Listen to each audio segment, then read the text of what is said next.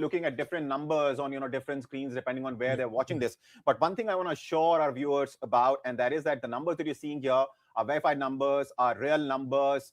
There is no hurry in the sense that, I mean, we're not gonna write 39 here and then pull back to 37 when the real numbers come in. What you're seeing is pretty much what the numbers are at this point in time. And let me tell you that as far as Kerala is concerned, there are total 140 seats, and the magic number is 71, of course. And UDF is leading on 38, a neck-to-neck fight. LDF is leading on 38, NDA on 4, and others on 1. Mr. Nag, please go on. I was trying to say that I saw a program yesterday. You was trying to argue that in the north of Kerala, there are infiltration of a lot of Muslims. So the results will be different from the south of Kerala, where BJP has become a force also. And there's a BJP minister also in the central cabinet. And that is the point being made. So, of course, that point was being disputed also. The fact that in the northern region, northern districts of Kerala. Mr. Nag, Santosh wants to come in. Mr. Nag, you are right. If you see the cadre strength and the kind of organizational impetus which the BJP has pulled out in Kerala, they are focused more on central Kerala and south Kerala, especially. So the whole formula which the BJP has been working on in Kerala for the last 2 decades, mostly, more than 2 decades, has been consolidate the Christian and the Hindu votes. And largely, they have been very successful in the 2019 elections to do that, especially the Syrian Christian vote, the traditional Christians who form the majority of the Christians in Kerala, the St. Thomas Christians. So they have been very, very strategically working on those kind of votes. There have been occasions when the BJP leaders go to every family for celebrating Christmas, Easter, and all those stuff, taking cakes to families. So it's very interesting. Santosh, interestingly, let me remind you, we were just talking about, a little while ago, how BJP doesn't really pander to or doesn't really reach out to minorities. In that context, of course, but Kerala is different. Please go ahead and explain why. Very different. Yeah. So, you have campaigns wherein the BJP leaders in every mandal, every booth, take cakes to the Christian families and celebrate Christmas together. That's very interesting. But what has happened before this election is that the church, especially the Syrian Orthodox Church and the Catholic Church, has come out in open against BJP. One, quoting the FCRA bill, which has come out in the parliament, and a lot of other incidents which has happened in North India against the churches, the worship places, and all those things. And there have been, unfortunately, a lot of public statements among the Christian community against the BJP, which has dented the BJP campaign altogether. The kind of hard work they put in for the last 2 decades, especially bringing in a very moderate, rational face like Mr. Chandrasekhar, who is not just a politician but also an entrepreneur, kind of a very moderate face for a lot of people. So BJP is working on a kind of a Christian plus Hindu combination, and they're still working on, irrespective of the result which comes in today, that kind of a hard work which BJP is doing would continue. And the discourses which happen out of Delhi is not what happened in Kerala. BJP in Kerala is very, very different. Abhishek, adding to my point, in Assam, what is sad is the fact that BJP is one party which is looked as a national party, and the campaign and the whole idea of not reaching out to a particular community is the campaign of the party to consolidate the majority vote. So the fact that they are not reaching out to the Muslim is an appealing factor for their cadres actually in Assam. So that's unfortunate. Just to add to Mr. Nag's point of TVK thing, what BJP would be regretting if this trend continues is the fact that they fell short of accommodating TVK and the alliance, bringing in TVK into the NDA alliance in Tamil Nadu. And I am privy to a bit of a conversation wherein it was not a tough thing. He could have been brought in. All that he wanted to lead the whole NDA thing, which BJP was not ready. If BJP could be ready in Bihar to be a second fiddle to Nitish Kumar all this while, and be patient enough to come to power now, it could have also done in Tamil Nadu, because Tamil Nadu is a difficult terrain, they know. But somehow the local unit did not, and the center could not push enough. and they fell short of a alliance.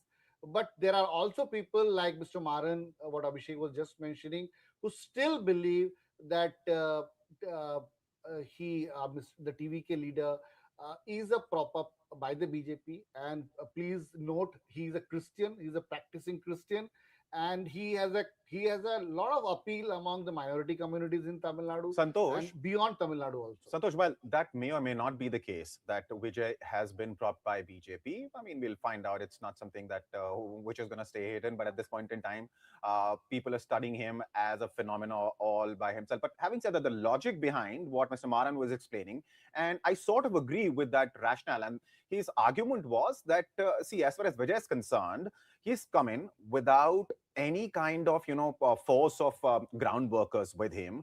He has his fans, yes. His rallies were massive, yes.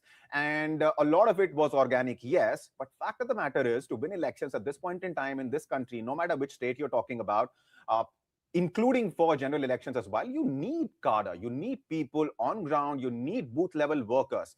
And as far as AIADMK is concerned, it might be weaker than perhaps it was under Jayalalitha, the former chief minister, the late former chief minister. And DMK also has that, set of, workers that it needs on the ground. But as far as TVK is concerned, yes, Vijay will get the numbers because at the end of the day, he's a popular star and he has an appeal, and the young voters of Tamil Nadu perhaps might be enchanted with him. But that is unlikely to translate into votes. Mr. Nag, what do you think? I agree with you. First of all, it may not translate into votes, but maybe politics is changing, and now the younger people want to vote, and they want to vote without realizing the philosophy going behind vote. Another thing is that, as I said, the BJP can never be strong in Tamil Nadu because it does not reflect a culture which is true of South India. Basically, the party is constructed in a way that it reflects the culture of North India and now West India. And that may be the reason why they are running into faults. So, if But you Mr. want to, Nag, let me quickly ask you, a question as far as that point is concerned, that BJP cannot actually ever fight in Tamil Nadu as an insider. I mean, this whole Dravidian versus, another Indian party up in elections. Annamalai, I mean, the way he was propped up, he was a local leader, spoke the language. He is a man of the soil, right? yeah. And he did get a lot of press. He did get a lot of attention. Accomplished man, former IPS.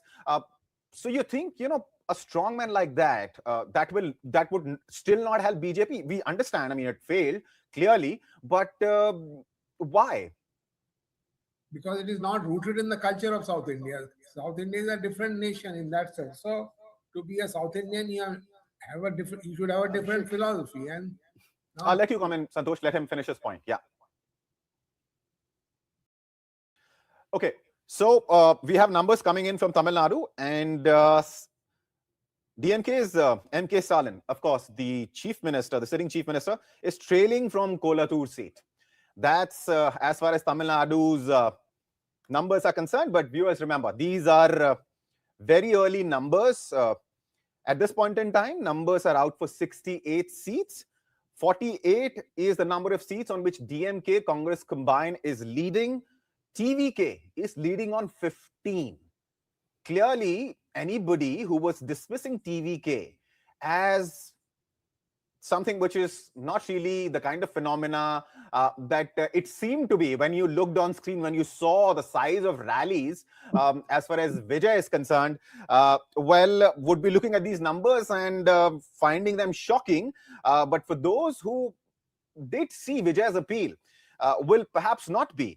So TVK leading on 15 seats in Tamil Nadu, DMK, Congress combined leading on 48 seats, NDA on just 2 seats, others on 3. Mr. Nag, go ahead, and then I'll let Santosh come in because he had a point to make. well, basically, I was saying that whatever be the philosophy of South India is different from that of North India. And it has been, the nation has been constructed on a North Indian philosophy only. Of course, RSS has been making inroads in the South, I know, for a long time. But however, they have failed. And I think that is the reason why this gentleman, whose name you mentioned, BJP leader in who is an Anamalai. IPS officer, he did not contest the elections also this time. Right. Because they understand that there is a basic problem. And this gentleman, this VA fellow, has been able to get some seats because the country is also changing. And in this change of country, the philosophy is also changing. And the younger people are becoming more important. And therefore, he thinks that he can get more votes. So basically, आपको समझना चाहिए कि देश बदल रहा है, and this reflects the changing country also. And I think the BJP bosses have also understood that, and that is the reason why they have pushed up VA who, as a rival to DMK, because VA will attract a lot of crowds and a lot of attractive votes also. And so that is the reason. So whether what will happen, we don't know, but that is the thing. And the same thing happened in Kerala also. Apparently, Mr. Nag, let me interrupt you for a bit. Let me apprise the viewers about the numbers coming in. As I told viewers a little while ago, MK Stalin is trailing from Kolathur seat. EPS is also trailing, interestingly, in Tamil Nadu. And Udhayanidhi is also trailing. These are, of course, early numbers, but then this is what is happening in Tamil Nadu at this point in time.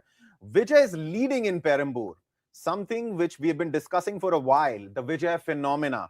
Can Vijay do the unthinkable in Tamil Nadu? Because whatever number of seats he ends up getting will be eating into either AIDMK's vote bank or DMK's vote bank. Who that's going to be, of course, we will find out eventually. But at this point in time, it seems very clearly that he's eating into AIADMK's numbers, voters, because in Tamil Nadu, at this point in time, it's DMK and Congress combined, which is up on 50 seats. TVK is up on 16 seats. NDA is up on just 2 seats. Others on 3. Now, I also have BJP leader Savio Rodriguez joining me. Mr. Rodriguez, can you hear me? Can you hear me? Yes, loud and clear. Are you looking at the early numbers? Yes, of course we are. Of course. So what's it looking like? Before we start talking about, state-specific, I ask your state-specific comments. Let me just quickly get an overarching comment out of the way because, very crucial election after 2024 general elections. This is an election on which everyone has their eyes set. Well, every election is important. And I think BJP as a party tends to look at every election as something that we are committed to in order to bring our brand of politics and governance to those particular states and to the country. So we don't look at any election as big and small. For us, all of it is the same, So I think it's been very exciting, a very exciting election and a run-up to the elections. A lot of the Karyakartas have been working very earnestly, and I believe it's that earnestness that will deliver what we set out to deliver as far as these elections are concerned. Right. Now, the numbers which are coming in, let me first talk to you about Tamil Nadu because Tamil Nadu is something that we were just discussing. And it seems that NDA there, the kind of numbers perhaps that you were hoping for going into elections, we don't see that here. In fact, it is BJP's numbers, NDA's number at this point in time in Tamil Nadu. Just 2 seats is what NDA is leading on, DMK on 50 and TVK. And before you joined us, we were discussing how a lot of analysts, including some political leaders as well. For example, I'm talking about, in this case, Mr. Maran I spoke with in the run-up to the elections, who claiming that, Vijay's entry into Tamil Nadu's politics has happened at the behest of BJP because it could not make, an impact in Tamil Nadu on its own. So it found a Tamil face, a popular face, and which is also reflecting in the numbers because TVK definitely does not have the kind of infrastructure that you need to have in place to fight elections. He just went in. This is his first election. Your comment. Well, I believe everybody has a right to form a political party and to bring their brand of politics in the country. And I think what Vijay has done is decided to take a leap of faith and repose that faith in the people, and that's why he's gained momentum. He's been able to build that perception that's required for a young political party to deliver on the ground. But elections are a little different, and I hope him and I wish him well because, quite frankly, he's a nice guy. But there are many factors that will come into play, and we'll realize it by the end of the day, whether he's been effective actually by the vote share or just a perception image, And you see, if you have to look at it from a very realistic point of view, yes, Tamil Nadu is a difficult state for the BJP. So is Kerala. And it doesn't mean that we do not go in there and give it our best and work in with the alliance partners that we have to make it the best, right? So I think these are very early trends at this point of time. We're only at 9 o'clock at right now, and I think it's too early to call it out. Allow for the numbers and the finalization of those numbers to come in probably by about 12 o'clock or 12:31, and we'll get a clarity on what's happening in Tamil Nadu. I think it's too early to call it out, but what I think will definitely happen is that DMK is going to face a little bit of, they're going to run out of steam as we go towards the end of the counting. And you will see that there will be an edge that will be with the NDA alliance itself. And that edge will bring it very close to victory. That's how I'm seeing it. But it's too early to call, so we'll wait and see. And I wish TVK all the very best.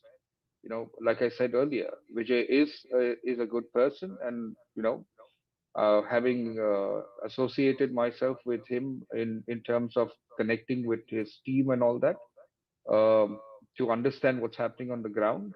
I think he's got some sense of what he wants to do. Whether that translates into vote, it's too early to say. If Mr. Rodriguez could enlighten us why BJP alliance did not work. Santosh from the studio has a question for you, Mr. Rodriguez. He's asking if you could enlighten us as to why NDA did not work in Tamil Nadu. Stalin NDA alliance. Yeah. No, so well, I was not privy to any direct talks between the party and TVK representatives, though I'm aware that there were some level of talks that happened. What I believe is important to understand is that Vijay, in his right and in his beliefs, wanted to be somebody that created his own strength within that party and wanted to create his own strength within Tamil Nadu itself. So on basis of that, there was a bit of a manner in which they couldn't combine together. But I believe in the end, we'll see how the results turn out. Maybe you never know. Marriages work in strange situations, right? So for now, it's better to have been separate and do what each one wants to do. Maybe in the near future, very near future, there might be something in store, depending on how this results turn out. Mr. Rodriguez, even if there was not a marriage, would the party be okay with a live-in kind of a situation with TVK? Well, the party is very sanskari, right? So we would not want to talk about live-in relationships right now. And well, Mr. Rodriguez, as far as sanskars are concerned, what does that have to do with a live-in relationship? Well, if we are. I mean, weren't you talking about Vijay and Vijay's appeal to the youngsters? And when you speak of live-in, it's not such a shibboleth, a topic which they don't want discussed. It's rather normal, right?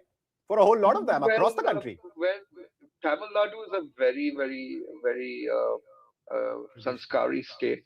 They have a lot of value system. And I believe... See, again, I have a problem with the fact that you're calling live-ins perhaps a non-sanskari sort of a relationship. That's all that I have a disagreement with. Otherwise, I do understand what you're trying to say, though. Well, we're going to have a little fun. You guys are too serious here. Not at all. Please go ahead.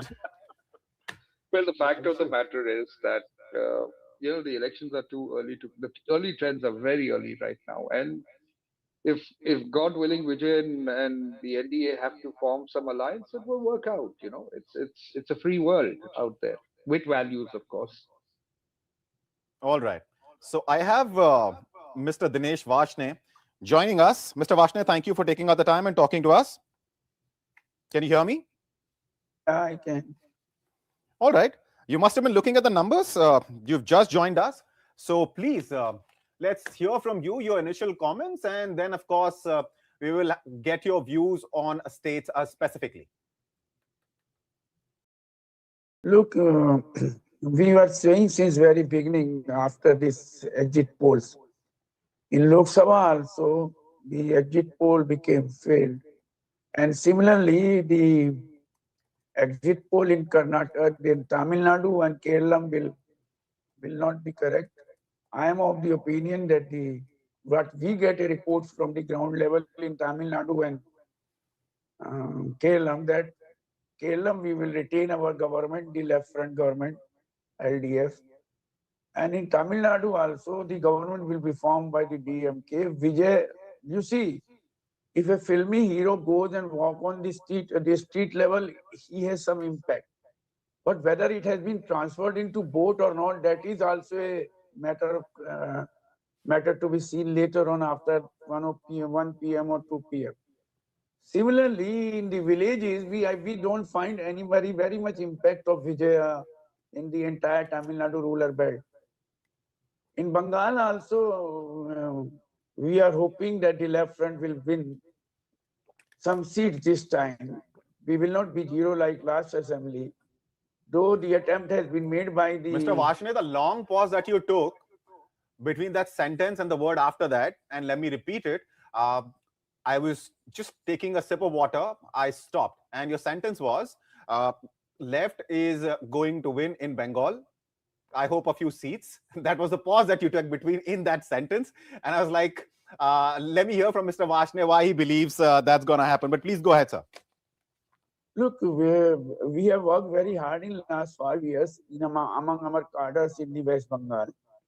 And we are very sure, even one of the estimate given by one of the local paper has also agreed that left may win some seats this time in West Bengal, though attempt has been made by the media and the television channel that it is a election in Bengal between BJP and TMC, but they have not taken into consideration the mobilization the left parties had during their election rallies as well as their election campaign.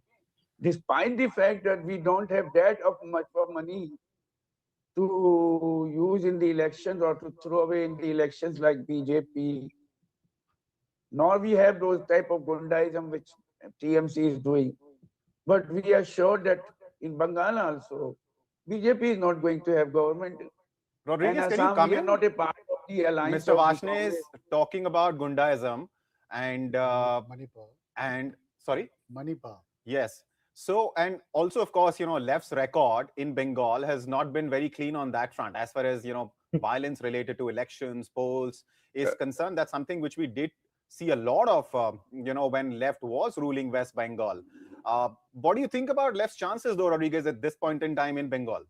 Well, as my esteemed colleague himself said, that he's not really sure that they might have some seats, and then he mentioned that they hardly worked. I don't know whether he was mentioning that they worked hard or they hardly worked. No, we worked hard. I said we worked very hard. Okay. No, Rodriguez, I agree with you. The pauses that Mr. Varshney is taking, is making us all go on a different tangent altogether. But I think I believe everybody has a right to be optimistic, and that's what he is. He's being optimistic to get a few seats. The left is practically, TMC has beaten the left, right, and center in West Bengal, and I think BJP will just put a nail on their coffin as far as West Bengal is concerned. But the left is finished in West Bengal. Their kind of politics West Bengal has rejected and will continue to reject. They will be rejected in other states as well. But for certain in this election, the left will be rejected in West Bengal. Right. Do you also think that you'd be able to get some of the left votes? Because, for example, let's look at Naxalbari, what happened there in 2021. BJP now has that seat in its kitty. And it used to be, of course, a stronghold of the left. See, I believe, the left brand of politics, what we need to understand, what is happening across the country, as some of your panelists earlier said, that this is a new India, and this is a very progressive, forward-thinking India. So the left brand of politics holistically is going to have a problem. So whether it's West Bengal or any other part, the only place where the left has some strength is Kerala. And the reason they do that is because they've done their politics in Kerala was a little different for what was happening in the other parts of the country. And maybe you will find some sort of solace for the left in Kerala. But in the other parts of the country, they're completely finished. Their brand of politics is not the kind of politics that is required in India at this point of time, and that is why they're getting rejected. One of their strongholds was West Bengal. All it took was Trinamool Congress with their brand of politics to actually, take the left away, to completely decimate the left. BJP didn't even need to do that, right? So the thing is, where is the left politics in India? The left politics is actually getting redundant, and it's being shown its place because India is not looking at the left ideology at all. They're very, very center to right at this point of time rather than left to right. Right. Santosh, you wanted to comment, please. Yeah, Abhishek, I think Bengal is getting interesting. Tamil Nadu is sort of getting very one-sided kind of a thing. Let me quickly, now that you've mentioned, let me we- quickly give viewers the numbers. So Bengal, BJP, 43 seats. That's the number of seats BJP is leading on. TMC leading on 19 seats, Left Front on 1. And talking about Tamil Nadu, 103 seats.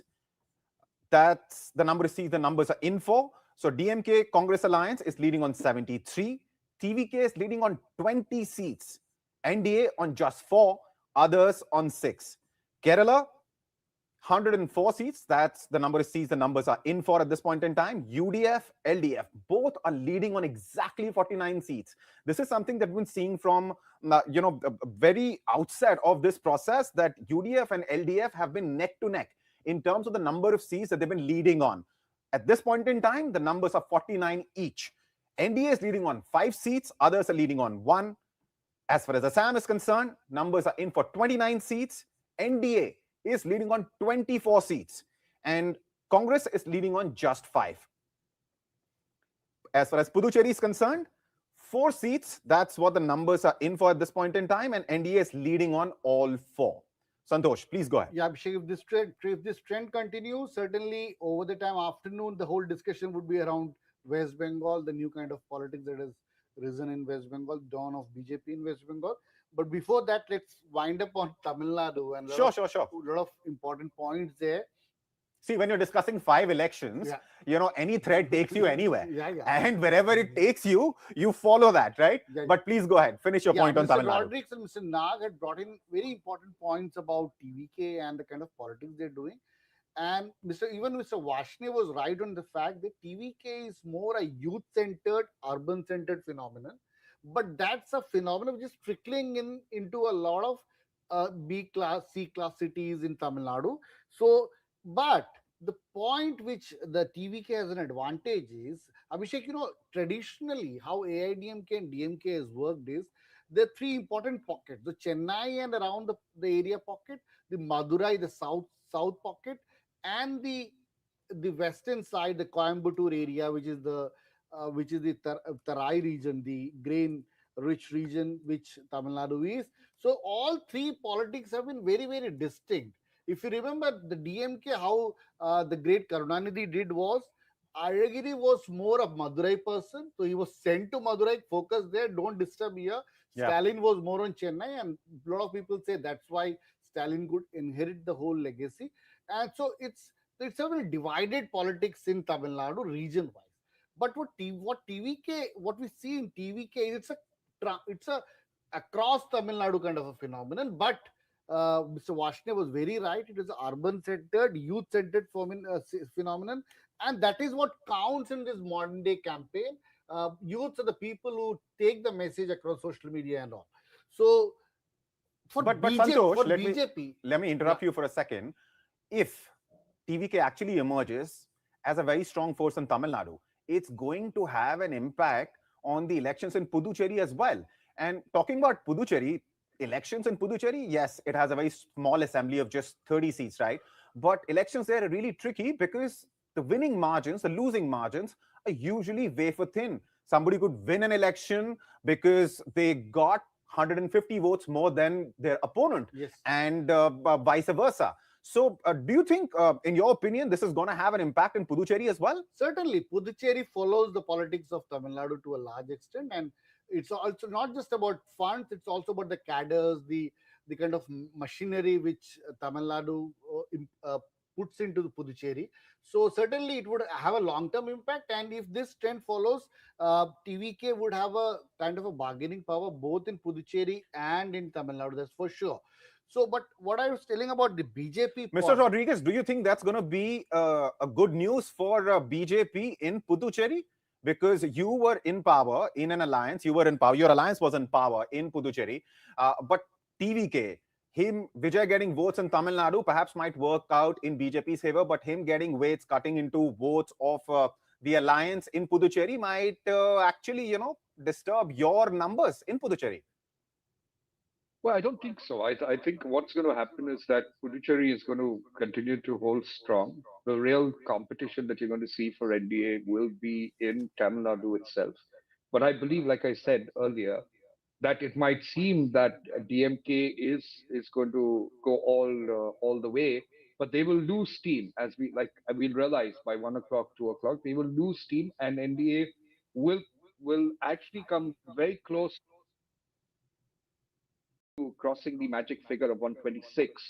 And I believe that's going to happen. So we're not worried about what the outcome is. Like I said, even for Vijay will do well. He'll get a decent amount of vote share, and rightfully so. The people are enamored by him by a perceived value. But let's wait until about 1 o'clock, 2 o'clock. We'll get a clearer picture on what's happening. I think this is too early to read it out. All right. Mr. Vashne, let me get you in. Which state do you think at this point in time your party has the best chances in of getting whatever number of seats the left can? We will Is get it West the Bengal? Is it Kerala, sir? We will get the government in the LDF by the LDF in Kerala. We will also have some seats in Bengal, but we are going to win the seats in Tamil Nadu also. We are contesting 5 seats. CPIM is contesting 5 seats. Even CPI-ML is contesting some seats. So we hope that we may win all the 5 seats. The way we are leading in all the 5 seats as far as I could come to know in the morning. But this is too early to say. Similarly, in Assam, we are contesting only 1 seat. Our candidate is a very young boy, Kanak Gogoi, and he is a secretary of Assam. We have put him as a candidate. He will get good votes. He may win subject to the polarization of the vote the BJP has done there. That is a problem with the BJP, that they have tried to make the election in every state other than Kerala, where they could not be between Hindu and Muslims, which is very unfortunate that some other parties also fall prey to that logic. And TV media is giving fuel to this logic of Hindu and Muslim logic everywhere. And TVK, I'm again telling you, he will not get more than, by maximum, he will get 15 seats, because these early trends are of these postal ballots. I don't know whether machines have started counting or not, because earlier, the first is the postal ballot. Right. Now, Mr. Rodriguez, you wanted to wait before you comment on what's going to happen in various states until about 1 more point I would PM, like to. But one more point I would like to say. The visuals that I'm going to cue for my viewers on screen will paint a very different picture, because these are the visuals of jalebis being made at the BJP headquarters in Delhi. Well, like I said, elections for the BJP, it's not only the election day or the counting day, it's the run up to the election campaigning. That is actually something that the party takes very seriously, and every Karyakarta is an integral part of that exercise, So it's a momentous occasion for us, and it's irrespective of victory or non-victory. We've always been that way, and we will always be excited about what the results are going to be. We know what the results will be in terms of our expectations, but it's a great feeling. So I don't want to sound overly optimistic, but I believe that the people of each state who believe in the NDA and the BJP kind of politics will vote for the BJP. If there are those who might not, will not vote. And that's the right of the people, and that's acceptable. If we don't win in certain areas, we will go back to the drawing board, learn about it, and correct our errors. Unlike some political parties where the elections, some leaders who want to be the prime minister lose almost 90 odd elections, and they assume that they will lead the country in the coming years, which is really foolish. You have to look at each state in its uniqueness. I disagree with Mr. Vasnik when he says that BJP does polarizing politics about Hindus and Muslims. I think that's incorrect, and I think he needs to. How's that incorrect, Rodriguez? Because we have the Chief Minister of Assam on record talking about polarization. There are other states where plenty of examples where BJP leaders have made remarks to that effect. Well, by and large, a particular leader's comments, for whatever reasons in that territory, lead to do with his understanding of certain segments of the minorities in that territory is not a reflection of the BJP and its work in the minorities. All right. India. Let me interrupt you for a second. If you're looking at the same leader's statement, he has also. I'll come back to you, Mr. Rodriguez. In the meantime, let us play out the visuals of jalebis being made at the BJP headquarters. And then immediately after, BJP's contestant in Kerala, Rajiv Chandrasekhar, he has spoken. So let's listen into him as well.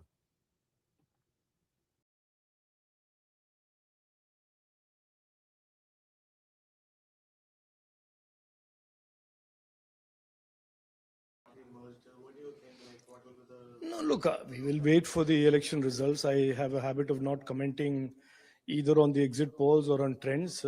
These are elections. The people of Kerala have been given an opportunity to vote, and they will take a decision. They will say what their decision is, and the results will come out by the midday today, and we will then at that point comment.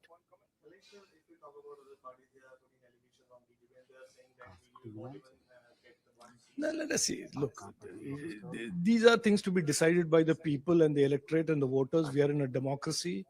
No political party can decide the fate of another political party. It is people of our country, people of our states, people of Kerala, in my particular case, who will decide our future. And this is typical arrogance of the CPM and the Congress, where they.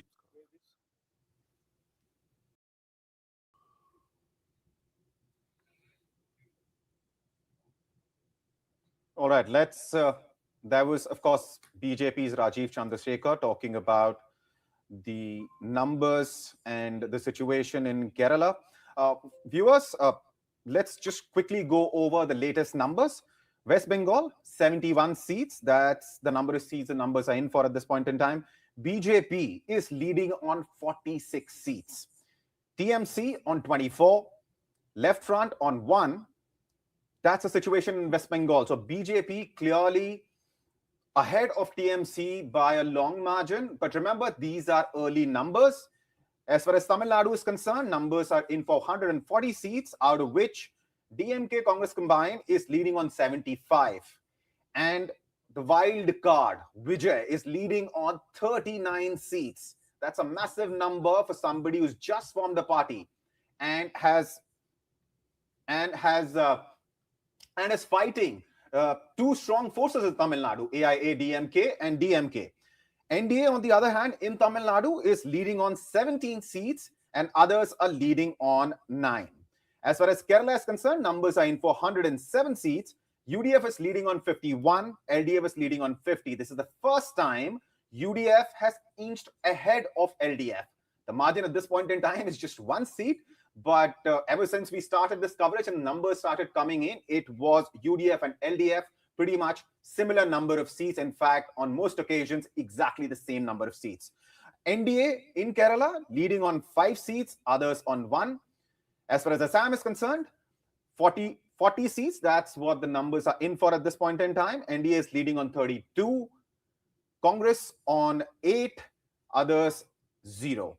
Puducherry, numbers are in for 6 seats. NDA is leading on 3. DMK and Congress combine on 2.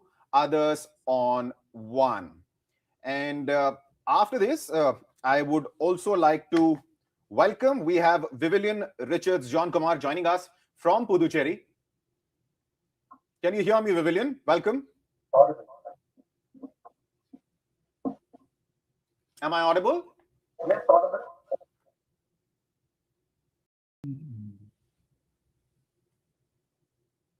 Hello? Audible? I can hear you. Can you hear me? Yeah, yes, I'm able to. All right, I think he can't hear us. We will wait for the audio issue to get sorted. In the meantime, Mr. Nag, you've been listening to Mr. Rodriguez, Mr. Varshney talk about, BJP, the left, and, Tamil Nadu and West Bengal. What's also interesting to watch is what's happening in Assam. Himanta Biswa Sharma, and we were talking about polarization a little bit earlier, and what's happening in Assam, because it is very clear that what the exit polls were predicting is what the result is likely to be in Assam, which is to say that Himanta Biswa Sharma might end up forming the government again in Assam, because the majority mark is 64. These are early numbers, but at 9:35 in the morning, NDA in Assam is leading on 32 seats. So he's just 32 more seats away from the magic figure. If the numbers hold, Himanta Biswa Sharma will form the government in Assam.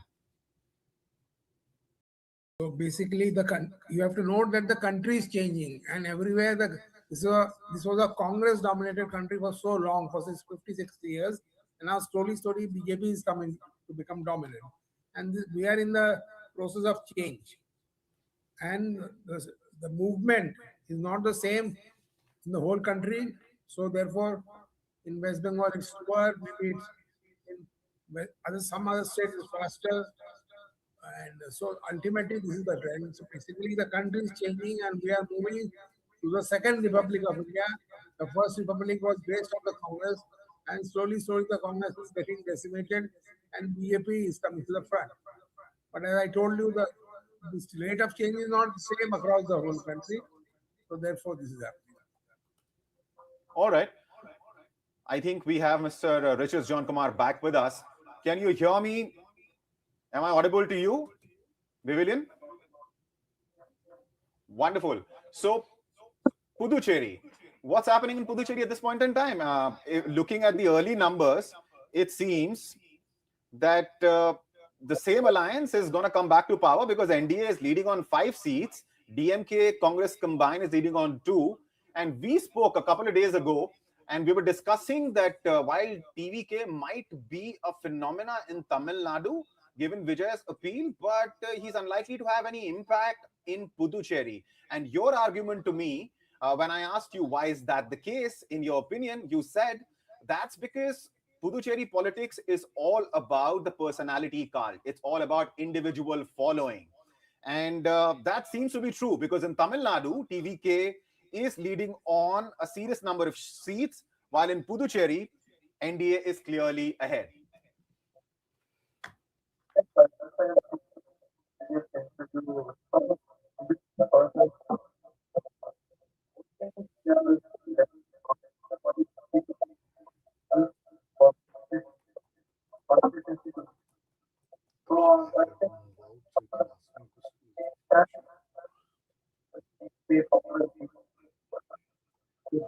I think his audio issue is still not fixed. Let's wait for it. Let's wait for him to join us again, and we will discuss Puducherry with him. That said, Santosh, you have to leave now. So your final comments based on the numbers, and let me read the numbers one more time before I give you the floor for your comment. So West Bengal numbers are in for 80 seats at this point in time. BJP has taken a lead on 55 seats. TMC just on 24, Left Front on 1. That's West Bengal. Tamil Nadu, 147 seats. That's what the numbers are in for. 69 is the number of seats that DMK Congress combined is leading on. TVK is leading on 43. NDA on 25, others on 10. So Vijay clearly emerging as a serious player in Tamil Nadu, despite the fact that this is the first election he's fighting. Now, Kerala, 109 seats. That's what the numbers are in for at this point in time. UDF is now inching ahead of LDF. There is a clear gap of 8 seats. 55 is the number of seats UDF is leading on. 47 is the number of seats LDF is leading on. NDA is leading on 6. That's the situation in Kerala at this point in time. In Assam, NDA is leading on 37 seats and Congress is leading on 11. Puducherry, 5 seats is what the NDA is leading on. DMK Congress combined leading on 2. So Santosh, a clear picture seems to be emerging in most states, except perhaps the only UT, because of course the numbers are in for just 6 seats and 7 seats, I'm sorry, and we're talking about an assembly of 30 seats. Please go ahead. As far as West Bengal is concerned, BJP is, I think, by a margin of, in fact, on twice as many seats ahead of TMC on 56. Yeah, Abhishek, thank you so much, Abhishek. Most of the picture is looks mostly clear. If this trend continues, then there is no surprises happening around noon. Certainly, this trend would continue. Starting with Tamil Nadu, and let's wind up with West Bengal.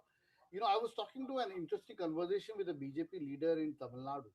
He says, one of the very pain point which they face while communicating the development side of the BJP out there in Tamil Nadu is, say, if you want to talk about a Sukanya Samriddhi Yojana or a Har Ghar Jal Yojana, the very name of the scheme actually triggers negative reaction with the Tamil Nadu cadre.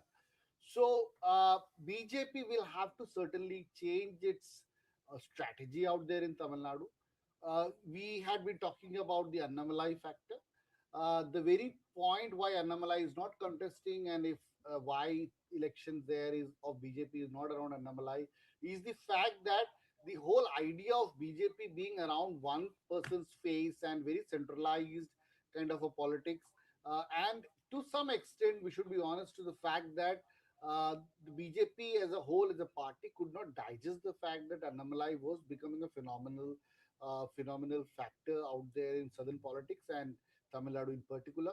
So BJP will have to change its attitude if BJP wants to make any inroad out there in Tamil Nadu. For now, BJP's best bet would be find amicable ways to work with TVK and be there, consolidate their powers, consolidate their cadre, and start working constructively in Tamil Nadu. So Tamil Nadu looks very clear, and also very important factor. There could be a kind of, if DMK comes to power, this tenure of the DMK plus Congress would be a tenure of generational shift. We should know that Stalin is 73, so this could as well be the last tenure for Stalin. His son Uday is around 49 now, crossing over to 50. So purposely, the DMK would try to bring in a generation shift. So that's a kind of a change in politics which could happen in DMK. But as it looks, it seems a settled kind of a scenario out there in Tamil Nadu. Kerala, uh, it's kind of a photo finish for UDF. UDF could make it, but the real fun out there in Kerala would start only after the election results are in, because Kerala would find it tough. The Kerala UDF would find it tough to settle on a person to lead the whole party, to be the CM face, because there are multiple contestants out there, and that would be the thing which would play out in Kerala after the results are out. Puducherry, as you said, it's too early to comment on, but NDA certainly has an alliance, as an edge over there with a very strong local ally there. Uh, Assam seems to be settled, but the only unfortunate part is what is winning out there in Assam is a very kind of negative politics and not so kind of a healthy campaign which happened out there. West Bengal is going to be very, very interesting. Abhishek, you and me, over the days after the elections results, maybe only talking about West Bengal, because the after settling out, after mitigating on Kejriwal factor, BJP had to work on uh, Mamta factor, how to settle Mamta out there, and if BJP is able to bring in its government in West Bengal, which seems very much happening now as far as the early trends are concerned. BJP would have done a long-standing ambition, would have fulfilled a long-standing ambition of its. And one of an editorial was mentioning about it. Whatever BJP is doing is actually easing out the future politics for Congress, because one by one, the state parties, the state biggies have been settled down by BJP, clearing for a lot of national two-party kind of politics in the country in times to come. But the election results would certainly reflect how big a Mamta as a fighter has been and what all factors did work out in West Bengal. So as of now, things seems very clear, Abhishek. And thank you so much for bringing me in here. And it was wonderful talking to you, Abhishek. Thank you, Santosh. Now, I want to read out the numbers one more time before I come to you, Mr. Rodriguez. And as far as West Bengal is concerned, 61 seats, that's the number of seats BJP is leading on. Almost double the number of seats TMC is leading on. Viewers, these are, of course, early numbers. Situation is going to become clear. Yes, there seems to be a trend which is at play here, but uh, becoming clearer. The trend will start getting established more clearly, I think, in a couple of hours from now, as Rodriguez was also pointing out. And looking at Tamil Nadu, clear lead for DMK INC combined, 68. But in Tamil Nadu, the biggest thing that we've been discussing ever since we started in the morning has been Vijay and his party TVK.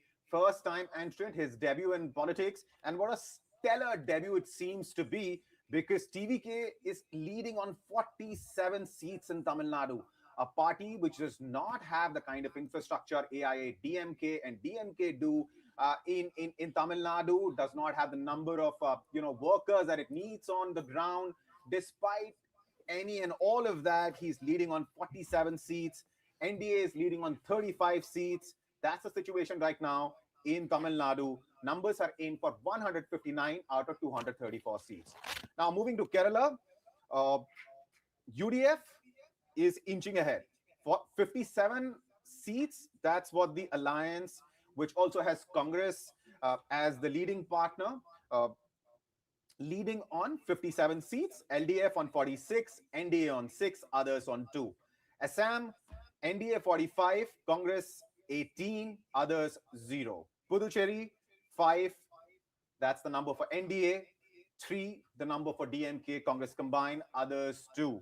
Now, viewers, the numbers that you might be seeing in various places, they might be different because, of course, the numbers that we are giving you are the real numbers, numbers which have been verified, numbers which have been double-checked. Of course, we will try to bring you the fastest updates, but more than that, we'll try and make sure throughout the day that we bring you the sure numbers. You can also watch the data related to election and our election coverage on both the Hindustan Times app and the Live Mint app. Now, let me come to you, Mr. Rodriguez, and talk to you about what Santosh touched upon. And that was, he said that BJP should figure out a way in which it can work with Vijay in Tamil Nadu because it's clearly emerging as a force. But fact of the matter is, Vijay, in the run-up to the election, multiple occasions has said that BJP is his ideological opponent, while DMK and AIA-DMK are his political opponents. So how would that work out? Even if BJP wants to work with Vijay in Tamil Nadu, it seems Vijay might not be ready. Well, that's why I said wait for the election results to come out. Marriages are actually worked out when both parties require each other, rather than one person wanting another person and the other person not wanting the other person, right? But do you want the marriage? Do you like the boy? No, we're not saying that. We're saying situations demand of a particular marriage to happen. And if the situation is demanded, we will look at it and cross that bridge when it arrives. All right. Right now, there's no harm in flirting with each other. Once we decide to get serious, we will think about it. All right. Mr. Nath, so the numbers are clear now in multiple states. Of course, we're nowhere close to counting being finalized. But that said, in most states, except perhaps in Puducherry, there's a clear trend which seems to be emerging. In Kerala, it is UDF, which has inched ahead of the LDF. In West Bengal, BJP is up and leading on more than 60 seats. TMC is leading on around 34. As far as Assam is concerned, NDA has taken a clear lead.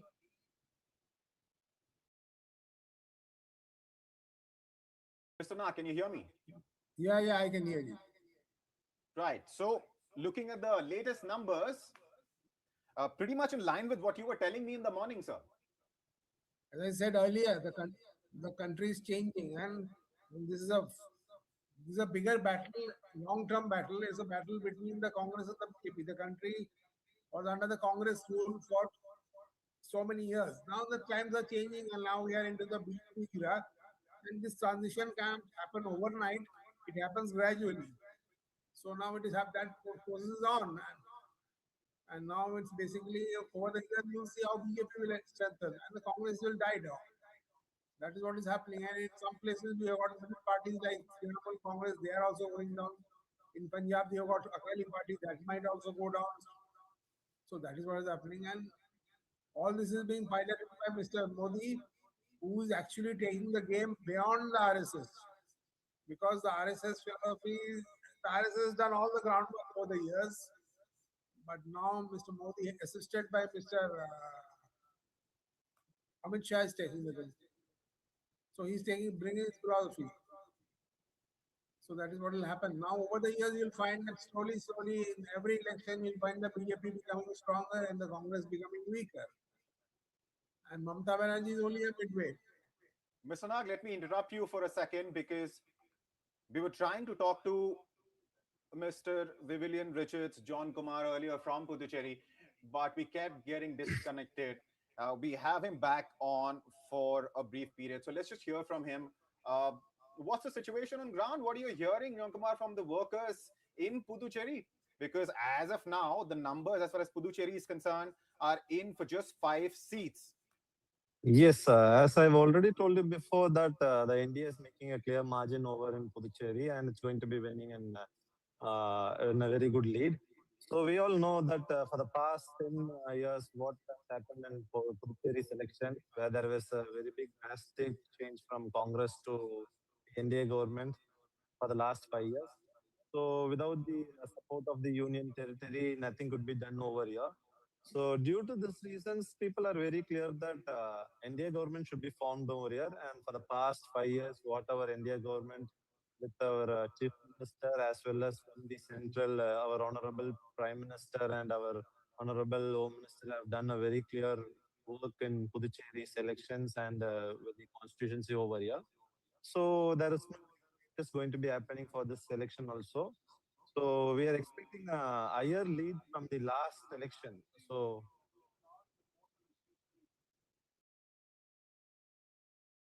hello. Please go ahead. I think there Yes. was So some that's audio that leak, but would be please the go ahead. result right now. So expecting all the results to be closed by 2 to 2:30 p.m.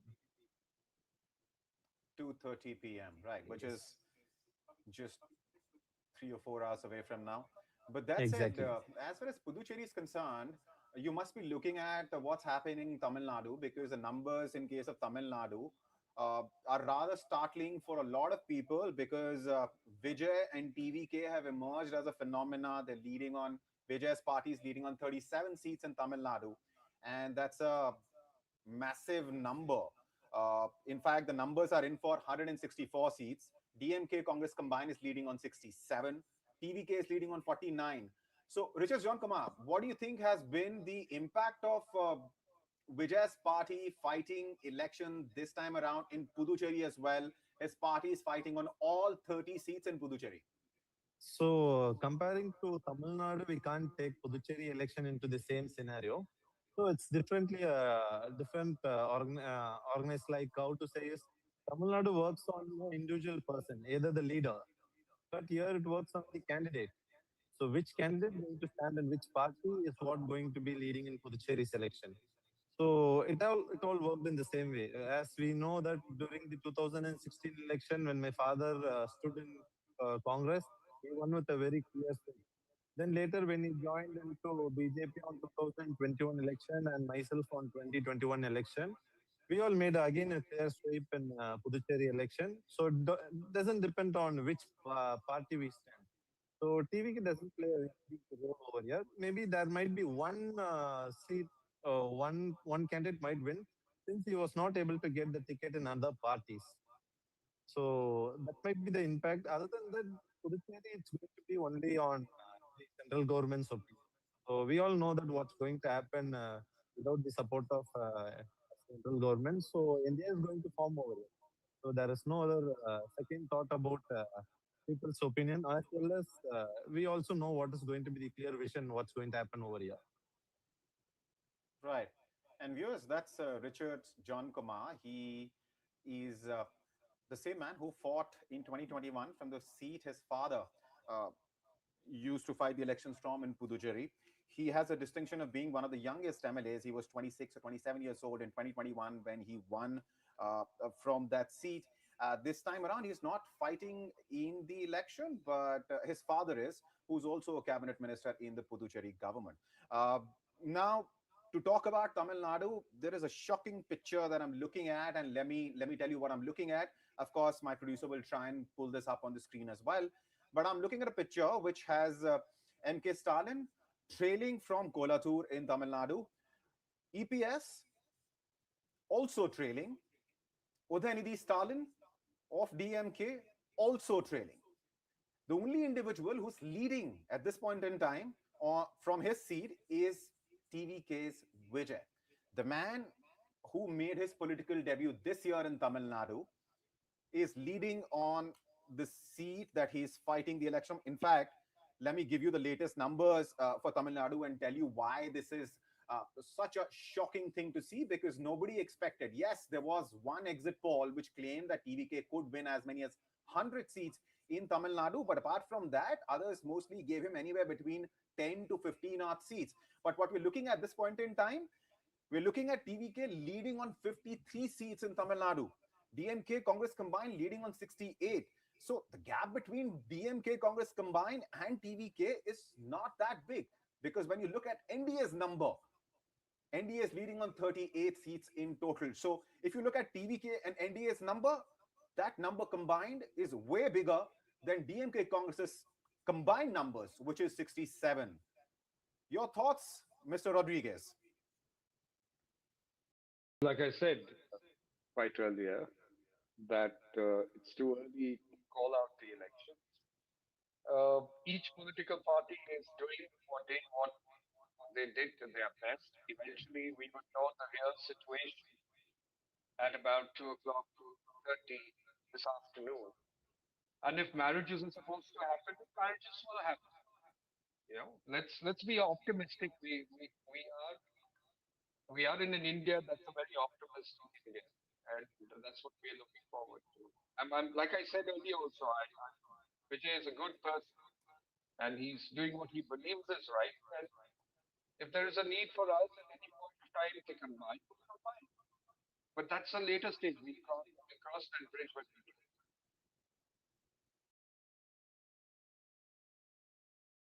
Right. Okay. Okay. I'm not sure. I lost your audio there because there was some echo and I couldn't really make out what your concluding remark was. But having said that, I'm assuming and I'm hoping that you can hear me. And looking at the numbers in Bengal as well, it's very interesting picture. I mean, BJP, I'm sure there is a reason we saw all those jalebis being made at the headquarters. I mean, you, of course, want us to wait till about 1:32 when the picture becomes clearer and the numbers start solidifying. But looking at the numbers at this point in time, BJP surely should be a happy party, because the number of seats it won in 2021 was 77. And looking at the numbers right now are the 121 seats where the numbers are in for. BJP is already leading in West Bengal on 77 seats. TMC is leading on 42. Left Front is leading on 2. This time around, Mr. Rodriguez, what did BJP do differently in Bengal?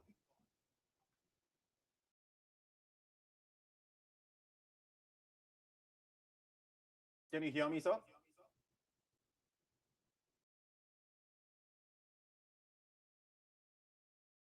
I'm not sure if Mr. Rodriguez can hear me.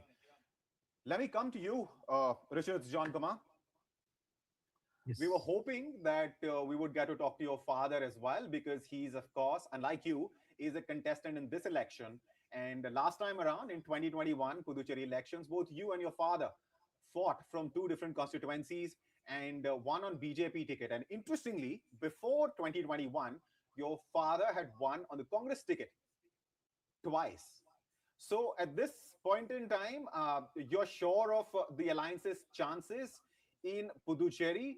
But what do you make of what you see in Tamil Nadu? Vijay is leading on a serious number of seats. In fact, if you combine the NDA and Vijay's numbers, they have a lead. They are in lead in Tamil Nadu because DMK Congress combined is leading on 66 seats. TVK is leading on 61. Very close, neck and neck. And then we have NDA leading on 38 seats. So that's what in Tamil Nadu, after the exit poll, there was a very big, clear vision that there might be a change from the youngsters. So average voting people below 45, they need some new changes. Maybe they all might have looked into a person from their childhood as their heroes. So maybe there will be chances for normal people other than party people. So normally, let's take me. If I'm a normal person from Tamil Nadu, so I don't look to parties or anything. So there will be always that we have seen from the youngsters, from the young age. So there might be some difference that we need to put a vote for the person who we have looked from the childhood and we have grown up. So maybe this that might be, let's give a chance for Vijay. Maybe that's the reason there might be a change in election count. Right. Viewers, some key reactions have started coming in. Before we start listening in, let me quickly tell you the latest numbers. West Bengal, numbers are in for 126 seats. BJP is leading on 83. TMC, 41. Left Front on 2. That's West Bengal. Tamil Nadu, 171 seats. That's the number of seats numbers are in for. DMK Congress combined is leading on 66. Vijay. And I cannot say this often enough. I've said it multiple times already that what Vijay is doing in Tamil Nadu is shocking, frankly. 61 seats. That's the number of seats he's leading on. Just 5 seats behind DMK Congress combined. Yes, these are early numbers, but this in itself speaks louder than any sound bite can at this point in time as far as TVK and Vijay are concerned. NDA is leading on 38 seats in Tamil Nadu and others are leading on 6. In Kerala, UDF is now ahead from the LDF on 11 more seats. So UDF is leading on 58, LDF is leading on 47, NDA is leading on 6, others on 1 in Kerala. Assam, NDA is leading on 49, Congress on 33, Puducherry, 5 seats is the number of seats NDA is leading on, DMK Congress combined on 3 and others on 2.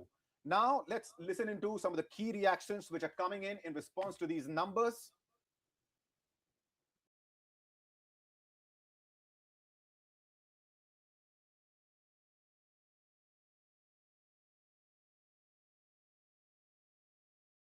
The thing is that within an hour and a quarter, there seems to be a very clear trend in our favor, and even some reasonably popular politicians from the LDF are trailing, which I agree is entirely premature because they've counted a couple of rounds. There'll be 8-10 rounds to count. But I just want to say that I think it's very clear that the Kerala electorate has to be congratulated. They understand the issues.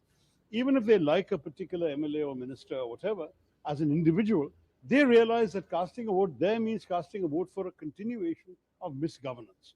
And for that reason, they have decided it's time for a change. And even people whose individual popularity we are not disputing seem to be behind. This, I think, is a very good sign. And for us in the UDF, we are not going to make any premature celebrations, but I can see that it'll take already a major reversal for things to look very different. Let's talk again in an hour or so are in the bits, and we'll certainly, I think, if we get a confirmation of this trend with more than half the votes counted in most places, then I think we are heading very clearly forward. For the moment, it's a good beginning. And if UDF comes to power, will you be a contender for?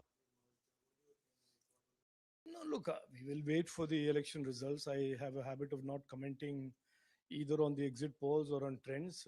These are elections. The people of Kerala have been given an opportunity to vote, and they will take a decision. They will say what their decision is, and the results will come out by the midday today, and we will then at that point comment. If we talk about other parties, they are putting allegations on BJP and they are saying that BJP won't even get the one seat. Now, let us see. Look, these are things to be decided by the people and the electorate and the voters. We are in a democracy. No political party can decide the fate of another political party. It is people of our country, people of our states, people of Kerala, in my particular case, who will decide our future. And this is typical arrogance of the CPM and the Congress, where they think somehow that they will decide what the people will do. That is not at all correct. That is not at all accurate. This is a democracy. This is not China. This is not Russia. The people of Kerala will decide. Every Malayali who has gone to the voter booth will decide what their future is and who will be given their support and vote. I just want to ask, sir, in many other states, the elections are going on. What do you think? Like, what is the state of? No, I am very confident that the politics, divisive politics of the India alliance will be defeated. The corruption of the India alliance parties will be defeated, and people will choose, as they have chosen in 2014, 19, 24 in India. They will choose to put their state on a track of corruption-free governance, on development opportunities for every citizen, and Vikas, Vikasit Bharat can only be built, can only be complete if there is Vikasit Bengal, Vikasit Tamil Nadu, Vikasit Kerala, and Vikasit Assam, and Vikasit Puducherry. So I am sure and I am confident that the people of these states will also give tremendous support to the BJP in the NDA.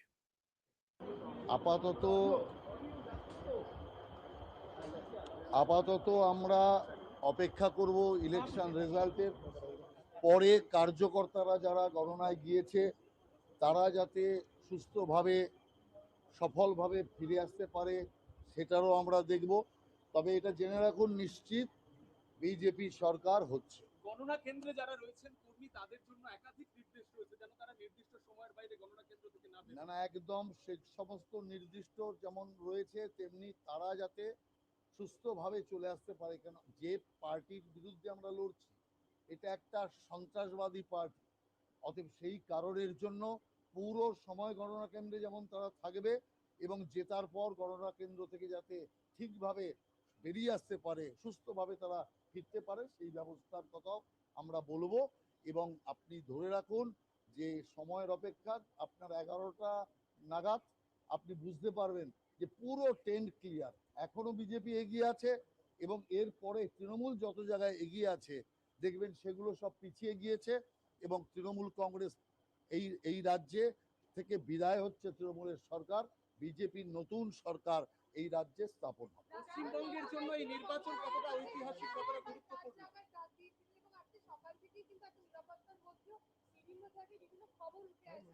না দেখুন, তৃণমূল কংগ্রেস একটা বর্বরদের party, যে কারণে তারা বিভিন্ন গুন্ডাদের দিয়ে কাউন্টিংটা নষ্ট করার চেষ্টা করেছে, কিন্তু শেষ পর্যন্ত তারা সফল হয়নি। অতএব আমরা আমাদের কার্যকর্তাকে এটা বলেছি পরিষ্কার ধৈর্য এবং সংযম রাখতে এবং পরিষ্কারভাবে ডেটে থাকতে, এবং তারা ডেটে আছে। এবং এরপরে তো আমি আপনাকে বলছি 11:30 12টার পর তৃণমূলের কার্যকর্তারাই, তৃণমূলের যারা কাউন্টিং এসেছেন তারাই আস্তে আস্তে করে বেরিয়ে যাবে, তারা বুঝে যাবে যে এই যাত্রায় আর তাদের হচ্ছে না। অতএব তৃণমূল ওখান থেকেই পলায়ন শুরু করে দেবে, এটা পরিষ্কার। পশ্চিমবঙ্গের ভবিষ্যতের জন্য नहीं वार्कर के लिए मैसेज यही है, डांटे रहे और वार्कर का कोई चिंता नहीं है। सत्ता हम लोगों को पक्ष में आ रहा है और पश्चिम बंगाल में पहला बीजेपी सरकार, भाजपा सरकार गठन होगा। निश्चित रूप से आज अब तक जो भी काउंटिंग का नतीजा आ रहा है बड़े उत्साहजनक है। तो हम लोगों ने जैसे उम्मीद किया था उसी हिसाब से नतीजा होगा। फिर से एनडीए सरकार बनेगा बीजेपी के नेतृत्व में। सर कितना सीट देख रहे हैं आप इस बार? हाँ, हम तो पहले से यही कह के आए हैं, ये विश्वास से हमने कही कि we are close to 100 with our allies। মতো টিএমসি আছে ইনিশিয়াল ট্রেন্ড, এটা সব ফার্স্ট রাউন্ডের ট্রেন্ড। আর আপনার পোস্টাল ব্যালট কাউন্ট হয়েছে কিন্তু ডিক্লেয়ার তো এখন করবে না এই 3 রাউন্ডের আগে। ধরুন নন্দীগ্রামে 18 রাউন্ড ভোট হবে, 15 রাউন্ডে পোস্টাল ব্যালট ডিক্লেয়ার হবে। আর এখানে ভবানীপুরে ধরুন 20 রাউন্ডে কাউন্টিং কমপ্লিট হবে, 17 রাউন্ডে ডিক্লেয়ার হবে। আমি যেটা ইনিশিয়াল অ্যানালাইসিস করেছি, অল্প ইভিএম বেরিয়েছে, এটাকে খুব বড় কিছু করে দেখানো ঠিক না। তাতে হিন্দু ইভিএম বিজেপি আর মুসলিম ইভিএম টিএমসি, তবে আগের মতো নয়। মানে হাই কনসলিডেশন যেটা ওনারা করেছিলেন 21-24, হাই কনসলিডেশন হয়নি, ক্র্যাক হয়েছে। মালদাতে বা মুর্শিদাবাদের বহু সিটে বা উত্তর দিনাজপুরেও যেটুকু নিয়েছি, করণদিঘি বা অন্য জায়গায় কংগ্রেস ভালো কোন কোন ইভিএম এ পেয়েছে মুসলিম বেল্ট। ইনিশিয়াল এই 1-2 রাউন্ড চলছে। আর আমার নন্দীগ্রামে ফার্স্ট রাউন্ড আমি পেয়ে গেছি 3000 লিড আছে, 18 রাউন্ড অব্দি যাবে। এটাতে আমার এক্সপেক্ট ছিল 1100 লিড পাবো, এটা আমি থাইস পেয়েছি, 3 গুণ পেয়েছি। दादा अभी जो रुझान आए हैं, हिंदी में अभी जो रुझान आए हैं, क्या लग सरकार रहा है? भाजपा कर रहा है, सीटों ये का मान के चलिए। आप लोग का जो चल रहा था, जो इनिशियल ट्रेंड रहा है 135 plus BJP, 100 approx teams. Nandigram और भवानीपुर का क्या रिपोर्ट मिला है आपको अभी तक? देखिए भवानीपुर में तो इनिशियली तो टक्कर रहेगा।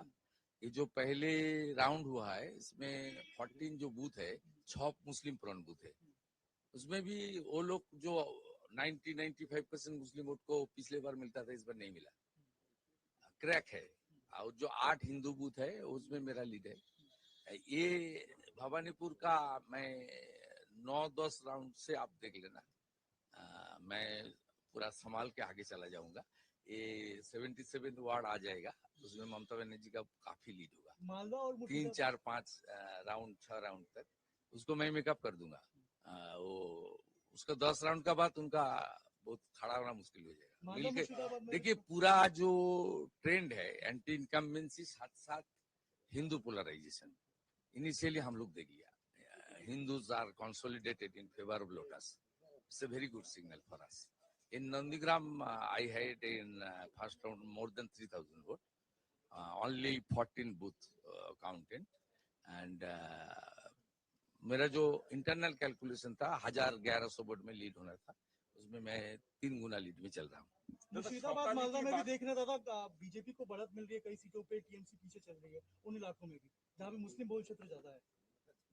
मुस्लिम वोट बाइफरकेशन हुआ है, बाइफरकेशन हुआ है, खास करके मालदा मुर्शिदाबाद उत्तर दिनाजपुर में बाइफरकेशन हुआ है। और जो साउथ बंगाल और कुछ बिहार जो मुस्लिम ज्यादा टीएमसी को दे रहा है इनिशियली, लेकिन जिस तरीके से 90-95% हुआ था उनका 21 में 24 में, उस तरीके से कंसोलिडेशन नहीं है, क्रैक है। ईवीएम पे आरोप लगाना शुरू हो गया है टीएमसी की तरफ से कई लोग वो झूठा बात छोड़िए। I will speak after 11 AM. It's good. Still, what message would you like to give to the counting agents? Yes. Counting agents को क्या मैसेज देना चाहेंगे अभी की? धैर्य रखना चाहिए, ये कुछ नहीं है, सब इनिशियल ट्रेंड है, बहुत आगे जाना है, पूरा इतना सब माने कूल एंड काम। In Nandigram, you're leading by 3000 votes in the first round. Yes. 3,500 ये मेरा आंकड़ा है ना, वहाँ 5 मुसलमान बूथ था, आउट ऑफ 14 जो काउंट हुआ, मुसलमान बूथ में भी टीएमसी को हालत खराब कर दिया नंदीग्राम, शुभेंदु अधिकारी मुसलमान बूथ में भी खराब कर दिया। ये मेरा थोड़ा सिग्नल था, ज्यादा दिन तक लोग को गुमराह करने नहीं हो सकता। প্রথম দিকে যা ট্রেন্ড তাতে করে মধ্য কলকাতার বেশ কিছু তৃণমূল অফিস সেগুলো ফাঁকা হচ্ছে ধীরে ধীরে। না I am not passing any comment. কেন বহুদলীয় গণতন্ত্রে কেন থাকবে না? No, it's not good. ওরা যে কালচার করেছে, দেখুন কুকুর মানুষের পায়ে কামড়ায়, মানুষ কখনো কুকুরের পায়ে কামড়ায়। ভারতীয় জনতা পার্টি এসবে বিশ্বাস করে না। বিরোধী পক্ষের যারা আছেন তারাও করুন, একসঙ্গে কোনোভাবে হিংসা, কোনো উত্তেজনার মধ্যে যাবেন না, কোনো কিছু করবেন না। আমাদের স্টেট প্রেসিডেন্টও কাল বলেছে, আমিও আজকে বলছি, এগুলোর মধ্যে যাবেন না। বাংলা শান্তি চাই। তবে initial trend, I will speak after 11 AM. Now I am monitoring everything. দাদা পোস্টাল ব্যালটের এই যে রেজাল্ট, এটা কি সরকার পোস্টাল ব্যালটের রেজাল্ট ডিক্লেয়ার হয়নি। না মানে এই যে আপনারা ফার্স্ট রাউন্ডে BJP head in more than 135 seat. এটা first round EVM. Postal ballot counting চলছে, কিন্তু ডিক্লেয়ার হবে আপনার 3 রাউন্ডের আগে। শেষের 3 রাউন্ডে दादा सीटों का एक्सपेक्टेशन कुछ जिस तरीके से आंकड़ा बढ़ रहा है सरकार हो रहा है, अभी ये बोलना ठीक नहीं, जल्दीबाजी हो जाएगा। সকাল সকাল রাজ্যবাসীর উদ্দেশ্যে কি বার্তা দেবেন আজকের দিনে? আজকে রাজ্যবাসীকে কিভাবে বার্তাটা কি বার্তা? সবাই শান্তি রাখুন, পারস্পরিক সহমর্মিতা রাখুন, কোথাও কেউ কোনো উত্তেজনার বশে করবেন না।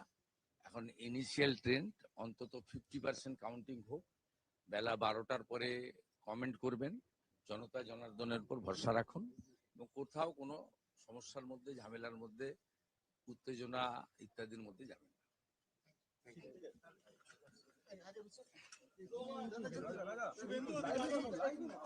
दादा जिस तरह का अभी जो ट्रेंड देखा जा रहा है, क्या कहना चाहेंगे? बीजेपी की जो बढ़त देखी जा रही है नंदीग्राम और भवानीपुर की, अभी तक क्या रिजल्ट आ रहा है? देखिए, भवानीपुर का ऑफिशियल आंकड़ा मेरे पास नहीं आया, लेकिन वो जो फर्स्ट राउंड है वहाँ मुस्लिम प्रॉन बूथ भी है, हिंदू प्रॉन बूथ भी है।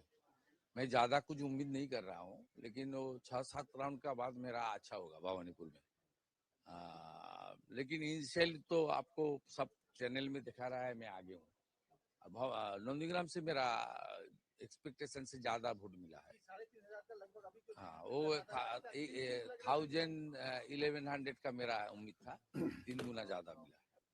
पोस्टल बैलेट का अभी तक फाइनल नहीं हुआ है दादा, ईवीएम का जो बढ़त देखी जा रही है, आप लोग जो मेरा पूरा उम्मीद है बीजेपी सरकार करेगा, अच्छा करके अच्छा मार्जिन से करेगा। मालदा मुर्शिदाबाद में भी देखा जा रहा है, अच्छा वहाँ पर परफॉर्मेंस देखी जा रही है, सीट में बढ़त देखी जा रही है। ये इस बार हिंदू कंसोलिडेशन हुआ है, और जो मुसलमान जिस तरीके से वोट करता टीएमसी को, उस तरीके से नहीं किया है। इनिशियली बाइफर्केशन हुआ है, कुछ वोट मुसलमान प्रो मुस्लिम पार्टी को गया है, बीजेपी को भी कुछ आया है छोटा छोटा करके, जैसे मेरा नंदीग्राम में। Some key reactions there. Now back to what we were talking about, and that is of course the latest numbers. Let's get started with West Bengal. 169 seats. That's the number of seats that counting has started on, out of which 116 seats, a massive lead. That is what BJP has taken in West Bengal, as TMC is leading on just 51. BJP is ahead on 116 seats in West Bengal. Left Front is ahead on 2 seats. These are, of course, early numbers. But viewers, remember, like I told you earlier, that the numbers we're going to share with you are going to be sure numbers. We, of course, will try to get you the numbers as soon as possible, but our focus is to get the numbers right. Now, moving to the next state, which is Tamil Nadu. Numbers are in for 178 seats. Tamil Nadu Assembly has 234. The magic number is 118. And the DMK Congress combined here is leading on 73. But the big news, as far as Tamil Nadu is concerned, are not really the numbers of DMK and Congress. It is the numbers that Vijay's TVK is pulling in. TVK at this point in time in Tamil Nadu is leading on 62 seats. Just 11 odd seats less than DMK Congress combined. And if you add to TVK's number, the numbers of NDA, then you're looking at a figure of 102 in total, because in Tamil Nadu, NDA is leading on 40 seats. TVK is leading on 62. That takes the combined numbers to 102. The reason I'm saying combined numbers is, of course, because this was as suggested by exit polls in the run-up, and after, of course, polling was over, that DMK will be able to come back to power without a hitch. But if you look at the numbers, TVK is just 11 seats behind. And NDA is also leading on 40. There is a possibility, I don't know, however remote, that TVK and NDA might come together, and perhaps jumping the gun on this one, but we have Mr. Dinakar Lanka joining us of the BJP in the studio. We will definitely get his comments on it. I was talking to Mr. Savio Rodriguez earlier of the BJP, and he gave an analogy, and I asked him. He was talking about a perfect marriage, and I asked him whether BJP likes the boy, that is Vijay, in Tamil Nadu, and if that happens, then we could be looking at something which was not expected in Tamil Nadu. Now, moving to Kerala quickly, we're looking at 140 seats in total, out of which numbers are in for 115 seats at this point in time. UDF is leading on 64. For the first couple of hours, UDF and LDF were neck to neck, pretty much the same same number of seats as what we were talking about. But now UDF has clearly inched ahead, is leading on 64 seats, and LDF is leading on 44, NDA on 6, and others on 1. As far as Assam is concerned, numbers are in for 98 seats out of 126. The magic figure is 64. NDA is very close to that magic number now. NDA is leading on 60 seats. Congress is leading on 32. AIUDF on 1, and others on 5. Let's also quickly take a look at what's happening in Puducherry. Numbers are in for 16 seats. Puducherry, viewers, remember, is a union territory and has a very small assembly of just 30 seats. And the winning and losing margins in Puducherry are also usually wafer thin. Somebody could win an election or lose because of a difference of just 100 to 200 odd votes.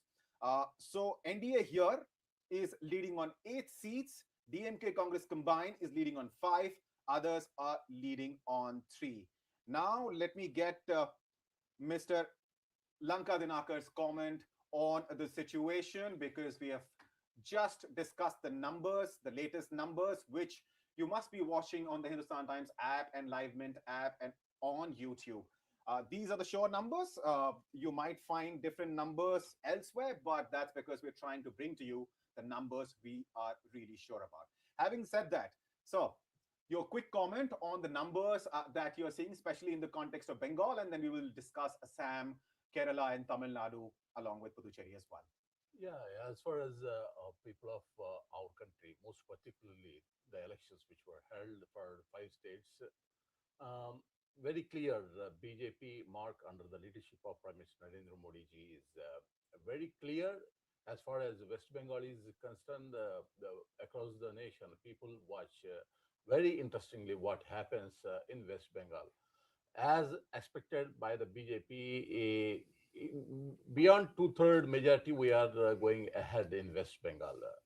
As of now, the numbers out of 294 assembly segments, 293 is going to be declared to the results. So far available 194 seats trends, in which 141 is the BJP very clear majority in going ahead, whereas Trinamool Congress confined to 51 seats. That seems to be very clear. The people of West Bengal vexed with Mamata Banerjee, rude jungle Raj, which should be get removed, is the mindset very clearly visible in the Bengal voters, and the confidence on the Prime Minister Narendra Modi's administration rule, and there is a lot of trust on the BJP, which has been showing by the people of the Bengal. It is a very clear, visible their trust on Prime Minister Narendra Modi and BJP is very clear in West Bengal. And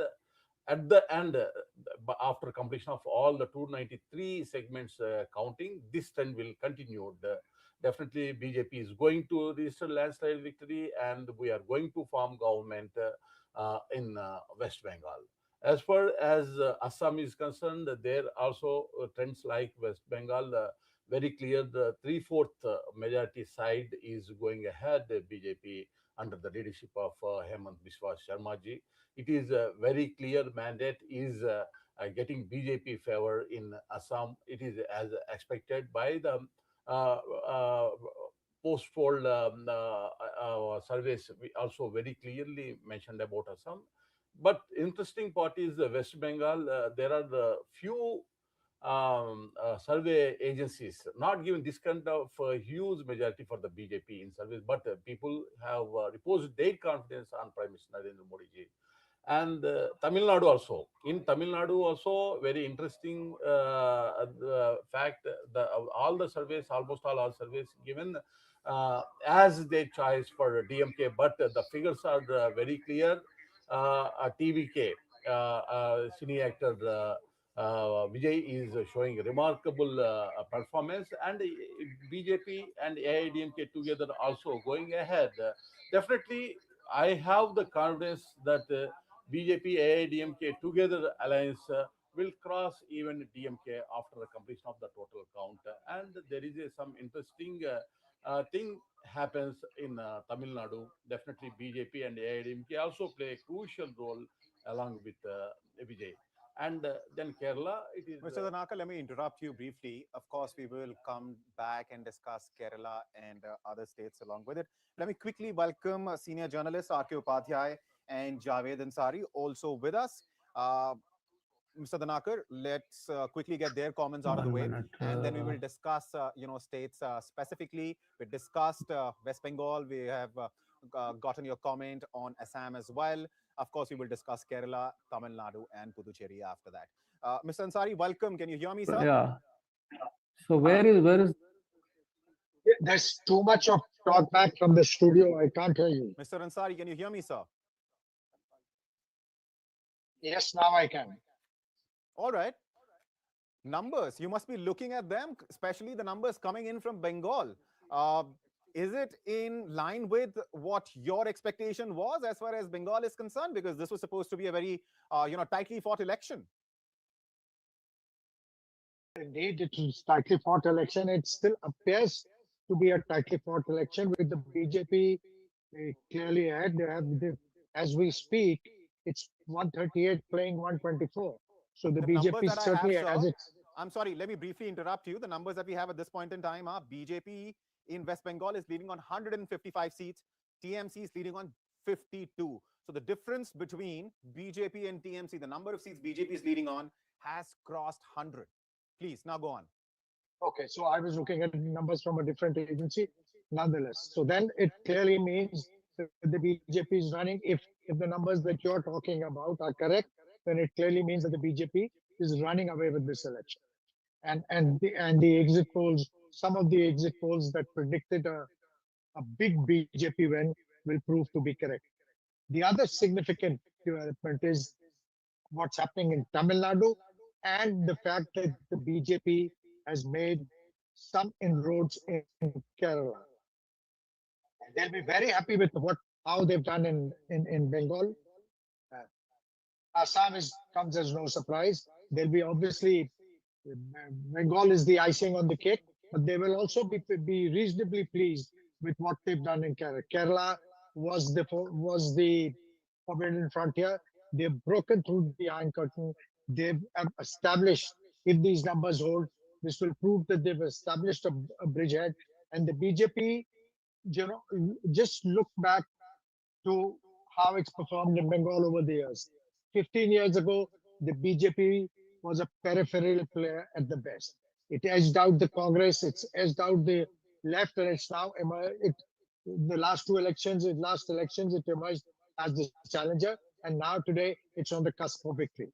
They will perhaps fancy that they will, for the next 10 years, they're going to bend their backs, put their heads down, and work in Kerala.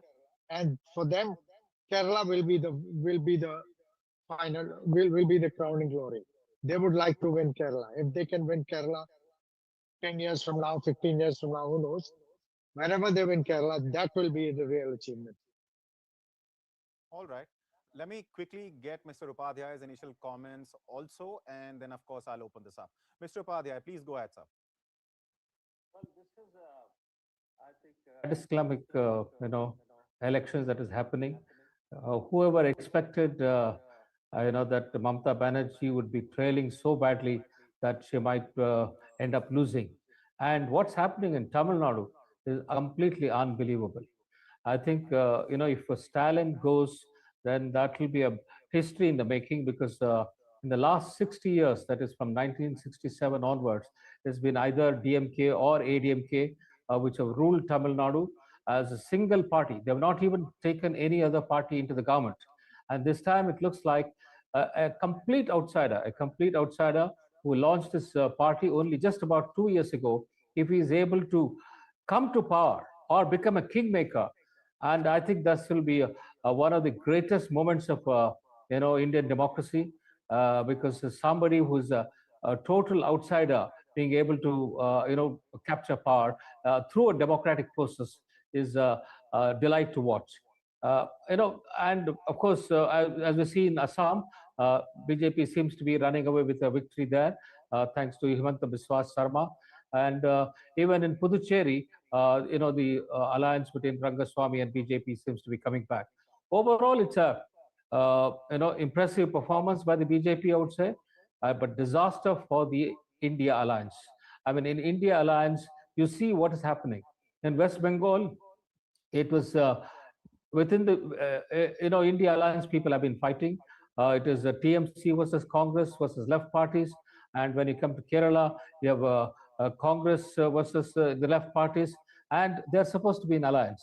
And that seems to be the funny thing. But at the end of it, and then they all get together and try to oppose the BJP. The kind of politics they've played in the last 10 years, they have to reflect on that and why people are rejecting them. I think it's time that there is a rethink in all these parties. But I would also caution that this is not a very good trend, because if BJP is going to be the single party across the country, it's not good for Indian democracy. We need good opposition parties, strong opposition parties, which will take on the government, point out their mistakes. If that is not happening, it's not good for Indian democracy. And I think all the opposition leaders, including Rahul Gandhi, Mamata Banerjee, Stalin, they should all sit together and find out why they have been failing so badly and what needs to be done. All right. Mr. Dhanakar, before I give you the floor, let me quickly give you the numbers as well, the latest numbers for West Bengal. And I'm sure BJP as a party and you as a BJP member must be really happy looking at these numbers. BJP is leading on 155 seats, decisively ahead of TMC. TMC is leading on just 66. Less than half the number of seats BJP is leading on in West Bengal. Left Front is leading on 1 seat. Tamil Nadu, let's quickly take a look. 186. That's a number of seats. The numbers are in for. The DMK Congress combined is leading on 75. TVK is leading on 62. So just a step or two behind. NDA is leading on 44. Others are leading on 5 in Tamil Nadu. Kerala, 115 seats. That's what the numbers are in for. UDF is leading on 65. LDF on 43. NDA on 6. The trend in Kerala is also becoming clear. Assam, NDA has taken a clear lead. Double the number of seats is what we're looking at in terms of the number of seats NDA is leading on compared to the Congress. NDA is leading on 69. Congress is leading on 30. AIUDF on 1. While others in Assam are leading on 6 seats. Puducherry, 21 seats. That's what we are looking at this point in time. And NDA is leading on 11. Out of those 21, the numbers are in for. And DMK Congress combined is leading on 6. Others are leading on 4. Mr. Dhanakar, would you say what's happening in West Bengal in particular is along the lines what the party was expecting, given in 2021, BJP had won just 77 seats. And these are early numbers, sure, but the number of seats BJP has taken a lead on in Bengal is 154, more than double the number of seats TMC is leading on. It seems to be majority would be beyond 2/3. I expect if the figures presented, it continues. Definitely, I hope it continues. And so, are you saying BJP is going to cross 200 in West Bengal? It seems to be. Seems to be still 72 seats are there. If trends, if we observe that, we cross beyond 200 seats in West Bengal itself. It is very clear that Nari Shakti Vandan issue is played a role because Mamata Banerjee, being a woman, she hesitated to support a woman reservation and providing more space for women in Lok Sabha and Assembly. It seems to be very clear anger of women as expressed in West Bengal as well as Assam, along with the other categories voters also. They gave their concern towards the BJP to support the BJP for double engine sarkar in West Bengal. Prime Minister trust on Prime Minister Narendra Modi ji and the cadre rank and file across the state in West Bengal, how the BJP performed is a visible fact today. Results which we are watching, it is amazing. In democratic process, the first time peaceful election held in West Bengal without having untoward incidents, without deaths. This peaceful election give this favorable verdict in favor of Bharatiya Janata Party. It is the people of West Bengal victory. Definitely, this shows the capacity of Prime Minister Narendra Modi ji. What the people are expecting from Prime Minister Narendra Modi ji, once again, it gets proved in West Bengal. Assam, where people repose their confidence on Hemant Biswas Sharma ji, his performance as double engine sarkar for last 15 years, how we performed in Assam, it is going to be carried forward for another 5 years. People verdict are very clear. In Puducherry, definitely we are retaining our government. Double engine sarkar is going to be formed in Puducherry. In Kerala, we are showing a significant growth in vote and as well as seats also. Almost all 6 seats as of now we are in majority. And in Tamil Nadu, also BJP has its footprint across the 5 states, all the states in which BJP has its footprint, and it is very clear as far as Congress is concerned. Whoever the party is, whichever the party it is, whoever the leader it is, if they are aligned with Congress party directly, indirectly, people are giving their verdict against to them. It is very clear and proved in this election. Right. Mr. Ansari, let me get you in. If the numbers, if the trends that we're seeing right now, West Bengal, Tamil Nadu, Kerala, Assam, Puducherry, if this trend continues, it's very clear that BJP is gonna come to power in Assam with a thumping majority. If the trend continues, it's going to be a similar situation in West Bengal. It can be proud of its performance in Tamil Nadu, considering what happened in last assembly elections in Tamil Nadu. Kerala, perhaps not so much, but as Mr. Danaka pointed out, it is definitely gaining ground. So the implications of these trends on national politics, because these were set to be the most consequential elections after the general elections in 2024. What do you think is going to be the impact of this on national politics, sir? It will lead to the further consolidation, if ever there was need for, of the NDA, particularly of Mr. Narendra Modi. The BJP's footprint is increasing across areas where it used to be a minor player till not very long ago. More than Tamil Nadu, I think the BJP's performance in Kerala is, for me, is a lot more significant than in Tamil Nadu. In Tamil Nadu, it's in alliance. In Kerala, it is the one which is driving they performed on their own.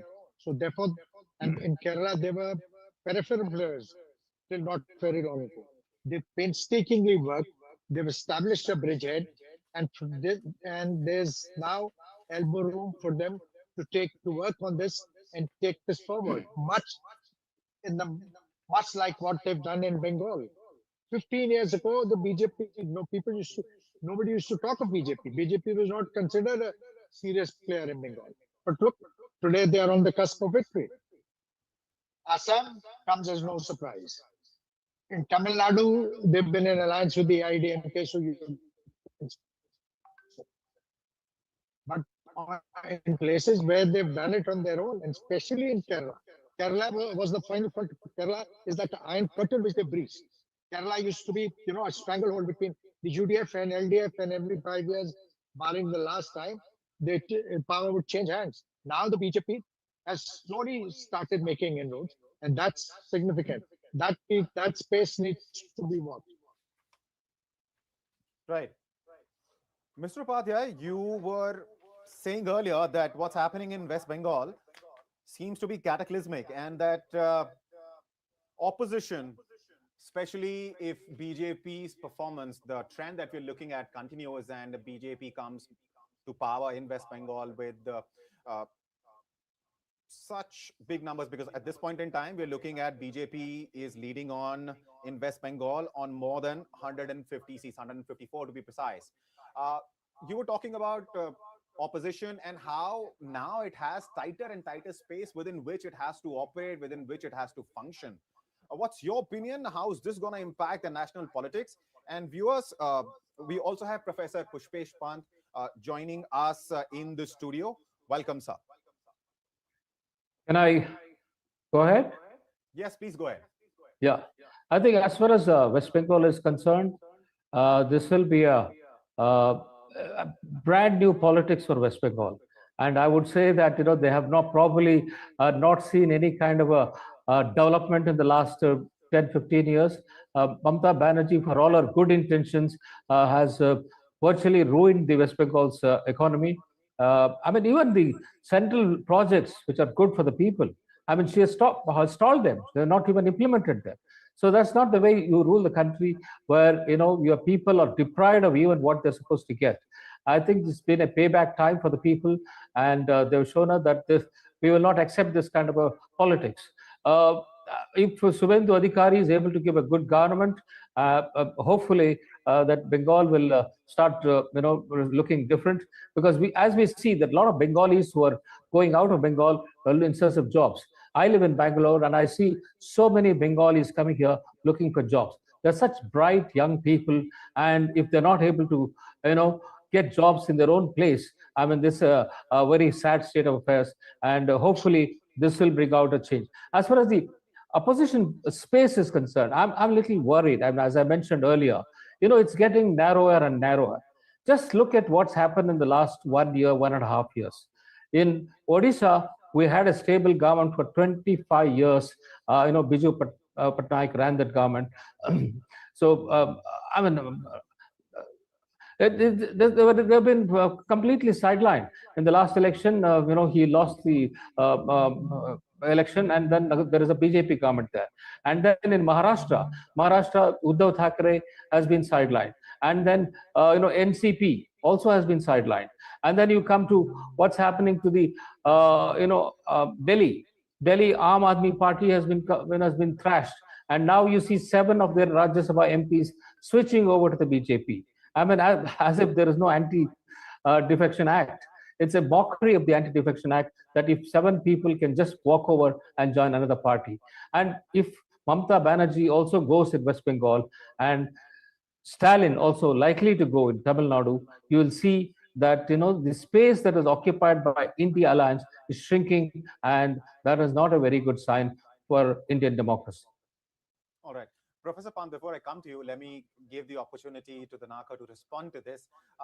The charge against BJP is that wherever it goes, it doesn't just defeat the opposition, it finishes it off. Not a good thing for a democracy, Mr. Danaka. Would you agree or disagree? It is absolutely wrong notion. If it is so, why we haven't formed the government in Kerala? It is not the true discussion. It is not the correct, because people should have the confidence. Unless the people have the confidence, how can we form the government? As far as Congress and India Alliance is concerned, they are not getting the trust of the people. Where is Rahul Gandhi today? Whether he is available in India, 5 states, very important states, elections results are coming out. So without blaming BJP, what kind of wrongdoings which is happening with Congress and their alliance partners? Let them consider and they have to make introspection. BJP always welcome healthy election and a healthy opposition for the sake of Viksit Bharat. But unfortunately, opposition party, rather than hating Modi ji individually, they are not speaking what the people exactly required. So it is a failure on the part of opposition. Their failure should But not Mr. be. Danakar, that criticism is based on certain facts, right? For example, we all know what happened with Shiv Sena in Maharashtra. We just saw what happened with AAP in the Rajya Sabha, 7 of its MPs walking over, right? So the criticism, as far as BJP is concerned, is based on facts. No, let the people judgment will prevail. Ultimately, people give their verdict. If some party leaders they lose confidence on their own party, they took some decision. How can you blame a BJP? If the particular party is fair enough to deal with their leaders, they may not be do such kind of decision. They may not take such kind of decision. Instead of doing right politics by the opposition party by themselves, with their party leaders and rank and files, how can they blame the BJP? If there is a wrongdoing from the BJP side, people will not give this kind of verdict. All right, So let me get Professor Pant in. He has been very patiently waiting. There was a thread of conversation we had to wrap up. Now, Professor Pant, you heard what the BJP spokesperson has to say about the charge made by Mr. R.K. Upadhyay, that wherever BJP goes, it doesn't just defeat the opposition, it finishes it off. He has, of course, tried to defend his party and its record. What's your opinion? Because if West Bengal, if Mamata Banerjee loses there, how many strong parties, how many strong opposition parties are going to be left in the country? It's just DMK at this point in time that we're talking about. I think it's grossly unfair to blame everything on BJP. I am not a supporter of the party, but I do think that Mamata Banerjee has a lot to answer for. I mean, and why should Mamata Banerjee, who had been a member in a NDA led by Atal Bihari Vajpayee, been a cabinet minister there, now suddenly become, one of the most staunchest defenders of secularism, etc., etc. That's number one. Also the problem is that why should the rest of the country think that only one citadel of opposition, whether it is CPM-led, whether it is Trinamool-led, whether Congress perished the thought, is nowhere, anywhere in the sight, including the leader, as the gentleman pointed out right now, who leads the party. Why should people suddenly feel that BJP has done something dastardly on its own? What I get worried about is that BJP rose like a phoenix from 2 seats to a good majority party in the government. Yes. It has lost elections, has lost number of seats in Lok Sabha after that.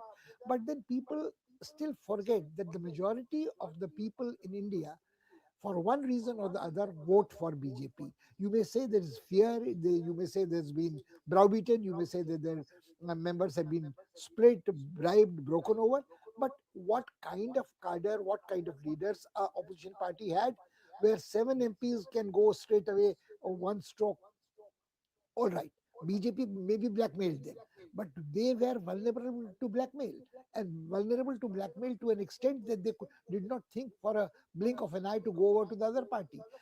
How had they found their way in the Rajya Sabha? And one gentleman had been nominated the deputy leader of the leader of Rajya Sabha itself. So I think there's one part of the thing.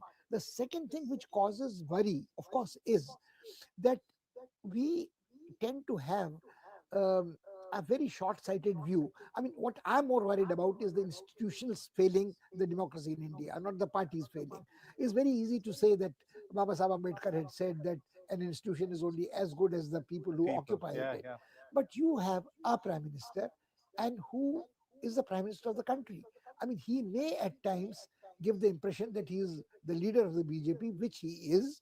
But the point is that as long as he is the leader of the party elected to majority with support of its supporting parties Allies, in the parliament, he is the prime minister of India. Now, the point is that if you have a state which adopts a confrontationist position against the center, be it the DMK in Tamil Nadu, be it Mamata Banerjee in West Bengal. Professor Pant, I'm sorry, I'm going to interrupt you briefly because this is the nature of, election day coverage. Numbers keep coming in. But of course, I will come back to you. Looking at Tamil Nadu, shocking numbers. There was one exit poll which claimed that TVK could win 100 plus seats in Tamil Nadu. TVK has just crossed that number. In fact, has just touched it, not crossed it.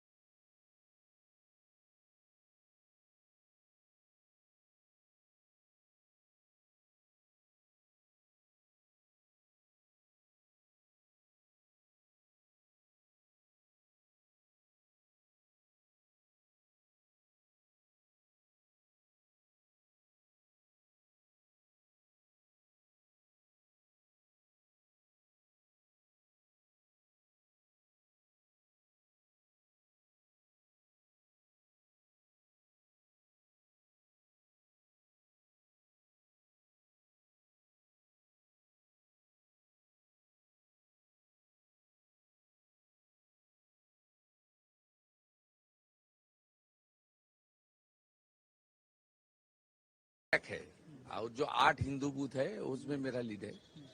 ये भवानीपुर का मैं 9-10 round से आप देख लेना, मैं पूरा संभाल के आगे चला जाऊंगा।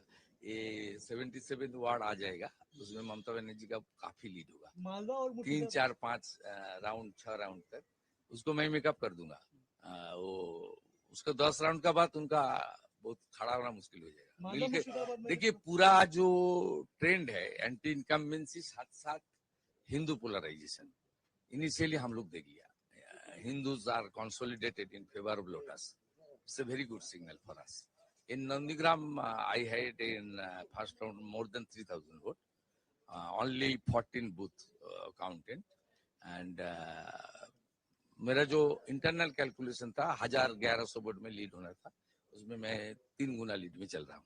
मुर्शिदाबाद मालदा में भी देखना दादा बीजेपी को बढ़त मिल रही है, कई सीटों पे टीएमसी पीछे चल रही है उन इलाकों में भी जहाँ पे मुस्लिम बहुल क्षेत्र ज्यादा है। मुस्लिम वोट बाइफर्केशन हुआ है, बाइफर्केशन हुआ है, खास करके मालदा मुर्शिदाबाद उत्तर दिनाजपुर में बाइफर्केशन हुआ है। और जो साउथ बंगाल और कुछ बिहार जो मुस्लिम ज्यादा टीएमसी को दे रहा है इनिशियली, लेकिन जिस तरीके से 90-95% हुआ था उनका 21 में 24 में, उस तरीके से कंसोलिडेशन नहीं है, क्रैक है। ईवीएम पे आरोप लगाना शुरू हो गया है टीएमसी की तरफ से कई लोग वो झूठा बात छोड़िए। I will speak after 11 AM. It's good. Still, what message would you like to give to the counting agents? Yes, counting agents को क्या मैसेज देना चाहेंगे अभी की? धैर्य रखना चाहिए, ये कुछ नहीं है, सब इनिशियल ट्रेंड है, बहुत आगे जाना है, पूरा इतना सब माने कूल एंड काम। In Nandigram, you're leading by 3,000 votes in the first round. Yes. 3,500 ये मेरा आंकड़ा है ना, वहाँ 5 मुसलमान बूथ था, आउट ऑफ 14 जो काउंट हुआ, मुसलमान बूथ में भी टीएमसी को हालत खराब कर दिया Nandigram.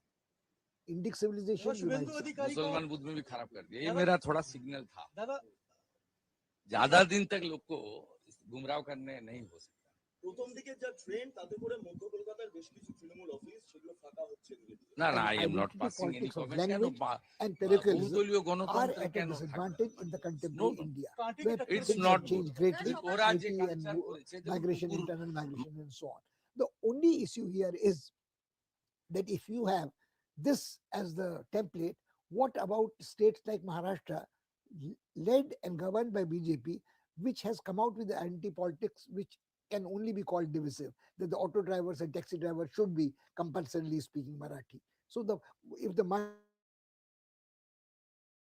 Marathi Manush in the Maharashtra, that is what happens to the identity and the parochialism of the Bihari identity in the Bihar politics. So I think we are going to see the residue of the identity politics in partisan politics in coming elections. But what what makes me most apprehensive is the failure of institutions like the Supreme Court, where the learned or judges say that what difference does it make if you don't get your voting rights in one election, wait for 5 years, then you can exercise and throw out the government.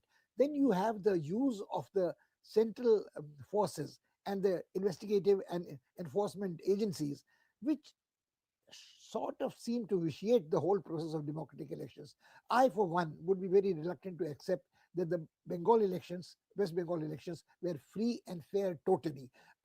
Mamta probably got her comeuppance, but to say that the elections were held without a shadow of fear, I mean, I think it's a failure of the Election Commission, starkly glaring you in the face when a whole constituency has to be forced to go to repoll again. You're talking about Falta. That's Professor Pants, I'll come back to you on this. And in fact, before I give Mr. Dhanakar here an opportunity to respond, let me quickly also point out that this election has been an exception. You were talking about fear being there among voters. And of course, the free and fair election part, I would let Mr. Dhanakar answer and respond to that. But as far as these elections are concerned, for the first time, elections have largely been violence free. It is an exception in case of Bengal, because looking at some of the reports which came out earlier, apparently 51%, anywhere to that extent, in fact, the violence in election is contributed just by West Bengal alone, right? That is a big number, perhaps a shame, a blot, as far as the democracy like India is concerned. That, but this time around, we are seeing a change in that. Mr. Dhanakar, I'll let you respond, and then we will, of course, discuss post-poll violence in Bengal more. In fact, before that, quickly, the numbers for Tamil Nadu, I'm being told by my producers that TVK is in the lead on 123 seats. Viewers, remember, the magic figure to form the government in Tamil Nadu is just 118. At this point in time, TVK has taken a lead on 123. And this is far, far ahead of what any exit poll was claiming. There was just one poll which gave it 100 odd seats. Now TVK has taken a lead on 123 seats, unprecedented. Kerala, 77 seats. That's the number of seats UDF is ahead on. LDF is ahead on 39. Assam, NDA is ahead on 77. Congress is ahead on 33. Here, the halfway mark is 63. The magic number is 64. Puducherry, out of 22 seats, the numbers are in for. NDA is leading on 12. And DMK Congress combined leading on 6. Mr. Dhanakar, would you like to respond to some of the charges made by Professor Pant here? Please go ahead, sir. I might just interrupt. Please. That charge is not against BJP. Right. What I'm expressing is my anguish at the failure of the institutions and our underestimating the factor of charisma, including the Prime Minister's charisma. Sure. To a different extent, it may be called villainous charisma of the Home Minister, but it is charisma. You cannot take away that, the personality factor. Majority of the Indians have nothing against either the dominance of Hindus as in the cultural scene or in political scene. Why blame BJP for that? So I'm not charging BJP for anything. Right. But you're definitely talking about the role that institutions have been playing. You pointed out what happened during SIR and the appeals made by people who lost their votes in SIR to the Supreme Court, wherein you quoted Supreme Court, wherein you said that, of course, I mean, and Supreme Court's orders and comments and arbitrary dictas have been confusing to say the least. Right. Okay. And apart from that, so is just Supreme Court as an institution that you're talking about? Are you also talking about Election Commission as well? Yes, I'm both. Okay. So what about Election Commission? After this, I'm going to give the floor to Mr. Dhanakar, and he will take his sweet time to answer, all of these questions. No, he can start right away. Sure. Please go ahead then. Ifs and buts, these are all ruled out by the people judgment. Ultimately, the people judgment prevails. And if the institutions get failed, this kind of peace elections might not be happened in West Bengal. We can't blanketly blame institutions just to showcase our agnosticism on institutions. So we can't rule out the people verdict. Even institutions, if the institution get failed, this kind of peace poll might not be happened across the country, not only West Bengal, like you see in Assam, Tamil Nadu, Kerala, and across all the states which held elections were held in 5 states, peacefully elections were held. were completed. We need to appreciate Election Commission for such kind of efforts, and union forces, how they have been provided safety and security for the voters. So it is now the results are coming in favor of BJP. People gave the verdict across the country. Definitely, there few people what they had made comments prior to election may change now. They give different kind of explanations, different kind of their way of outputs they may give. But ultimately, the fact is on record. It is as far as SIR is concerned. It is a fair exercise which made duplication of votes removed. Previously, it was there. More than one vote was cast by the same person. It was removed.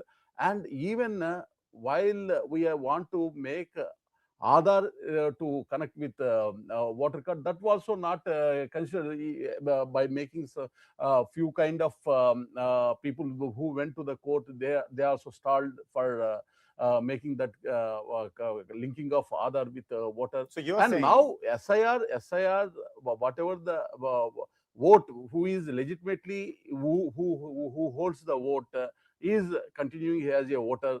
Who is not legitimately not voter, who crossed the borders, can we give a vote? Is it fair? As far as our citizens are concerned, they are losing the government schemes and benefits. Beneficiaries are those who are crossing borders. Can we allow? No, this is in democracy. Our citizens should have the vote. Legitimate voters should have the vote, and they should give the verdict. That is the way. Only West Bengal where this kind of problem is there. Why not some other places? Even in Bihar also same kind of allegations made, but a single person who has not given vote, they haven't come. Either Congress party or RJD, they didn't come forward to make any kind of allegation. Whatever they made. Post SIR, they didn't come, they didn't file any kind of. So you're saying BJP had legitimate reasons to behave as it has, and of course the organizations as well, the institutions as well, because when EC decided to post as many as 2.5 lakh paramilitary forces, armed paramilitary forces in West Bengal, it was done keeping the situation on ground in mind, which is to say you were referring to illegal immigrants and perhaps the kind of violence that we have seen in the past in West Bengal. Mr. Ansari, if you're with us, I could see you briefly on the screen with me. If you can hear me, sir, I have a question for you. Can you hear me? Okay. All right. I think there is some audio issue there. We will go back to Mr. Ansari as and when he can hear us clearly. Professor Pant, so Mr. Danakar's response is rather clear. He says some of these things are just excuses because opposition is losing. So it has no choice, no option, but to just, discredit whatever BJP has been doing, or for that matter, if it fails to discredit BJP, then it tries to discredit the institutions, including, election commission. How would you respond to that? No, well, I think there are two issues which are very clear. I think what I stated very explicitly was that the majority of the Indians seem to support broadly the agenda of BJP. So it is the will of the people which ultimately reflects in the elections. But to say that these elections in West Bengal particularly were free and fair entirely is a bit of fantasy to my mind. Okay. If you have hundreds of thousands of central forces posted there, and the Home Minister making a statement that they will stay there as long as needed, even after the elections, creates, to my mind, an unnecessarily fear in the minds of the people that what might be the retribution if they vote against. This is not to suggest what Mr. Dinakaran has a very good point. Professor Pant, let me quickly come in, because as far as the Home Minister's statement and the number of forces, CAPF forces which have been sent and stationed in West Bengal, see, West Bengal historically has been a state which has seen post-poll violence. I mean, if you go back just to 2021, you're talking about 58 deaths. You're talking about as many as 300 incidents of violence. At the end of the day, it is the common man, the man who's on the ground. Doesn't matter whether he's a TMC supporter, BJP supporter, or supports some other party, left or Congress for that matter, should not be facing the brunt of this kind of violence. And how do you stop violence? You have to find the gundaism. Doesn't matter who it is being done by, of course, legal means. And what are those legal means? Those legal means are having forces on ground. Yes, but there is an interesting issue here. Sure. The forces on ground in a federal scheme does not have to be central forces without the consent of the state government. Now, in this case, either you say the law and order has broken down in West Bengal, and post-election, if there is violence to be threatened, you get rid of Mamata Banerjee and then have the central forces there. I think there's a totally different situation. All right, Mr. Dhanaka, please come in. It is absolutely wrong. Whether people have the confidence or not, Honorable Home Minister gave his concern for the sake of safety and security of the people. They had believed, trust, they don't have any problem previously what they had experienced because of security and safety. Safety has been provided through the central forces. Even in elections, wherever the sensible places, it is general practice, central forces always takes place across the country.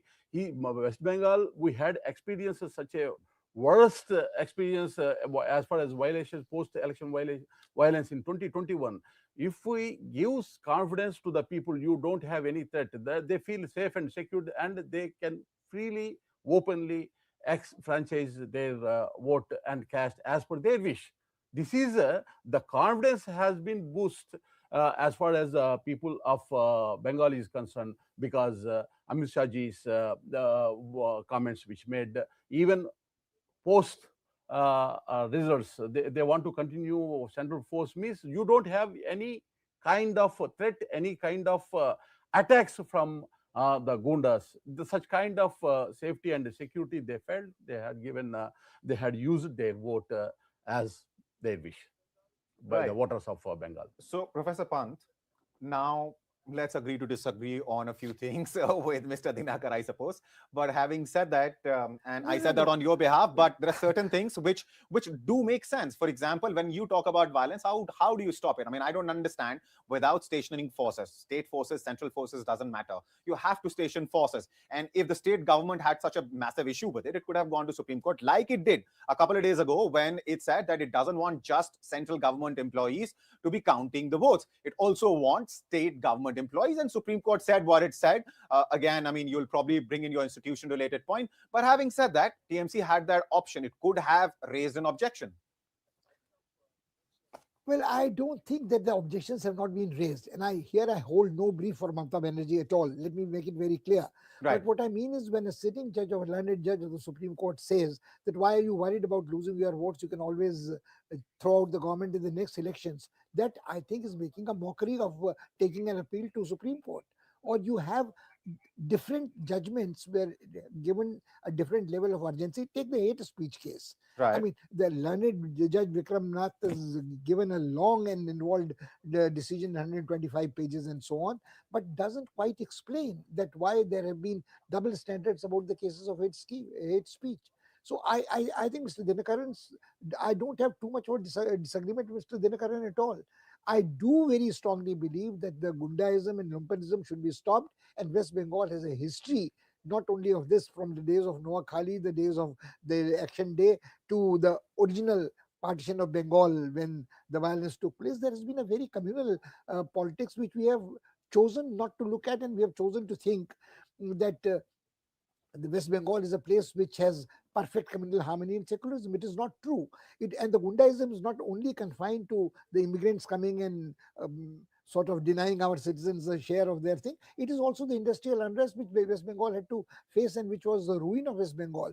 So I think even in the days of the CPM government, even go back even earlier to the days of the Congress regime, the Chhatra Parishad and Ranjan Das Munshi, and that's what the street fights they fought between the CPM and the Naxalites. So I think in West Bengal's case, I think Mr. Dinkaran and I don't have a disagreement at all. If you think that the state is explosive, has a history of violence, communal violence, take precautions. We'll talk after this. We will talk about what worked for BJP in West Bengal. But let me quickly talk about the numbers in Tamil Nadu at this point in time, because what's happening in Tamil Nadu is unprecedented. Frankly, I've never seen anything like this. Out of the total 234 seats, numbers are in for 217. And Vijay, who made his political debut just a couple of months ago, is leading on 153 seats. 153, ladies and gentlemen, out of 234. That is the number of seats Vijay is leading on. And I was talking to Mr. Dayanidhi Maran, former cabinet minister. He's also the MP from Chennai Central. And I was asking him, my question to him was that how do you see Vijay and his entry into Tamil Nadu politics? And he pretty much dismissed him that Vijay, sure, his rallies, you will see some numbers because of course he's a big star, big movie star, but will that translate into votes? He categorically said no, and his logic, his argument was that that's because AIA-DMK and DMK are political forces who have people on ground to translate, their policies, take their messages, take the message of their government and, their promises in case of opposition AIA-DMK to the people and get that translated into votes. Vijay does not have that infrastructure, does not have that ecosystem available to him. But the numbers are clearly saying something else. 163 now. Just 2 minutes ago, I told you 153. I don't know if I can keep up with the count or not, because the pace at which the number of seats Vijay is leading on, well, it's phenomenal. It's unprecedented. Never seen anything like it. Professor Pant, what would you like to say to what we're looking at in Tamil Nadu? Because I thought, coming into the studio early in the morning, I thought West Bengal is all we'll perhaps end up talking about. But what we're looking at in Tamil Nadu, this is... I think this is what proves what Mr. Dinakaran was making. The people have spoken.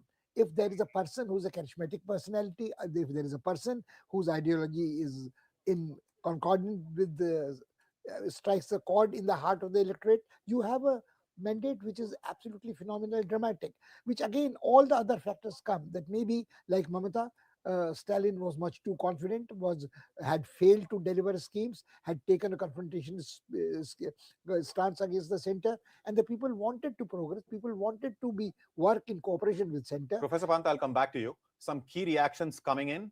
Let's listen in. Is that within an hour and a quarter, there seems to be a very clear trend in our favor, and even some reasonably popular politicians from the LDF are trailing, which I agree is entirely premature because they've counted a couple of rounds. There'll be 8-10 rounds to count. But I just want to say that I think it's very clear that the Kerala electorate has to be congratulated. They understand the issues. Even if they like a particular MLA or minister or whatever, as an individual, they realize that casting a vote there means casting a vote for a continuation of misgovernance. And for that reason, they have decided it's time for a change. And even people whose individual popularity we are not disputing seem to be behind. This, I think, is a very good sign. And for us in the UDF, we are not going to make any premature celebrations, but I can see that it'll take already a major reversal for things to look very different. Let's talk again in an hour or so, hour and a bit, and we'll certainly, I think, if we get a confirmation of this trend with more than half the votes counted in most places, then I think we are heading very clearly forward. For the moment, it's a good beginning. And if UDF comes to will you be a contender for? No, look, we will wait for the election results. I have a habit of not commenting either on the exit polls or on trends. These are elections. The people of Kerala have been given an opportunity to vote, and they will take a decision. They will say what their decision is, and the results will come out by the midday today, and we will then at that point comment. If we talk about other parties, they are putting allegations on BJP and they are saying that BJP won't even get the one seat. Now, let us see. Look, these are things to be decided by the people and the electorate and the voters. We are in a democracy. No political party can decide the fate of another political party.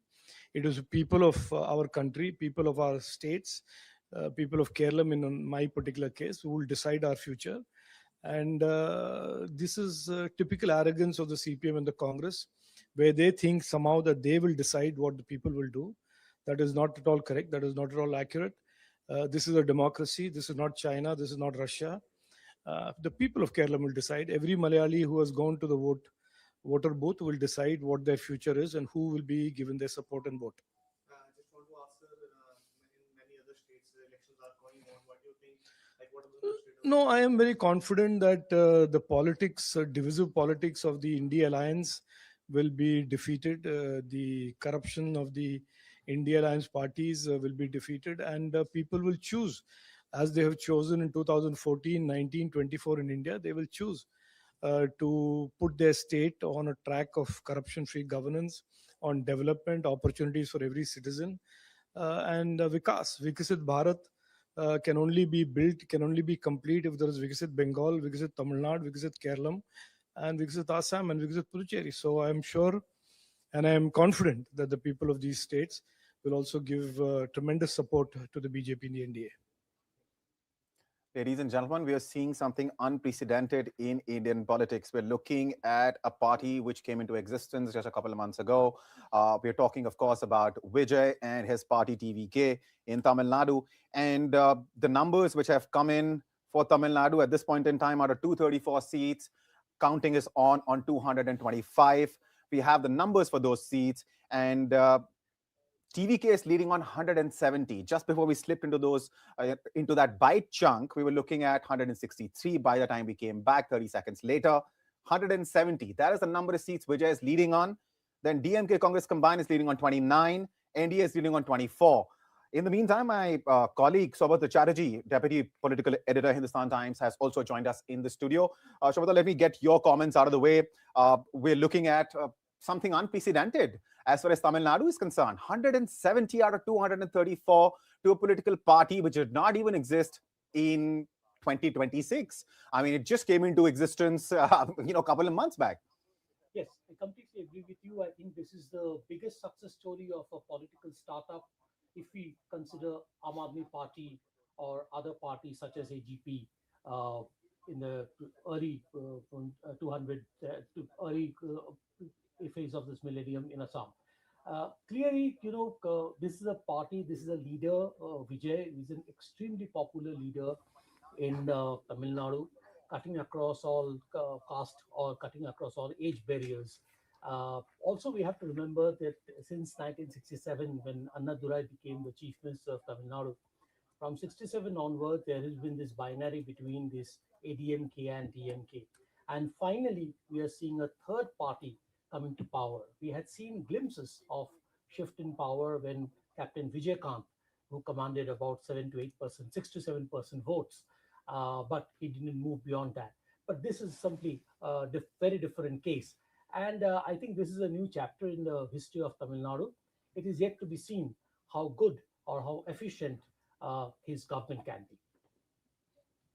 Right. Professor Pant, by the time Soubhatra could finish his response, the lead for TVK is now 171 seats. So I don't know what's going to be the number by the time you finish your response, but what will you attribute this to? Because the argument is rather logical that DMK and AIDMK are political forces who are entrenched in the political system, understand how to convert support into actual votes and votes into seats. Vijay has just come in. He doesn't have the experience. This is his political debut. What would you attribute this kind of success to? I think what you use the word entrenched, that itself gives a key to understanding the Vijay phenomenon. You see him as a disruptor. I think you have roots entrenched deep, which also rot with time. The trunk might look very impressive as long as it stands, but it may not have the staying power when a gust of wind is really hard. I think Vijay's phenomenon is something like what you could see in a different context in Nepal. The entrenched political parties and brokers all went in one go when the absolute newcomers just with charisma came. Now, the other question is much more intriguing and disturbing. What happens to Tamil Nadu after this? Would you think that as the confidence of I was in Tamil Nadu for a short while. There was a tourist mart, and both Stalin and the tourism minister were there. They were very confident. A lot of MOUs were signed. And I asked, what would happen to these MOUs if you are not in power? So they said, we may not be in power, but the governments in Tamil Nadu are responsible to the people of the state. So whoever takes over will continue. Then they had in mind, maybe if they lose power by a small margin, it would be AIDMK. But this is a totally different scene now. Now, the expectations of the people would be so high with this kind of a double century by the time the figure reaches, that the expectations would be too much. How much is the bureaucracy partisan in Tamil Nadu or not committed is again an interesting question. How responsible any elected representative is towards the people, the voters, is to be under. There are lots of ways in which Tamil Nadu is very different from states in North India. The health delivery system, the education, the women's empowerment, the access of the common man to the district administrations, all you can see palpably are there. So regardless of whoever is there. But then there are other interests. There are industrial interests. There are external interests or investors and so on. How a newcomer would cope with this would be very interesting, and what his relationship is going to be with the center, because the stance of the DMK government was more or less confrontationist vis-a-vis the central government. Right. I mean, whether it's language policy, NEP policy, whether it is. Do you think that could have gone against the DMK Congress alliance in Tamil Nadu? The fact that they were I'm not even bothered about the Congress alliance. I'm only Sure. bothered about the perceptions of the voters in Tamil Nadu Right. about what kind of a response the DMK government would get from the central government in coming years. Right. All right. All right. Before we start discussing some of the other states, because Vijay, of course, is somebody we'll have to keep discussing throughout the day, because the numbers that we're looking at, like I said earlier, are unprecedented. So as far as West Bengal is concerned, the numbers at this point in time look something like this. BJP is leading on 149 seats. TMC is leading on 107. Congress is leading on 4. Left Front is leading on 2. Others are leading on 1. And talking about key candidates, at this point in time, Mamata Banerjee is leading. Suvendu Adhikari is trailing. And that is as far as the situation in West Bengal is concerned. Let's quickly take a look at what's happening in Assam before I get Saubudra in on West Bengal and Assam. As far as Assam numbers are concerned, we're looking at an assembly of 64 seats, an assembly of 126 seats with a magic number set at 64. NDA is up and ahead of the opposition on 79 seats, Congress on 32, AIUDF on 1, others on 2. Let's quickly take a look at Kerala as well.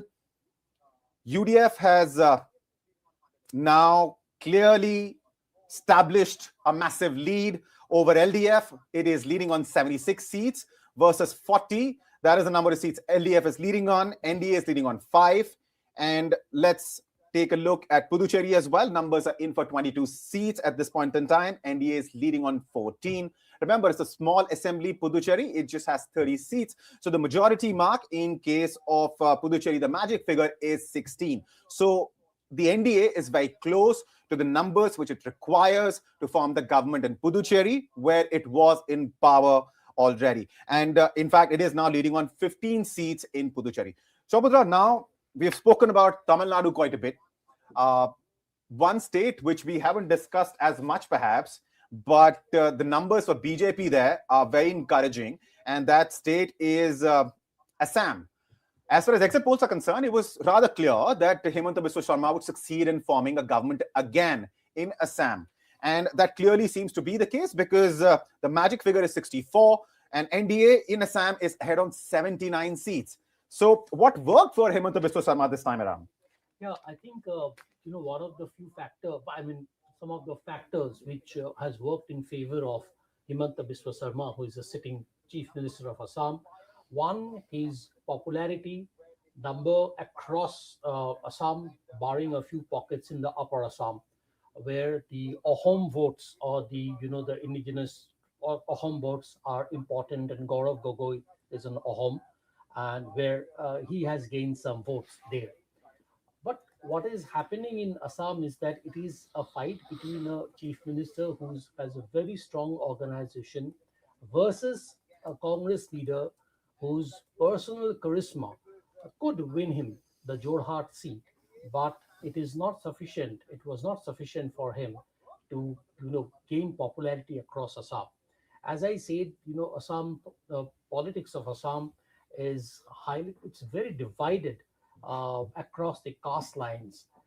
As I see it about Ahom and non-Ahoms, there is a tension between the Muslims, indigenous Muslims versus the Assamese versus the Bengalis. It's a very complex politics in Assam. But I think the Congress's choice, and let's remember also that Hemanta Biswa Sharma was originally from Congress, and he left the party because the Congress leadership, particularly Rahul Gandhi, decided to side with Tarun Gogoi, Gaurav Gogoi's father. So, while BJP in Assam is a very well organized, very well oiled machinery, the Congress primarily depended on Gaurav Gogoi's personality and Gaurav Gogoi's ability to gain the Ahom votes. But here it's between a personality clash and a well-oiled organization. Also, if we look at the map of Assam, there are pockets where the Muslim population is very dominant, be it the lower Assam, Barpeta, districts like Bolpeta or Norbari, or if you go to the Barak Valley, which is Karimganj or Hailakandi, these areas. So it's not that the Congress gained Muslim votes across Assam. Congress primarily depends on a lot on Muslim votes to win in Assam, but didn't happen. So these are the factors, I think, which has helped the BJP retain its hold in Assam for another 5 years. All right. Professor Pant, I'll quickly get your comment on Assam as well. What worked for BJP, what worked for NDA in Assam? Subhadra, of course, mentioned quite a few things there. If you'd like to add something to that, and then we will start discussing West Bengal. No, I think I agree totally with him, Subhadra, what he said. I only would say that Congress is non-existent. I mean, as he rightly pointed out, and Tarun Gogoi's son might be just living on the charisma. Congress, the party hangs like an albatross around the neck of anybody who's associated with it. So is total failure of Congress. It is, I mean, I think I recall when Mr. Biswal Sarma had moved out of Congress, he had said that he had gone to meet Rahul Gandhi and he let his pet dog eat biscuits from his plate and did not either have the decency to apologize or call for another plate of biscuits. So I think that kind of an arrogance continues to haunt Congress and leads to the demise. Anybody who touches Congress, and Mr. Rahul Gandhi does what I like to call is an anti-Midas touch. Anti-Midas touch. Interesting way to phrase that, Professor Pant. But quickly, I want to get the comment of both of you on this aspect, which is increasingly being noticed, especially after this election. So I'm sure this is going to be discussed even more. We're seeing this phenomena wherein, personalities are now becoming the center of, campaigns and elections. In Assam, you're talking about a personality clash between somebody like Hemanta Biswa Sarma, who's really a tall figure, politically speaking. In Assam, he clearly knows how the system works. He was in Congress before, very seamlessly fit into BJP's narrative. And then you had versus him, Gaurav Gogoi. And then when you look at Tamil Nadu, again, it is a victory of perhaps a personality that we're looking at, because Vijay clearly, has a massive following, and that following has been, I mean, a lot of people are saying that might not be possible, but it seems it is possible that though that support, the massive rallies that we saw in Tamil Nadu in favor of Vijay, clearly turning into votes and seats for him as well. So the emergence of this phenomena, right? Personality cult. Professor Pant, what would you attribute this to? I don't really quite subscribe to the view of the personality cult either being new or suddenly emerging or being effective. Look at Bihar elections. What was the personality cult? Okay. Nitish was a person whose product life cycle was over.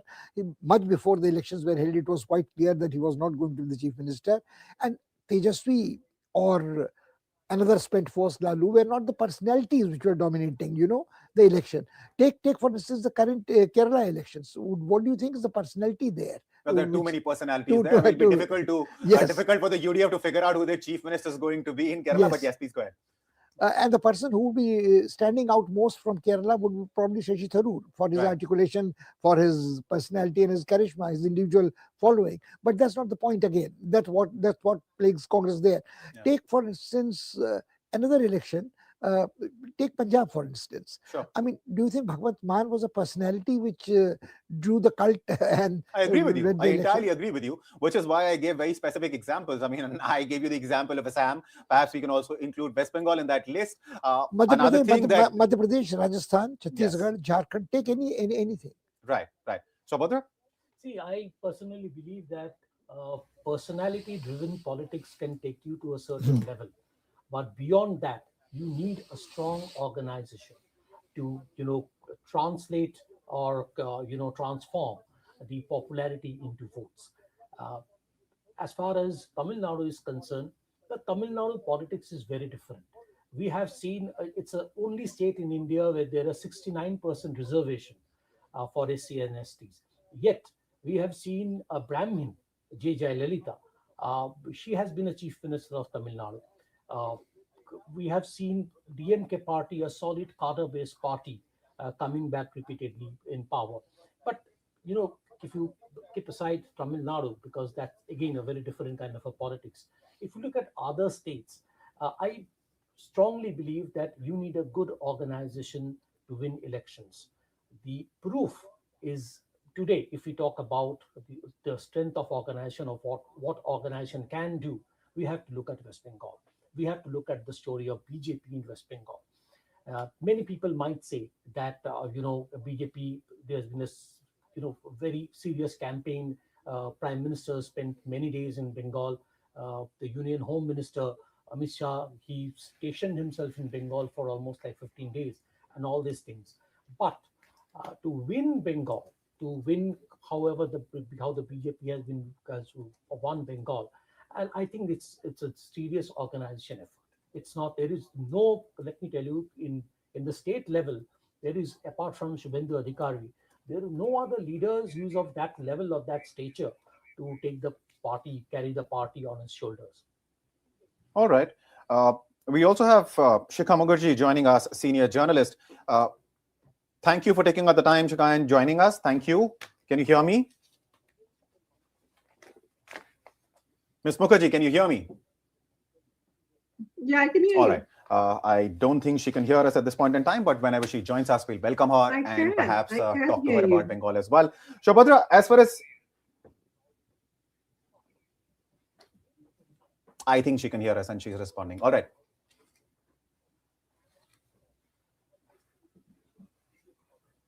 Yeah, you were asking me, yes. Ms. Mukherjee, please go ahead. Sorry, I didn't get your question. Please ask again. Hello, can you hear me? There seems to be some lag between my audio reaching her and her response. Let me ask you the question again, Ms. Mukherjee. We were discussing West Bengal and we were discussing the kind of numbers that we're looking at, because at this point in time, as far as West Bengal is concerned, numbers are in for 265 seats. And out of which BJP is leading on 145, TMC is leading on 112 seats, Congress on 4, Left Front on 2, others on 2. There seems to be a clear trend emerging in favor of BJP. Magic number, remember viewers, in Bengal is 148. So BJP, if this trend holds, is just 3 seats away from that magic figure of 148. And the total size of the assembly is, of course, 294. Ms. Mukherjee, what would you attribute BJP's success in West Bengal to? Because this was a very tightly fought election, and Mamata Banerjee, fought it tooth and nail. Okay, the BJP's success in West Bengal, I think, are the following. One, as Dr. Pant was saying, the organization of the BJP. They really worked hard at improving their organization at one level, and analyzing what were the weaknesses of the Trinamool Congress and how they could be used to advance the BJP's numbers. And in that, I think what is emerging is a very interesting way of managing elections, which is the SIR has affected the deletion of names in very crucial pockets of West Bengal where the Trinamool had expected to pick up seats. Number one. Number two, the SIR has also removed from the rolls people who would have otherwise supported the Trinamool Congress. Number three, what we are seeing is perhaps a split in the Muslim vote bank for the Trinamool Congress. And this split is a consequence of the BJP's, probably the BJP's efforts to reach the Muslim voters through 2 routes. One, the Humayun Kabir effect, which is that the Muslims in West Bengal have been exploited by the Trinamool Congress as a vote bank without providing the kind of benefits to the vote bank that she had either promised or they had expected that would come their way. The second effect is that the left and the Congress votes, the left and the Congress surge, revival, resuscitation in Bengal is an indication that there are seats where the votes are getting split in very interesting ways. And the left is going to pick up votes in places where, again, the Muslim vote is a factor, that so is the Congress, so is Humayun Kabir in probably 2 seats. Therefore, this is the impact of SIR, Muslim votes, and Mamata's inability to address any of those things. For the simple reason that she was also worried about, she was very, very worried about how to prevent any further erosion of Hindu votes by anything that she does, because she needs the Hindu votes to win as well, not just the Muslim votes or the women's votes or whatever. So if you're looking at how the BJP managed by focusing on A, anti-incumbency, B, anti-incumbency, which includes how the Muslims have been treated by her government as a vote bank and there have been no rewards or benefits to them. B, by looking at how there is disaffection within the Trinamool and working on that by the word they have been using is neutralizing. People who may have been wavering in terms of their support. And 3, I think the BJP has been astonishingly successful in getting their organization to function far better than it has in the past. And that one major reason for that is that for 5 years, the BJP has been the official opposition, and it has been working on the ground to make sure that the organization at the booth level is much stronger than it was in 2021 and in 2024. So there have been, it's not just the Prime Minister and the Home Minister camping here for 15 days. It is people like Bhupendra Yadav, who has been around almost living in West Bengal out of a suitcase for 6 months. And they have been masterminding the management of the election, the micromanagement of pockets of votes and pockets of influence that they have. This is going to be a fascinating election because at the end of the day, it will have, from the trends as it appears, the Trinamool and the BJP are going to be slugging it out over the next 5 years, number one. Number two, the left and the Congress have impacted the Trinamool Congress votes perhaps more than they have the BJP votes, in terms of cutting into the Trinamool's vote banks. What it suggests is that the left and the Congress re-emergence is going to change the equations to some extent in certain parts of West Bengal. And it's going to be a very, very turbulent next 5 years that we are looking at.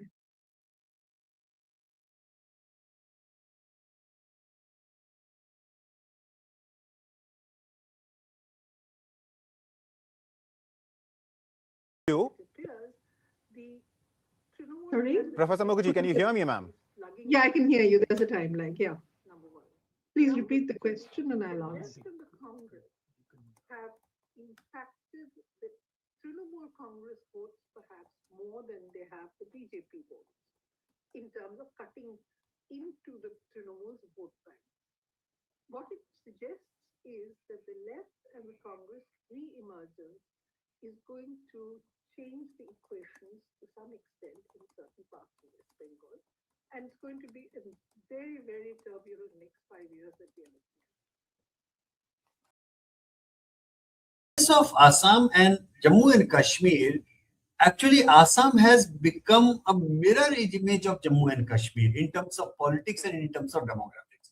What you see in Kashmir Valley, that is almost like 100% Muslim population, where BJP cannot even dream of winning any seats anymore. You know, they did not, by the way, BJP even refused to field a candidate in those 3 seats of Kashmir Valley because there was no point. They knew there is no point. So Assam Valley has become like Kashmir Valley, and Upper Assam has become like Jammu. So only difference is in Jammu and Kashmir is still the valley region has majority of the seats. So even if BJP wins 100% of the Jammu, they are still unlikely to get a majority. While in the case of Assam, the Upper Assam has majority of the seats, while the Assam Valley has minority seats. So it is a mirror image in just a twisted way. That's the ironical part of it. But but yeah, Congress has a problem at hand right now because Himanta Biswa Sarma is an old Congress hand, and as they say in Sanskrit, Chanakya Niti, Sam Dam Dand Bhed. There is hardly anything that he has not used, in this campaign. And Congress at times had really difficulty in answering, to his whatever strategies that he was implying. So we will know. But what it seems from the data that we have published before the election happened, it seems that there is a very distinct polarization, and Congress is a top favorite among the Muslim voters of Assam, but is not so favorable seen as favorable among the Hindus of Assam. So that is something which is not really working in terms of electoral benefit, if I say, for the Assam Congress. This of Assam and Jammu and Kashmir, actually Assam has become a mirror image of Jammu and Kashmir in terms of politics and in terms of demographics. What you see in Kashmir Valley, that is almost like 100% Muslim population. Okay, so Tamil Nadu party, Tamil Nadu. So each and every family will celebrate this win. My name is Raghuram. Yeah. Yes, I'm the member of the TVK party. Yes, I'm saying Padu.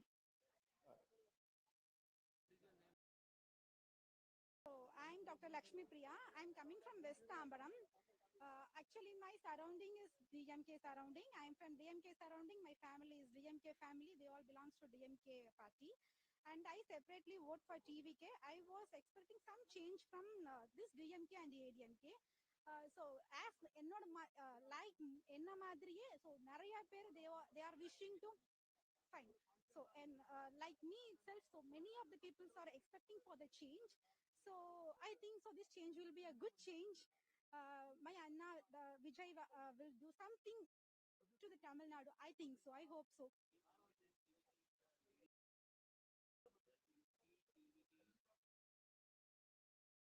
Of course, sure, it will get. What's doubt on that? Who will be the chief minister? Vijay. Joseph Vijay. See, Joseph Vijay will be the next chief minister of Tamil Nadu, without doubts. Like this.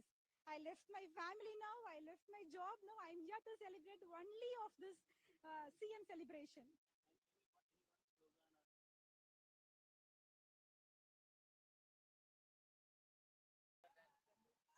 Sorry, I don't know. I don't want to do anything. Sorry. Om Shakti, Parashakti, Timuka or Tiya Shakti. பண்ணிருக்காங்க நாம தான் கண்டிப்பா ஜெயிப்போம். அது மக்கள் உறுதிப்படுத்திட்டாங்க. வந்துங்க அனைத்து மக்களுக்கும் நன்றி.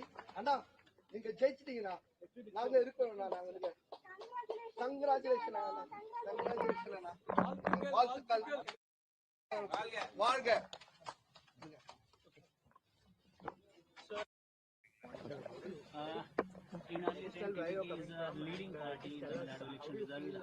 All right. So Saubhadra, Ms. Mukherjee, we briefly heard her talk about, what worked for BJP in West Bengal. 2 points. One was, of course, the split in Muslim votes and perhaps even the women vote, the female votes walking away from Mamata Banerjee. A vote bank she could claim was all hers. There's a crack apparently in that as well, and that is why we're seeing the kind of numbers that we're seeing in context of West Bengal. What do you think, BJP did, which took away a female vote, especially from Mamata Banerjee? I think, the most important part is the split in the Muslim votes, especially if you, if you look at the electoral map of West Bengal, in the second phase of Bengal had 2 phases of election. And in the second phase, the number of seats that went to poll, BJP had only 18 seats. So the second phase of the South Bengal was the bastion of Trinamool Congress. And in that area, I think what has happened is that if you look at the data, it's very clear that ISF, which is associated with Naushad Siddiqui, ISF has been able to garner a substantial number of Muslim votes, and as a result, the Trinamool's vote has come down. Shubhata, let me briefly interrupt you just to let the viewers know about the latest figures from West Bengal, because BJP at this point in time has crossed the magic number. The number to form the government in West Bengal, viewers, is 148. BJP has crossed that threshold. In fact, it has even crossed 150 mark. It is now leading on 153 seats in West Bengal. So a lot must have gone in favor of BJP for BJP to come out with these kind of numbers, because it was a tough fight. It has been a tough fight. It still is a tough fight, because TMC is also on the other side of 100. It is leading on 110 seats. Congress on 3, Left Front on 2, others just 2. But BJP has clearly crossed the 148 mark, yes, and 150 as well. Yes. Shubhata, please continue. I think, after 2014 Lok Sabha victory, this is the most significant electoral victory for the BJP. For many reasons, West Bengal was the last bastion for the BJP, a state where it has never ever come to power, and this is the first time they are all set to return to power, come to power in West Bengal. So this is significant. This is one of the biggest electoral victories of the BJP. And I think, yes, the organization, the BJP organization, the way they have worked hard for the last not just 5 years, for the last 10 years. In the last election, they got 77 seats, up from 2, which was a signal that BJP is gaining popularity. And today, as you rightly said, the BJP is now having 153 seats as against the Trinamool's 110 seats. What has also happened, and probably we have to look closely at the electoral data sometime to find out, is that a large section of the educated Bengalis, they have also shifted to the BJP.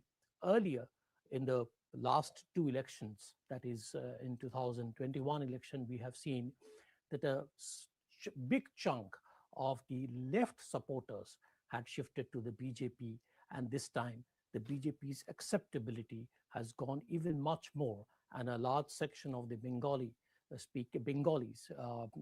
educated Bengalis, they have shifted to the BJP. Also, the Muslim factor is crucial factor for Mamta, because Mamta largely depended on the Muslim votes. And as you spoke about the women votes, that is another thing, and I think Ms. Mukherjee has also pointed out rightly, that is another crucial vote bank for the Mamta. She particularly depended on Muslims plus Mahila to win this election. I think the SOPs which the BJP has presented, I think the large number of schemes which the BJP announced, and I don't know, but I suspect that this Arjikar episode, the rape and murder of a doctor in Arjikar, which had seen unprecedented, public uproar in the middle of the night. Calcutta had seen, and even other parts of the Bengal has also seen women, thousands and thousands of women coming out on the streets to protest against the rape and murder of the Arjikar doctor. That was unprecedented, and probably that also signifies that why the substantial section of the women voters, they have turned towards the BJP. Overall, I think there's a lot of anti-incumbency factor against Mamta, who has ruled Bengal for 15 years. So we have to look at closely again. We have to look closely at the data to see which regions, how the BJP has substantially gained in which regions. But preliminary data which I have seen, it shows that in North Bengal and in the areas which are adjoining Jharkhand, Orissa, those areas, right, the BJP has clearly swept. All right. Ms. Mukherjee, can you hear me, ma'am? Yeah, I can hear you. Yeah. You can't hear me, I guess. I don't think Ms. Mukherjee can hear us. I was told that she can. I can hear you. Interesting points raised by you there, because a lot of people were saying, especially at the start of this year, as we were going into election, and parties were just warming up, were starting their campaign, that RG car case will have repercussions, and the educated Bengalis that you refer to, right? that is perhaps the last barrier that BJP had to break, apart from, of course, the Muslim and female voters. But this was the last barrier. It was the Bengali intellectual who was resisting BJP's charms, But it was the RGK. The middle class Bengalis. Right. I think middle class Bengalis, for them, this episode was a real shocker. And well, I've been in Delhi for many years now, but I have too many friends in Calcutta, and my parents, my mother, and my relatives are in Calcutta. So they all tell me, what happened? Ms. Mukherjee can explain us better. Yeah. What happened after the Arjikar episode, after the heinous crime against the doctor in Arjikar, the level of public uproar, the level of protests, it is unheard of, it is unprecedented. I have never ever seen in my life, I've spent 25 years in Calcutta, I've never ever seen that women in the middle of the night, thousands and thousands, even lakhs of women coming down on the streets to protest against the Arjikar episode. And I have seen in my own eyes that, the auto rickshaws or the taxi drivers, sympathetic towards the cause, they are offering free rides to the support, to the protesters, to go home, reach home safely. This has shook the Calcutta crowd, and this has shook the conscience of the Bengal. And this was clearly one of the incidents, I believe, that it has taken away a substantial middle class vote and women vote from the Trinamool Congress. Right.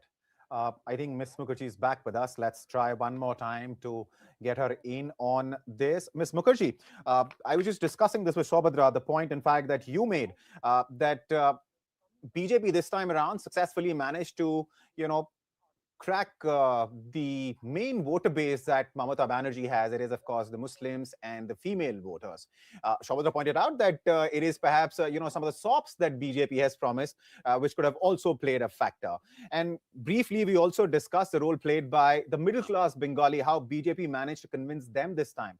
Do you think, in your opinion, it was how the Mamata government dealt with the RGR case, not just the event itself, but the aftermath of it, how it reacted to the public's reaction? We talked about the protest, which we saw, as Saubhadra was pointing out, thousands of women in the streets of Calcutta, that Kolkata, that's what we were talking about. So do you think it was really the RGR case and how Mamata Banerjee government and the way it dealt with it, which broke the camel's back?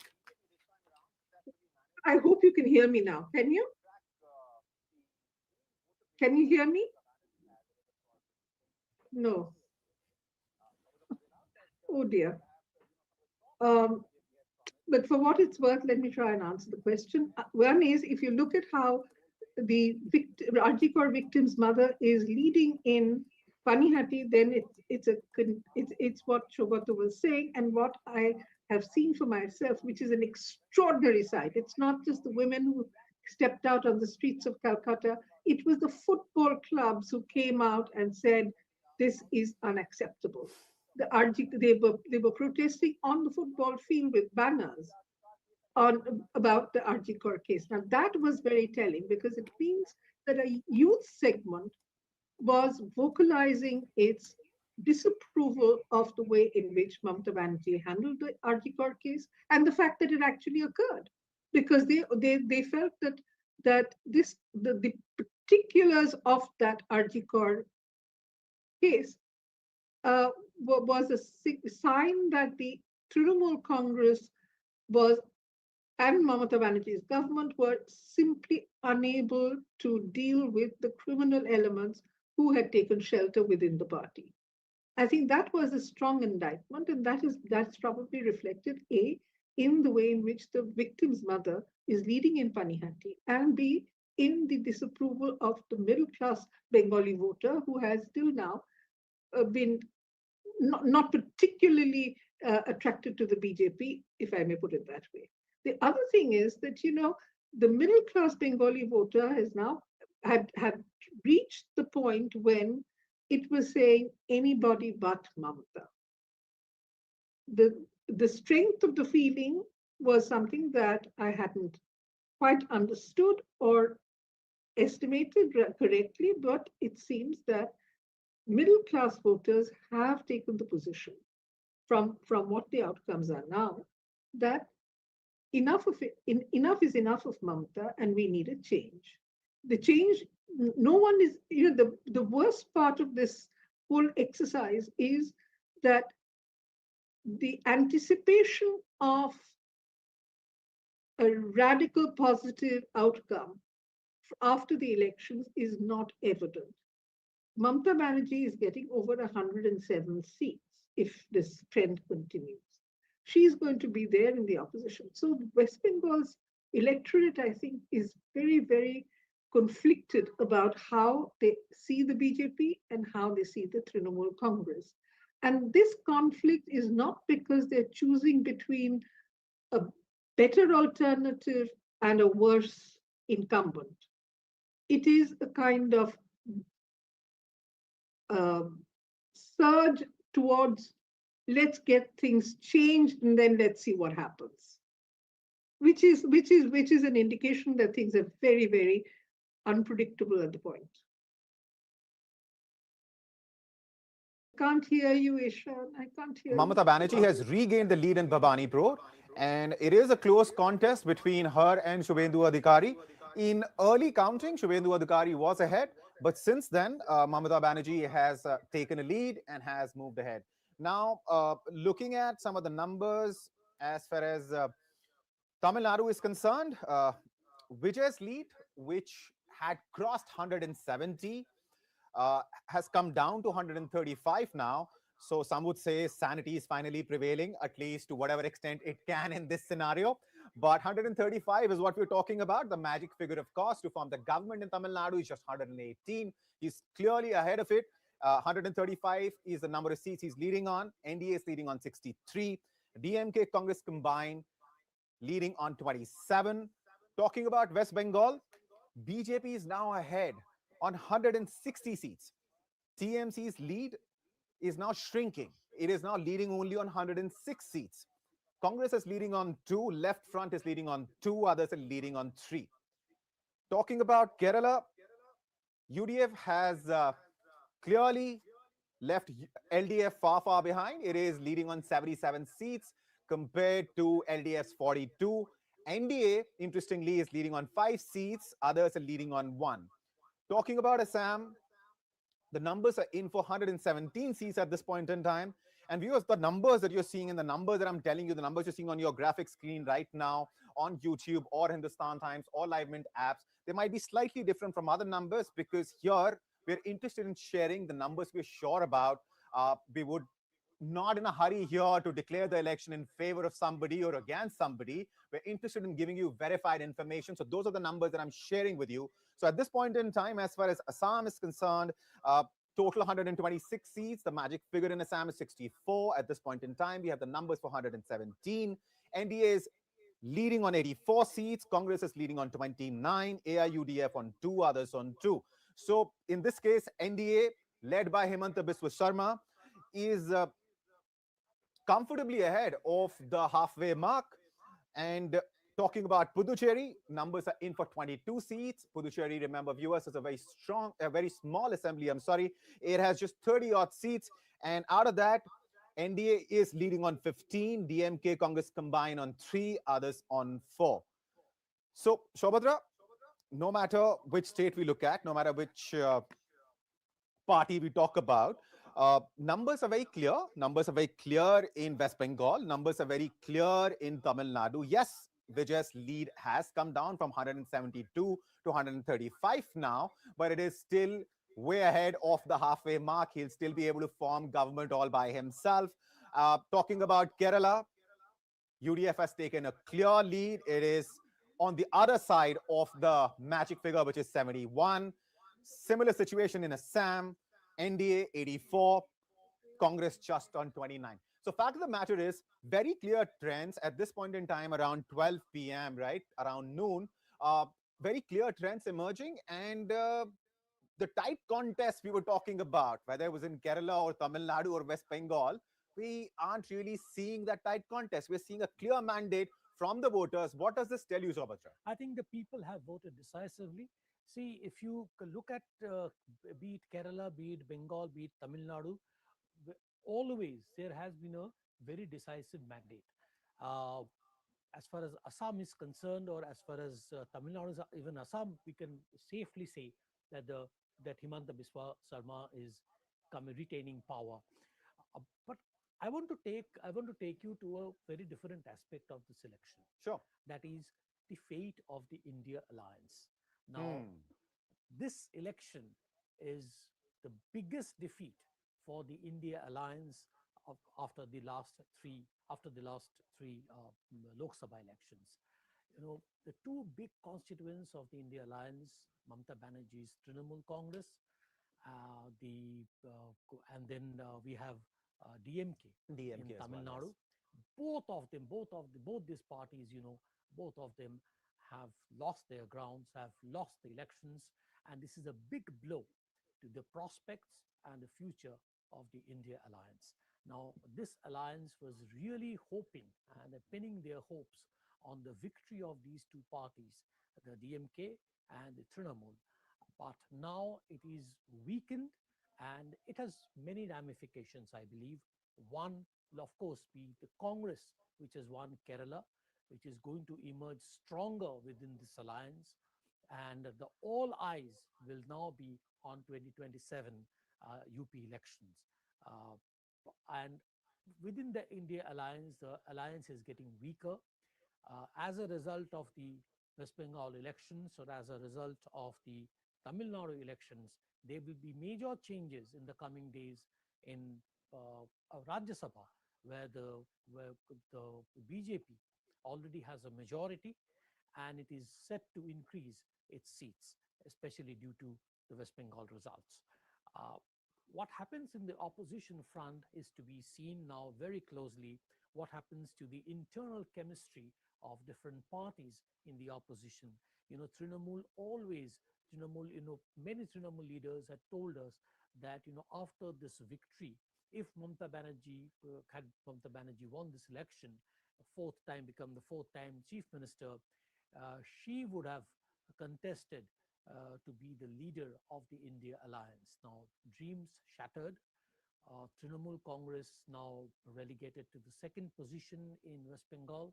It also means that this ginger group, which Mamata, then Samajwadi Party, Akhilesh Yadav, Aam Aadmi parties, Arvind Kejriwal, and all these parties, they were planning to make a ginger group. They had planned a meeting in Lucknow after the election results had come out.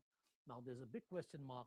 What happens to these parties? What will be the plan of these parties, and how overall the India alliance is going to perform? Right. Interesting picture emerging for sure. And as far as the future of the opposition in the country and, in various states now is concerned, it seems DMK is going to be a shadow of what it used to be, just a month ago. And similar situation for TMC in West Bengal. And these are the two states where BJP would have liked to make serious inroads. In case of West Bengal, it did in the last elections when it won 77 seats, although later a few of its MLAs defected. But that said, BJP learned its lesson from those elections. And, as many analysts and as most of the experts that we've joined by today continue to iterate and underscore that BJP takes elections very seriously. It doesn't matter whether it is a municipality level election or you're talking about assembly elections or national elections. And that's clearly seems to be showing the kind of results that BJP expected their efforts will. Because at this point in time in West Bengal, 164 seats, that's the number of seats BJP has taken a lead on. And historically, as far as Bengal is concerned, whenever the governments change in Bengal, the mandate that the Bengalis give to the party that they're choosing is usually decisive. There is no confusion. It's not a case of 19 or 20 seats. It's always a case of, very clear-cut mandate. We saw that in case of left. We saw that with Mamata Banerjee herself when she came to power for the first time in 2011, right? 2011. So, Saubhatra, what is this phenomenon? So whenever Bengalis decide, they're very decisive. Till the time they don't decide, they're rather passive. But once they do make up their minds, they would rather completely in support of, the party that they choose, completely decimate the opposition. I think this is the beauty of Bengal. This is the beauty of democracy in Bengal. Please remember that in 2016, the last left front government, they had 2/3 majority in the West Bengal Assembly. And 2011, 2006, then 2011, when Mamata Banerjee came to power, she swept Bengal. And for last 2-3 elections, she always had great numbers in her support. And the BJP, as we discussed earlier, they came from 2, then 77, and now, as the latest figures in Hindustan Times tell you, BJP is at 161, with Trinamool at 105. Right. All right, just as we were speaking, I was just refreshing the numbers because, see, initially we were looking at TVK's numbers and those numbers were rising like crazy because at one point in time in Tamil Nadu, TVK managed to cross the 170 mark. I don't know, what to say on this because this is unprecedented. This has never happened before that a party which came into existence a couple of months ago, enters into the fray, electoral fray, fights two really solid parties, AIA, DMK on one hand, DMK and Congress as allies on the other hand. BJP is there, of course, along with AIA, DMK, and manages to cross 170. And at this point in time, its lead has substantially come down. It has come down to 121. But that in itself is a big figure, a big number. And of course, on the other side of the halfway mark. So TVK, if this trend even holds, then TVK should be able to form government in Tamil Nadu on its own. As far as West Bengal is concerned, now the number for BJP has increased. BJP's tally is at 167 in West Bengal. And for the first time since TMC crossed the 100 mark, for the first time it has come under it. It is now leading only on 99 seats. And Congress is leading on 2, Left Front is leading on 2, others are leading on 4. Talking about Assam, 118 seats. That's the number of seats. Numbers are in for. NDA is leading on 83. Congress is leading on 31. AIUDF on 2. Others on 2. Talking about Puducherry, now the numbers are in for 25 seats. And NDA has taken a decisive lead. In fact, others are not even in a contest because NDA is leading on 20 seats. Puducherry has just 30 seats, so the halfway mark is 15, and the winning and the magic figure is 16. DMK and Congress are ahead on 2 seats in Puducherry, and others are ahead on just 1. So that's what the situation is like at this point in time. I'm also joined by senior journalist Kalyani Shankar and Aarti Radhika Jarat. Can you hear us, Ms. Shankar? Can you hear me? Yeah, I can. All right. Looking at the numbers, what would you say? Because these are your initial comments, so I'll give the floor to you. Please feel free to pick the state that you'd like to first comment on. And then, of course, I'll loop you into the larger, broader conversation that we were having before you joined us, ma'am. See, I would like to reserve my judgment after 3 o'clock. Okay. As of now, just going on. But according to what figures we have, BJP seems to be doing very well. Much rather to the expectation of the other parties, actually. And one thing which strikes me here is that although BJP is in command in either West Bengal or Assam or any of these states, the opposition is strong. In Tamil Nadu, even TVK, Vijay, if he comes, then he will have a strong opposition in DMK and ADMK. So they have to fare, and particularly Vijay has a problem. Like Assam, when Mahanta took over as chief minister, his party had nobody, no administrator, nothing at all. So same way TVK, Vijay also is left with no big leader, nothing, no administrative experience, no ideology, nothing at all for him. But still he's got popular because of that. He has won. The one parallel I can say here is that N.T. Ramarao, but he had a strong politician like Bhaskar Rao to guide him. There's nobody to guide Vijay. But of course, BJP had sent word to him saying that he would be made a deputy chief minister. But Vijay refused to accept the offer. Now maybe, they both can combine. If Vijay doesn't have enough numbers, they can combine with ADMK. It's quite possible. But Vijay's rule, we'll have to watch and see how he will do it. As of now, it's not a very interesting phenomenon. he has to do a lot of. I think he has to manage the party and the government in the future. And as for Kerala, UDF was expected to win anyway, and there again you have a strong opposition. Then now the fight will start within the Congress. Who would become the chief minister? There are already half a dozen people who are waiting to become the chief minister, and Congress will have a tough time to nominate one of them there. And West Bengal is a very, very interesting case because it has been very, very tight fight between the two parties. And even now, I'm not sure whether Mamta can make up for another 10, 15 seats extra in the coming hours.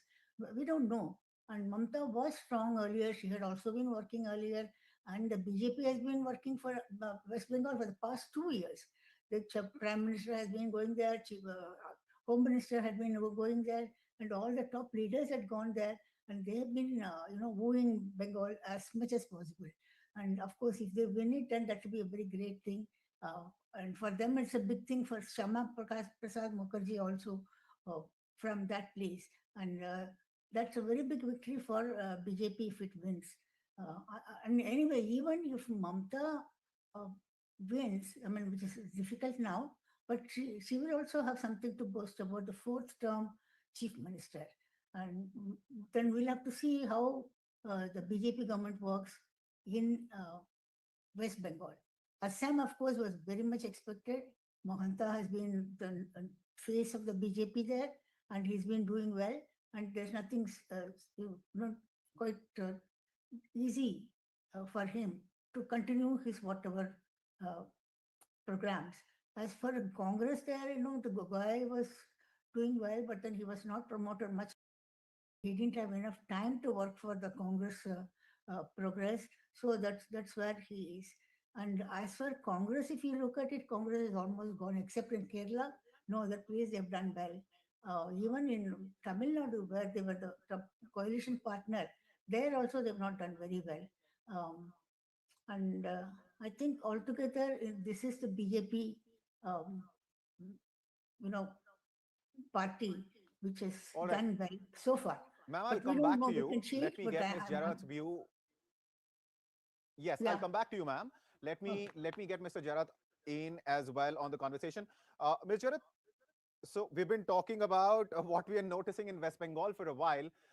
But what do you make of Vijay's performance in Tamil Nadu? Because the numbers we're looking in this case are unprecedented. His lead, although, has come down substantially from where it was about 45 minutes ago at 172. Now it is at 117, which is very close to the halfway mark. In fact, just one seat under it. So what do you make of Vijay's performance in Tamil Nadu? Well, it's not the first time that a film star would have swept a state. We have seen MGR do that in, Tamil Nadu. We have seen NTR do that in Andhra Pradesh. So Vijay is, following in very famous footsteps. But what is very interesting here is the kind of what looks like the complete collapse of the DMK. And, I think this is a blow from which Stalin is going to take a very long time to recover. In the meantime, while he's trying to recover and, sort of shore up his flanks again, who knows what kind of electoral landscape or socio-political landscape will take shape in Tamil Nadu under somebody like Vijay, who at the moment we have no clue what his ideology is. He is a complete unknown. He's come on the back of his popularity as a film star, but he, as Kalyani pointed out, he doesn't have a strong administrator. He doesn't have political people. He's really a very raw person to governance. And which parties are going to, sort of form the government with him? Will there be a break in the BJP AIDMK alliance? I don't know who's got how many seats in that alliance. Will the BJP have enough numbers to shore up the numbers for Vijay and form the government with him? As you know, before the elections began, There were talks between the BJP and Vijay for an alliance. Some leaders in the BJP were very keen, on having an alliance with Vijay. But ultimately, I think they decided to go with the AIDMK, which was a tried and tested partner and a tried and tested party in Tamil Nadu. So I think the coming days in Tamil Nadu are going to be very interesting with this new phenomenon. And, I think what Vijay has introduced in Tamil Nadu, it probably marks the beginning of the end of this bipolar Dravidian politics that has dominated, Tamil Nadu for the last 50 years. Because he has risen on the enthusiasm of young voters who have flocked to him for, the big aspirational dream of, jobs, of modernism, of getting ahead, of, sort of eschewing, sort of caste models and so on that Dravidian politics, thrived on. So that's a very interesting change that we're seeing in Tamil Nadu. And it'll be interesting to see how this unfolds and what shape, Tamil, what takes place in Tamil Nadu following this development. I'd like to make a comment on West Bengal because I think it is way too early to take a call on West Bengal, although the figures seem to suggest a BJP almost like a sweep, because from my understanding, only about 3 to 4 rounds of EVMs have been counted. You're right. EVM, You're right. counts have happened. Also, most of the EVMs that have been opened and are being counted currently are from the north of Bengal, which is a BJP stronghold, and from the south tribal areas where the BJP was expected to do well. The BJP already has some hold. Mamta's belt, which is the presidency belt, Yep. in the sort of south and middle of Bengal, the counting of EVMs is not even started.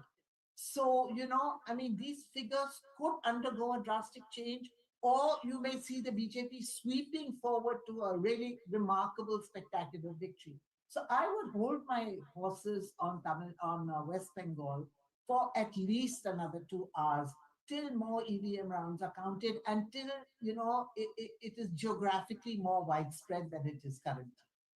I agree with you. But at this point in time, let me tell you that 274 seats, the numbers are in for 274 seats out of 294. And I agree with you that there should be no hurry in, calling elections. At the end of the day, we are talking about the most important thing in a democracy, that is the will of the people. And of course, if we could wait for 5 years, if the electorate can wait for 5 years, surely they can wait for 2 more hours to find out who's actually going to win. But having said that, the numbers at this point in time, ma'am, are painting a clear picture. So let me just, share those numbers with viewers. BJP is leading on 176 seats in West Bengal at this point in time. TMC is leading on 90. For the first time, about 15 minutes ago, TMC slipped under 100 seats after crossing that figure. And INC is leading on 2 seats in West Bengal. Left Front is leading on 2. Others are leading on 4. Viewers, some key reactions are coming in. Let's listen to those. And then, of course, we will further discuss what's happening in some of the other states, because Tamil Nadu and West Bengal, what we're seeing there are naturally things which more of us are curious about, and we have been discussing more of. But after these bites, we will, of course, talk more about Assam and Kerala along with Puducherry.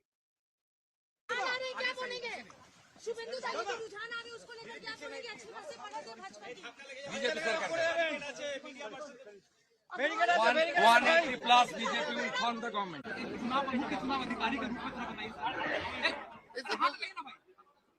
संतोष तो आप लोग बताएंगे. हमने तो पूरी कोशिश करी है कि फ्री एंड फेयर इलेक्शन हो.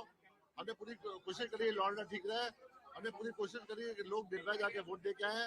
हमने पूरी कोशिश करी है कि ईवीएम की सैंक्टिटी मेंटेन हो. हमने पूरी कोशिश करी है कि स्विच काउंटिंग हो. हमने अपील किया है सबको कि आप जो है लॉ एंड ऑर्डर हाथ में मत लीजिएगा. इलेक्शन आते हैं जाते हैं, ये एक पर्व की तरह है, फेस्टिवल की तरह है. जैसे दुर्गा पूजा होती है, आइए आप आगे प्रिपरेशन कीजिए. जब कैंपेनिंग पीरियड होता है, वोट के समय आप जैसे पेंडल जाते वैसे जाइए. आप जब विसर्जन के समय आगे तो विसर्जन कीजिए. उस टाइप का है। सर जब 2 चरण का चुनाव का ऐलान किया गया था तो दूसरे स्टेट में कहा जा रहा था कि पता नहीं चुनाव आयोग कितना सक्सेस हो पाएगा। पश्चिम बंगाल में एक रीति रही है कि 3 से 7 चरणों के चुनाव तक एक रीति रही है। उस नीति को आप लोगों ने तोड़ा और अब सफलतापूर्वक नतीजे सामने आए। क्या कहेंगे सर, थोड़ा बोलिए। नहीं, हम लोग तो रेडी थे। हम लोगों ने चुनाव आयोग से कहा था कि सिंगल फेज में करना है तो भी हम रेडी है, हम रिस्पॉन्सिबिलिटी लेने को तैयार है। हमने कहा था, लेकिन वहाँ पे बहुत सारे क्राइटेरिया होते हैं। वहाँ पे फोर्स का क्राइटेरिया होता है, सेंट्रल फोर्स कितनी अवेलेबल है नहीं है, प्लस और क्राइटेरिया होते हैं। और हो सकता है फ्यूचर में बहुत जल्दी बंगाल में सिंगल फेज इलेक्शन भी हो। Thank you sir. टीएमसी कह रही है कि जहां एक है कॉन्स्टिट्यूशन, मतलब अपनी व्यक्तिगत और अब बांग्ला ले लो। अरे बांग्ला जहां 1000 से कम वोटर से नतीजे आएंगे वहां पे रिपोलिंग की मांग की जाएगी। हम लोग रिपोल का मांग करेंगे। रिपोल अब कैसे होगा? अब तो रिकाउंटिंग का पूरा प्रोसीजर फिक्स्ड है, सब आरओ जानते हैं। अगर उस क्राइटेरिया के अंदर आता है तो रिकाउंट होगा, वरना नहीं होगा। वो क्राइटेरिया फिक्स्ड है, तो सब जानती है पॉलिटिकल पार्टी, हमें बोलने की जरूरत नहीं है, आरओ जानते हैं। जो भी किताब में होगा, जो भी रूल में होगा, जो भी रेगुलेशन में होगा, वो 100% फॉलो होगा। सर इसका मतलब है कि 1000 से जब कम के जो नतीजे आएंगे उस पर क्या तृणमूल की जो बातें है वो डिपेंड करता है कि রিপোলিং হোক, ওখানে ফলতার মতো, কারণ ওখানে রিকাউন্টিং মানে রিকাউন্টিং হোক, কারণ ওখানে ভিভিপ্যাট রাস্তায় পড়েছিল। ভিভিপ্যাট যেটা রাস্তায় পড়েছিল ওটা ডিএম প্রিলিমিনারি ইনকোয়ারি করেছেন। দেখুন আপনার কমিশনিং হয়, ওখানে মকবুল হয়, ওই সময় ভিভিপ্যাট যেটা বের হয় সবাইকে দেখাই যাবে কি আপনি এখানে রাস্তায় কেন পড়বে সেটা প্রশ্ন। রাস্তায় পড়ে যেটা আছে সব ইনকোয়ারি হবে, প্রত্যেক নাম্বার আছে। ওরা বলছে কোনো এমপ্লয়ি যে আছে শেডিং করা ছিল, নিয়ম ছিল করার জন্য, শেড না করে কই নিয়ে গেছে, এখানে প্র্যাকটিস নিয়ে গেছে, ওখানে ফেলে ফেলেছে। কিন্তু এটা ইলেকশন ভিভিপ্যাট নেই, এটা প্রত্যেক ভিভিপ্যাট নাম্বার থাকে, কোন মেশিন থেকে বেরিয়েছে, কোন তারিখে বেরিয়েছে, কোথায় বেরিয়েছে, সব জিনিস চলছে। এটা ইলেকশন থেকে কোনো যোগাযোগ নেই ওটা। थोड़ा सा माइक नीचे करो तो दाढ़ी भी दिखेगी। नीचे करो। हाँ रोल रोल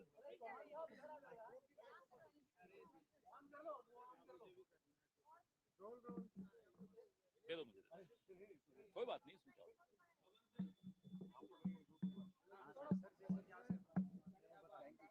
बोलिए। सर जिस तरीके की ट्रेंड्स अभी आ रहे हैं, व्हाट आर योर कमेंट्स? मैं तो अभी ट्रेंड्स ही नहीं देखे, आते ही तो आप लोगों से मिल लिया, तो अभी रुकिए, अभी तो ट्रेंड्स की शुरुआत है। इतने शुरुआती रुझानों में अभी कुछ टिप्पणी करना उचित नहीं होगा। 1-1.5 घंटे 2 घंटे में जब थोड़ी और स्थिति स्पष्ट होती है तब इस पर चर्चा करें, उचित रहेगा। सर तमिलनाडु में टीवी के जो है वो ये गठबंधन 1-2 घंटे प्रतीक्षा कीजिए, थोड़ी स्थिति और स्पष्ट हो, फिर इस पर टिप्पणी करें, फिर चर्चा करें, उचित रहेगा। बंगाल का जो रुझान अभी आया है हर स्टेट के लिए अभी बहुत बहुत शुरुआती रुझान है। पोस्टल बैलेट्स के बाद शायद 1 राउंड हुआ होगा या 2 राउंड हुए होंगे, थोड़ा इंतजार कीजिए, फिर इस पर बात करते हैं। जहां हम लीड कर रहे हैं या जहां लीड नहीं कर रहे, सबके लिए स्थिति तो वही है कि ये शुरुआती रुझान है, थोड़ा इंतजार करना उचित है।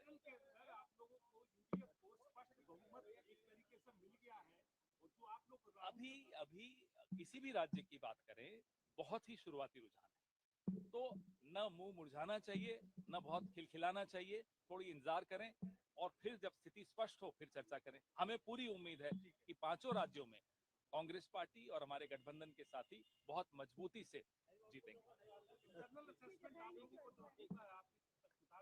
न एग्जिट पोल्स पे ज्यादा रुचि रहते हैं, न इंटरनल असेसमेंट तो इंटरनल होती है, उसको तो सार्वजनिक नहीं किया जाता, लेकिन पूरी उम्मीद है कि इस बार लोकतंत्र बहुत मजबूती से जीतने वाला है। Thank you. केरल में तो आपके लिए खुशी खबर है, लेकिन बंगाल के अंदर इंडिया ब्लॉक के लिए खुशी खबर नहीं दिखाई। अभी थोड़ा इंतजार करिए, बहुत ही शुरुआती है। तो आपने और मैंने कई चुनाव इकट्ठे हमने देखे हैं, कई नतीजों के दिन में हम लोगों ने लगातार बात की है। आप मुझसे बेहतर समझते हैं कि 11-12 बजे तक ही जाकर थोड़ा बहुत स्थिति स्पष्ट होनी शुरू होती है और फिर भी पलट जाती है, तो थोड़ा इंतजार करना उचित है। जैसे कई जगहों पर, जैसे पश्चिम बंगाल है, पश्चिम बंगाल के अंदर जो लीड आ रही है, पहले ही राउंड में अगर 3000-4000 का कैंडिडेट जीत लेता है वो एक बड़ी बात है। हालांकि अभी मुझे लगता है कि इंतजार करना उचित रहेगा। उम्मीद क्या है आपको? लोकतंत्र जीतेगा। कांग्रेस पार्टी और इंडिया ब्लॉक हम अपनी तरफ से पूरे आश्वस्त हैं कि कई राज्य जहां हम डायरेक्ट लड़ रहे हैं, जहां हमारी स्थिति मजबूत है, वहां हम जीतेंगे। असम की बात पूछूंगा आपसे। बहुत अच्छी तरह से लड़े चुनाव हमारे साथी, और वहां भी परिवर्तन की एक लहर है, इंतजार करिए। प्लेन है आपका तो ये हमारे देख रहे हैं कि एक विशेष विधानसभा टीटापुर विधानसभा में काउंटिंग बहुत स्लो जा रहा है, और वो बात हम अंदर अभी कह के आए हैं कि ऐसा क्यों है कि टीटापुर विधानसभा में काउंटिंग स्लो है। तो अभी कोशिश कर रहे हैं कि वो उसको थोड़ा आप लीड कर रहे थे, अभी पता चल रहा है कि थोड़ा ये तो हर राउंड में तो होता ही है कि एक राउंड ऊपर नीचे, ये तो स्वाभाविक है। जो अंतिम नतीजे हैं उस तक हम अबे सौरभ माइक का जा रहे भाई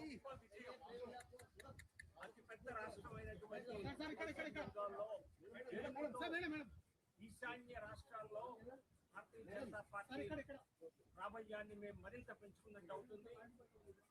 ప్రజలు ప్రభుత్వంతో విసిగి వేసారి सौरभ ऑडियो तो आ ही नहीं रहा, कहाँ माइक लगा दी तूने? ప్రధాని నరేంద్ర మోదీ గారి నాయకత్వంలోని భారతీయ జనతా పార్టీకి పట్టం కట్టాలని నిర్ణయించారని ఇప్పటి వరకు వచ్చిన మరి ట్రెండ్స్ ఆధారంగా స్పష్టమవుతోంది. ఎగ్జిట్ పోల్స్ అంచనాలు వేసినట్టుగా సాధారణ మెజార్టీ కాదు, పెద్ద మెజార్టీతో लोगो डाउन करो भाई, ये मलेश लोगो डाउन करो अपना. మరో పెద్ద రాష్ట్రమైనటువంటి తమిళనాడు, మన పక్క రాష్ట్రమైన తెలుగు రాష్ట్రాలకి పక్క రాష్ట్రమైనటువంటి తమిళనాడులో డిఎంకే దారుణమైన పరాజయం ఎదురు చూడబోతోంది. డిఎంకే ప్రభుత్వం మళ్ళీ తిరిగి వస్తుందని అనేక అంచనాలు వేసినా అవన్నీ తప్పని రుజువయ్యాయి.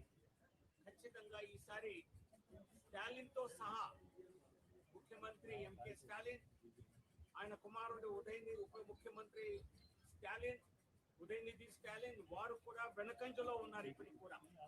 అంటే ఏ స్థాయిలో ప్రజా వ్యతిరేకత డిఎంకే ప్రభుత్వం కూడగొట్టుకుందో స్పష్టంగా అర్థమవుతోంది. సో తమిళనాడు ఫలితాలు కూడా భారతీయ జనతా పార్టీకి, ఎందుకంటే మా కూటమి ఎన్డీఏ కూటమి ఏడీఎంకే నాయకత్వంలో ఇప్పటికి ఆధిక్యంలో ఉన్నది. ఏది ఏమైనప్పటికీ డిఎంకే కాంగ్రెస్ కూటమిల ఓటమి ఎన్డీఏకి పెద్ద విజయంగా మేము తప్పనిసరిగా చూస్తాం. సాయంత్రానికి కానీ బహుశా 2-3 గంటల ప్రాంతానికి కానీ స్పష్టమైన సంఖ్యాబలం ఎన్డీఏకి ఎంత వచ్చేది నిర్ధారించబడుతుంది. అయినా కూడా కాంగ్రెస్ డిఎంకేల ఓటమి ప్రజా గెలుపుగా, ఎన్డీఏ గెలుపుగా మేమైతే చూస్తాము. అస్సాంలో మరి 10 సంవత్సరాల పాలన తర్వాత మరొక్కసారి పెద్ద విజయాన్ని మేము సాధించగలుగుతున్నాం. మరి అస్సాంలో మరో 5 సంవత్సరాలు భారతీయ జనతా పార్టీ ప్రభుత్వం ఉండబోతోంది. ఎక్కడ బీజేపీ ఒక్కసారి గెలిచినా మరలా గెలిచేలా ప్రజా దీవెనలను పొంది పరిపాలనతో, మంచి పరిపాలనతో, అలాగే మంచి సౌకర్యాలతో జీవన విధానాల్ని మెరుగుపరిచి ప్రజల యొక్క ఆశల్ని నెరవేర్చి మళ్ళీ అధికారంలోకి రావడంలో ఇంతకు ముందు మేము మహారాష్ట్రలో సాధించాం, మధ్యప్రదేశ్లో అనేక మార్లు సాధించాం, గుజరాత్ లో 10 సంవత్సరాల నుంచి చేస్తూనే ఉన్నాం, హర్యానాలో 3వసారి గెలవడం జరిగింది. ఈసారి మరి అస్సాంలో కూడా 3వసారి గెలిచి భారతీయ జనతా పార్టీ గెలుపు, మోడీ గారి నాయకత్వంలో భారతీయ జనతా పార్టీ గెలుపు అన్నది అది సుపరిపాలనతోనే సాధ్యమవుతోంది. మరే పార్టీకి ఇది సాధ్యతరం కావటం లేదు. మనం చూస్తున్నాం ఈ రకంగా తమిళనాడులో 5 సంవత్సరాల పాలన చేసినటువంటి టీఎంకే దారుణమైన పరాజయాన్ని ఈ రోజు చూడబోతోంది. అదే పరిస్థితి కాంగ్రెస్ కి అనేక రాష్ట్రాల్లో కలుగుతోంది. రానున్న సంవత్సరాల్లో ఎన్నికల్లో కర్ణాటకలో భారతీయ జనతా పార్టీ గెలుపు ఖచ్చితంగా జరుగుతుంది. పశ్చిమ బెంగాల్ లాంటి రాష్ట్రంలో గెలిచిన భారతీయ జనతా పార్టీ, గెలుస్తున్నటువంటి భారతీయ జనతా పార్టీ ఖచ్చితంగా తెలంగాణలో ఖచ్చితంగా గెలుపు బావుంటా ఎగరేస్తుంది. దానికి వారం రోజులు తిరగకుండానే ప్రధానమంత్రి నరేంద్ర మోదీ గారి పర్యటన మరి దానికి కూడా నాంది వేయటం జరుగుతుంది. సరే, ఎస్ఐఆర్ ద్వారా ఓట్ల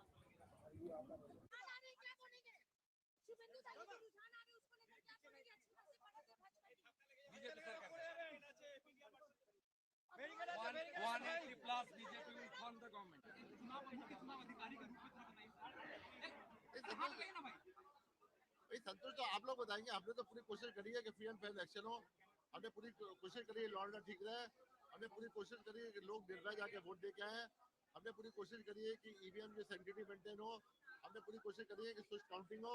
हमने अपील किया है सबको कि आप जो है लॉ एंड ऑर्डर हाथ में मत लीजिएगा। इलेक्शन आते हैं जाते हैं, ये एक पर्व की तरह है, फेस्टिवल की तरह है। जैसे दुर्गा पूजा होती है, आइए आप आगे प्रिपरेशन कीजिए। जब कैंपेनिंग पीरियड होता है, वोट के समय आप जैसे पैंडल जाते वैसे जाइए। आप जब विसर्जन के समय आगे तो विसर्जन कीजिए, उस टाइप का है। सर, जब 2 चरण का चुनाव का ऐलान किया गया था तो दूसरे स्टेट में कहा जा रहा था कि पता नहीं चुनाव आयोग कितना सक्सेस हो पाएगा। पश्चिम बंगाल में एक रीति रही है कि 3 से 7 चरणों के चुनाव तक एक रीति रही है। उस मीत को आप लोगों ने तोड़ा और अब सफलतापूर्वक नतीजे सामने आए। क्या कहेंगे सर, बोलिए। अरे हम लोग तो रेडी थे। हम लोगों ने चुनाव आयोग से कहा था कि सिंगल फेज में करना है, तो भी हम रेडी है। हम रिस्पॉन्सिबिलिटी लेने को तैयार है। हमने कहा था, लेकिन वहाँ पे बहुत सारे क्राइटेरिया होते हैं। वहाँ पे फोर्स का क्राइटेरिया होता है, सेंट्रल फोर्स कितनी अवेलेबल नहीं है, प्लस और क्राइटेरिया होते हैं। और हो सकता है फ्यूचर में बहुत जल्दी बंगाल में सिंगल फेज इलेक्शन भी हो।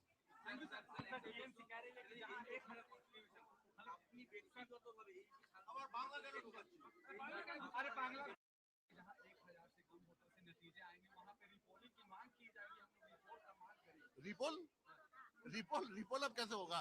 अब तो रिकाउंटिंग का पूरा प्रोसीजर फिक्स्ड है, सब आरओ जानते हैं। अगर उस क्राइटेरिया के अंदर आता है तो रिकाउंट होगा, वरना नहीं होगा। वो क्राइटेरिया फिक्स्ड है, तो सब जानती है पॉलिटिकल पार्टी, हमें बोलने की जरूरत नहीं है। आरओ जानते हैं। जो भी किताब में होगा, जो भी रूल में होगा, जो भी रेगुलेशन में होगा, वो 100% फॉलो होगा।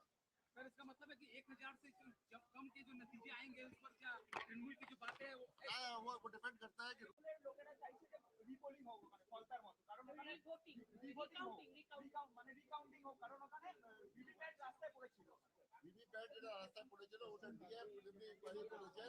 দেখুন আপনার কমিশনিং হয়, ওখানে মকপল হয়, ওই সময় ভিভিপ্যাট যেটা বের হয় সবাইকে দেখাই যাবে কি আপনি এখানে রাস্তায় কেন পড়ে থাকে সেটা প্রশ্ন। রাস্তায় পড়ে যেটা আছে সব ইনকোয়ারি হবে, প্রত্যেক নাম্বার আছে। ওরা বলছে কোনো এমপ্লয়ি যে আছে শেডিং করা ছিল, নিয়ম ছিল সেটার জন্য শেড না করে ওই নিয়ে গেছে, এখানে প্যান্সটার নিয়ে গেছে, ওখানে ফেলে ফেলেছে। কিন্তু এটা ইলেকশন ভিভিপ্যাট নেই, এটা প্রত্যেক ভিভিপ্যাট নাম্বার থাকে, কোন মেশিন থেকে বেরিয়েছে, কোন তারিখে বেরিয়েছে, কোথায় বেরিয়েছে, সব জিনিস চলছে। এটা ইলেকশন থেকে কোনো যোগাযোগ নেই ওটা। थोड़ा सा माइक नीचे करो तो गाड़ी भी दिखेगी। दे दो मुझे,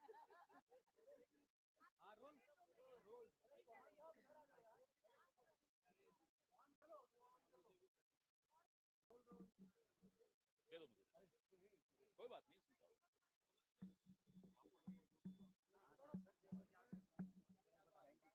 बोलिए। मैं तो अभी ट्रेंड्स ही नहीं देखे, आते ही तो आप लोगों से मिल लिया, तो अभी रुकिए, अभी तो ट्रेंड्स की शुरुआत है। इतने शुरुआती रुझानों में अभी कुछ टिप्पणी करना उचित नहीं होगा। 1-1.5 घंटे 2 घंटे में जब थोड़ी और स्थिति स्पष्ट होती है तब इस पर चर्चा करें, उचित रहेगा। सर, तमिलनाडु में टीवी के जो है वो डीएमके गठबंधन में कुछ 1-2 घंटे प्रतीक्षा कीजिए, थोड़ी स्थिति और स्पष्ट हो, फिर इस पर टिप्पणी करें, फिर चर्चा करें, उचित रहेगा। बंगाल का जो रुझान अभी आया है हर स्टेट के लिए अभी बहुत बहुत शुरुआती रुझान है। पोस्टल बैलेट्स के बाद शायद 1 राउंड हुआ होगा या 2 राउंड हुए होंगे, थोड़ा इंतजार कीजिए, फिर इस पर बात करते हैं।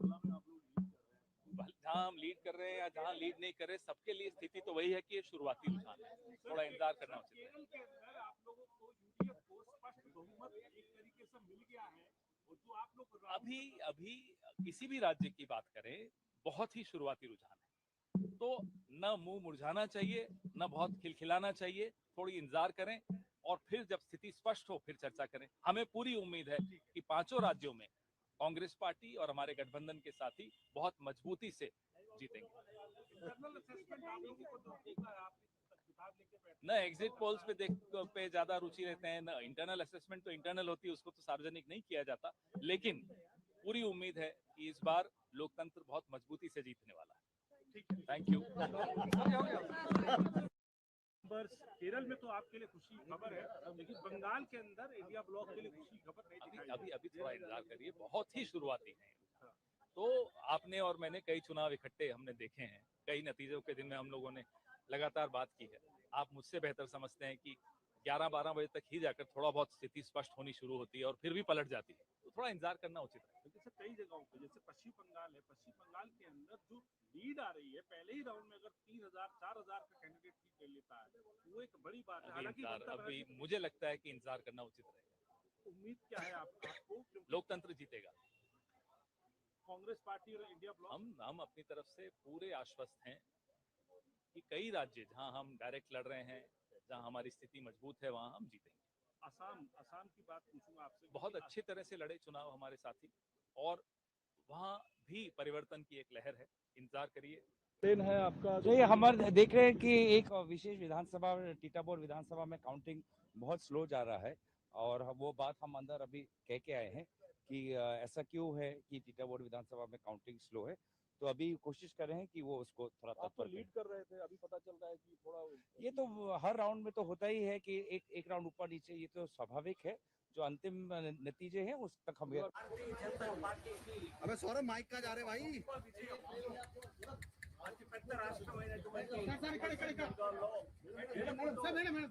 ఈశాన్య రాష్ట్రాల్లో భారతీయ జనతా పార్టీ ప్రాబల్యాన్ని మేము మరింత పెంచుకున్నట్టు అవుతుంది. ప్రజలు ఈ ప్రభుత్వంతో విసిగి వేసారి सौरभ ऑडियो तो आ ही नहीं रहा, कहाँ माइक लगा दी तूने? ప్రధాని నరేంద్ర మోదీ గారి నాయకత్వంలోని భారతీయ జనతా పార్టీకి పట్టం కట్టాలని నిర్ణయించారని ఇప్పటి వరకు వచ్చిన మరి ట్రెండ్స్ ఆధారంగా స్పష్టమవుతోంది.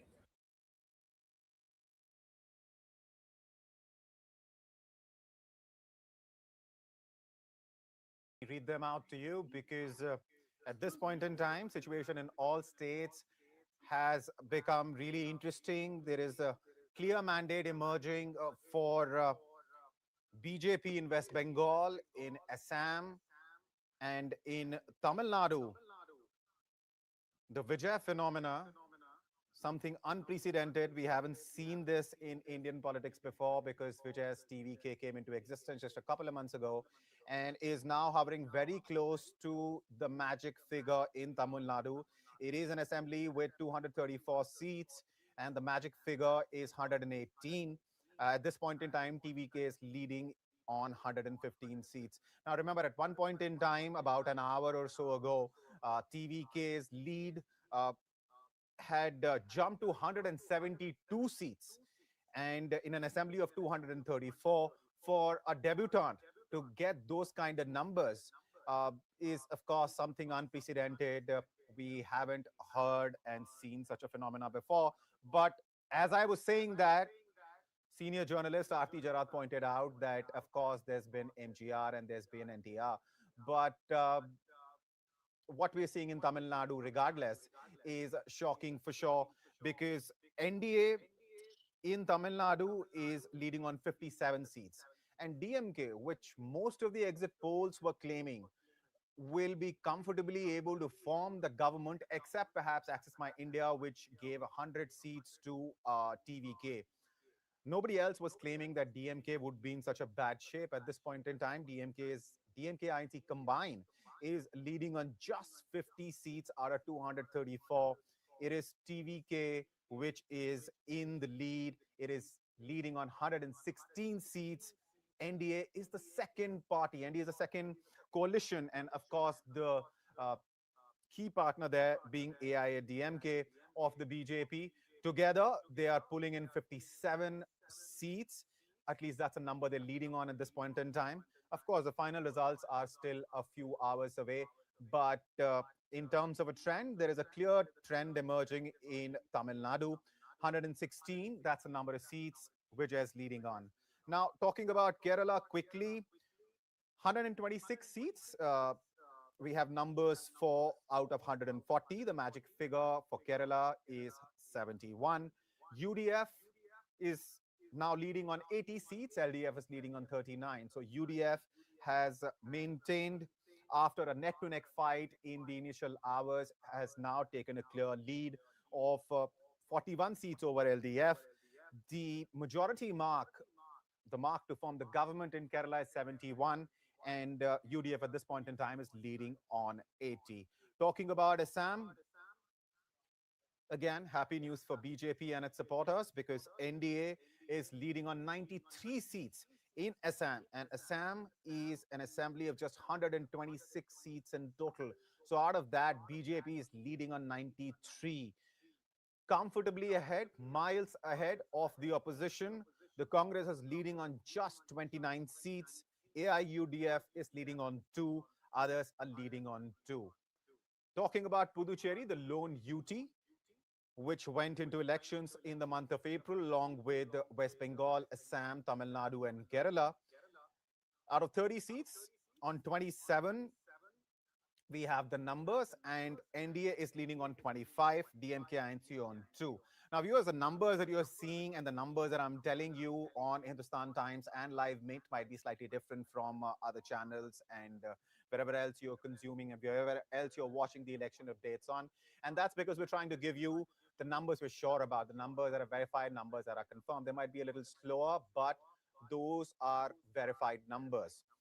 At 12:30, clear leads have been established by BJP in West Bengal. It is leading on 179 seats. In Tamil Nadu by TVK, which is leading on 116 seats. Kerala, UDF leading on 82. Assam by NDA leading on 93. Puducherry, NDA leading on 25 out of 30 seats. Now, let me quickly get the guests that I have with me. Come in. Ms. Gerard, can you hear me? Yes. So I can. just before this, we were discussing what's happening in Tamil Nadu.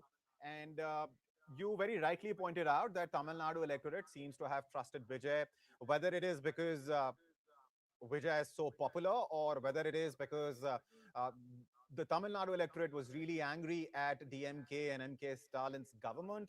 Uh, that is one point that we need to discuss. And apart from that, one thing which I definitely want to discuss with you is the fact that Tamil Nadu's electorate seems to be really adventurous because, politically speaking, Vijay is an unknown entity. What's his ideology? As far as administrative experience is concerned, he has none. So, by betting on Vijay, what is Tamil Nadu's Janta trying to indicate to the rest of the country and to, of course, political parties like DMK and AIA-DMK? So, those two questions for you.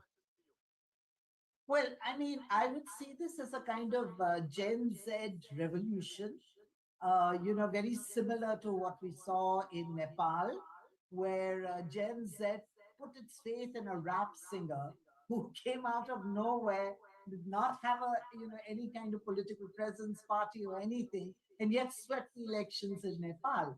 So I think, and Vijay concentrated on the youth, and as you know, the youth from the 18 to 35 age group forms a huge part of the electorate, definitely around 50% or maybe more of the electorate across the country. So Vijay concentrated on that. And young people are adventurous. They want change, they want something different, they want something new. Unlike older people who would go for known figures, known faces, more steady, don't want to step out of the crease and hit a six. Young people are ready to do that, and I think it shows the impatience of the youth. That, mind you, Tamil Nadu is a state that is doing well economically. It's amongst one of the big contributors to GST, GDP, income tax, and everything. And we do see a lot of migration from the north two places in Tamil Nadu, particularly Coimbatore, in search of jobs because jobs in Tamil Nadu are available. But clearly, for an impatient youth, that's not enough. They are so aspirational, they want more. And they're ready to take their chances with a new person who's talking a new language, a different language to the two established parties. And I think that's really what the Tamil Nadu results show. Right.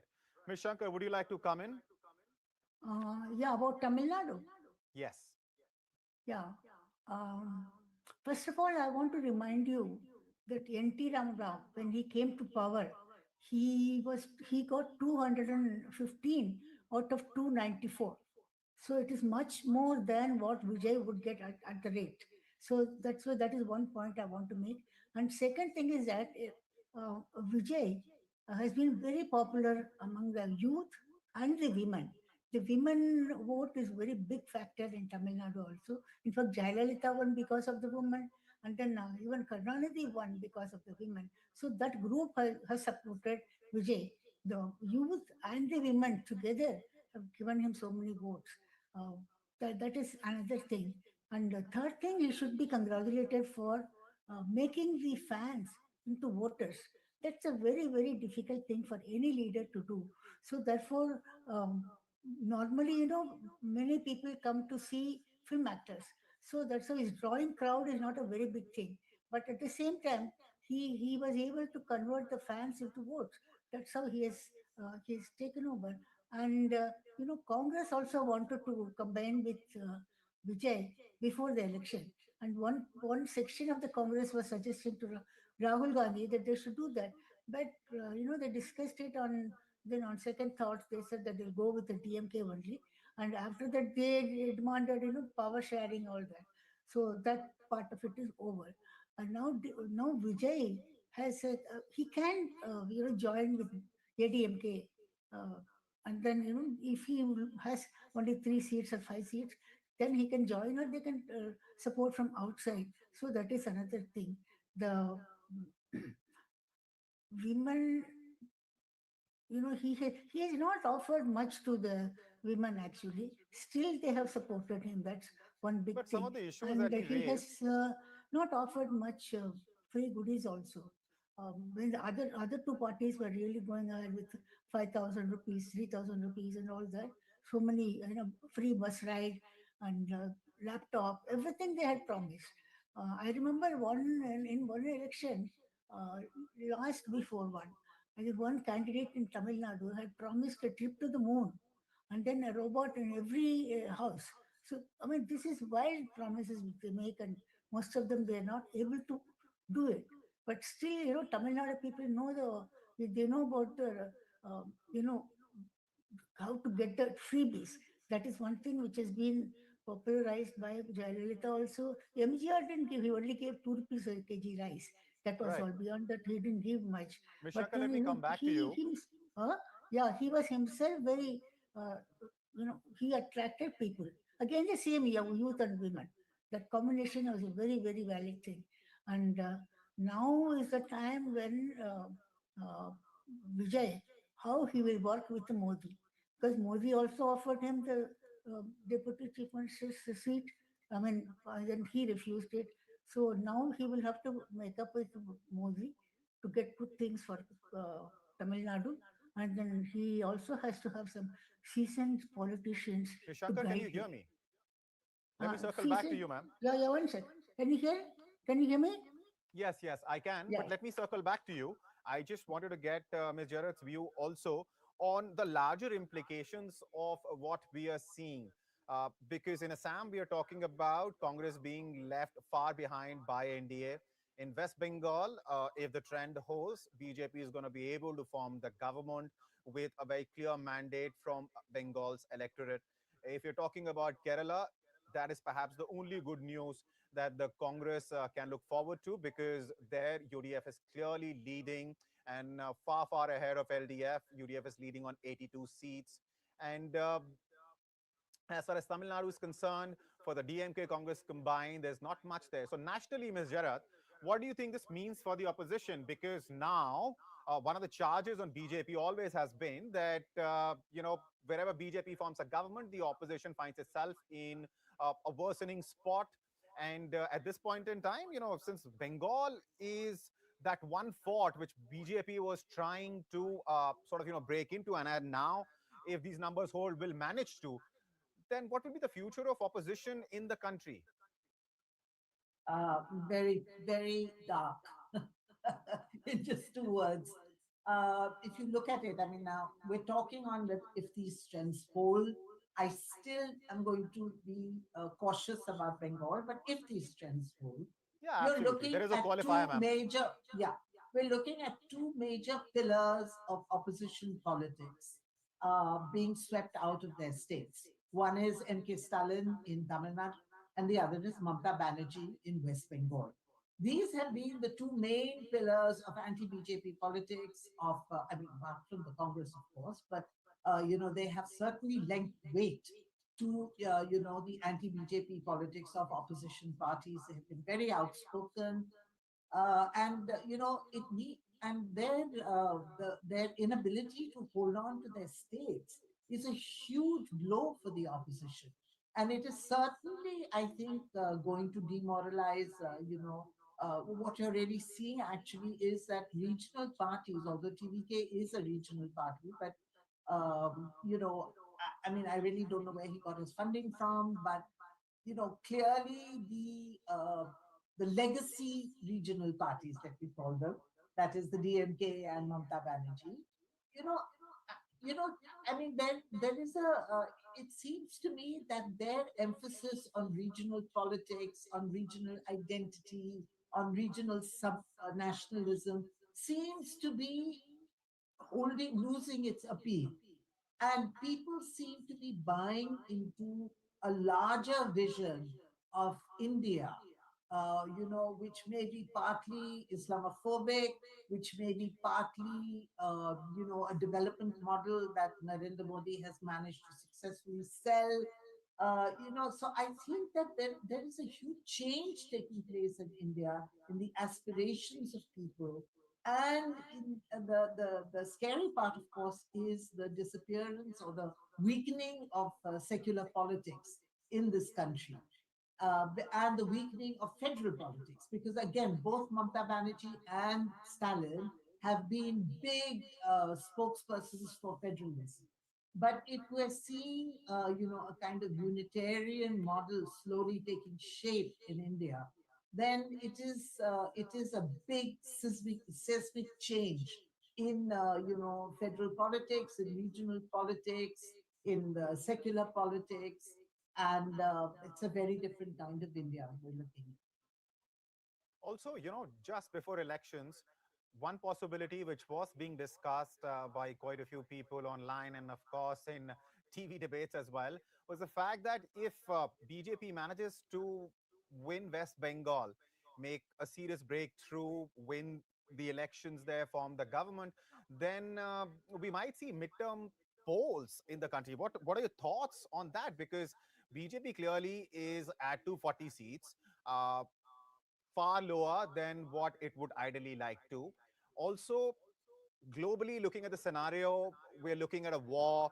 There is a pause, of course, at this point in time between Iran, US, and Israel. But if the war starts again, then we're looking at an economically grim situation, no matter which country you talk about, but definitely India, because India is a large importer of gas and oil from Middle Eastern countries and other countries. So if oil prices go up, it's going to have an impact on the economy. So the speculation was that if BJP manages to win, big mandate in West Bengal, manages to make inroads in Kerala, and perhaps get a result to its liking in Tamil Nadu, because Assam was granted to Hemant Biswa Sarma as if it was, decided even before elections started. So keeping all of this in mind, considering BJP is going to emerge stronger, much, much stronger, and as you rightly pointed out, two pillars of the opposition, two very strong pillars are going to be weakened after this election, then do you think there is a real possibility of midterm polls where BJP will seek a bigger mandate for itself? Well, I mean, I know that there has been a lot of speculation about this and there's been a lot of chatter. People have been discussing this possibility. But I think two factors need to be kept in mind. One is the BJP's own experience with calling an early poll, which, Vajpayee did the Vajpayee government did in 2004. They called polls 6, 8 months earlier than they were actually due. And we know the result of that. The BJP lost, the UPA government came to power because the Congress managed to emerge as the single largest party. So, of course, the political scenario is quite different. The Congress is much weaker today than it was at that time. But still, I mean, it's a big risk to take the decision to call a midterm poll. Secondly, you know, I think we have to watch the global scenario and what happens to oil prices, what is the hit that the Indian economy will take with rising oil prices. At the end of the day, an election is expensive. And, do we have the oil reserves to fuel a midterm poll, which is going to cost a lot of money to the state exchequer? So I think that this is something that the government, this is one big factor that the BJP will have to take into account before it takes the gamble with a midterm poll.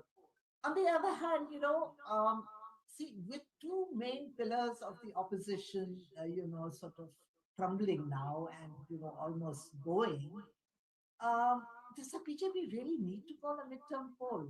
I mean, there are many ways in which it can just dominate in parliament. We recently saw the kind of exodus from Aam Aadmi Party in the Rajya Sabha, with seven of Aam Aadmi Party MLAs merged with the BJP. Who knows what will happen with the TMC MPs as they see their party weakening in Bengal? Who knows what will happen with DMK MPs as they see Mr. their Rath, let party me interrupt weakening you in Bengal? for a few seconds. We have a Mamta Banerjee bite coming in. Let's listen to what the Chief Minister, sitting Chief Minister of West Bengal, has to say about the kind of trends which are emerging. Let's listen in. সবাইকে নমস্কার জানিয়ে বলছি, please দয়া করে কেউ counting এজেন্টরা এবং প্রার্থী ক্যান্ডিডেটরা তারা ভোটিং এলাকা ছেড়ে আসবেন না। স্ট্রং রুমে যেখানে কাউন্টিং হচ্ছে, মানে সেন্টারে, সেখান ছেড়ে কেউ আসবেন না। এটা বিজেপির প্ল্যান। প্রথম 2-3 রাউন্ডে আমি কালকে থেকেই বলছি যে ওদেরগুলো আগে দেখাবে, আমাদেরগুলো পরে দেখাবে। এবং অনেক জায়গায় 2-3 রাউন্ড কাউন্টিং করার পরে প্রায় 100টা জায়গায় কাউন্টিং বন্ধ করে রেখে দিয়েছে। এবং কল্যাণীতে ধরা পড়েছে 7টা মেশিন, যেখানে কোনো মিল নেই। এটা টোটাল ফোর্সফুলি সেন্ট্রাল ফোর্সকে দিয়ে চারিদিকে তৃণমূল কংগ্রেসের উপর অত্যাচার করছে, অফিস ভাঙছে, জোর করে দখল করছে। এসআইআর নামে আপনারা দেখেছেন ভোট লুট করেছে যাতে যে সিটগুলো জিততে পারে। কিন্তু এখনো এমন 70টা সিট আছে, 100টা সিট আছে যেগুলো আমরা এগিয়ে আছি, সেগুলো বলছে না। টোটালটাই মিথ্যে নিউজ খাওয়াচ্ছে। আগে ডিআইসিও এই খবরগুলো দিত, কিন্তু তাকে কালকে চেঞ্জ করে দেওয়া হয়েছে। টোটালটা ইলেকশন কমিশন নিজের ইচ্ছে মতো খেলছে, এবং সাথে কেন্দ্রীয় বাহিনীকে নিয়ে। এবং আমাদের পুলিশরা টোটাল মাথা নত করে কেন্দ্রীয় বাহিনীর আন্ডারে কাজ করছে। সুতরাং আমি আমাদের কাউন্টিং এজেন্টদের, আমাদের সমস্ত পার্টির কর্মীদের বলবো, অত মন খারাপ করার কারণ নেই। আমি বলেছিলাম সূর্যাস্তের পরে আপনারা জিতবেন। 3 রাউন্ড 4 রাউন্ড কাউন্ট হলেও এটা 14 রাউন্ড থেকে 18 রাউন্ড কাউন্ট হয়, তখন আপনারা জিতবেন। Wait and see, watch. আমরা সবাই আপনাদের সাথে আছি, আপনারা কেউ ভয় পাবেন না, নিশ্চিন্তে থাকুন। আমরা বাঘের বাচ্চার মতো লড়াই করে যাবো।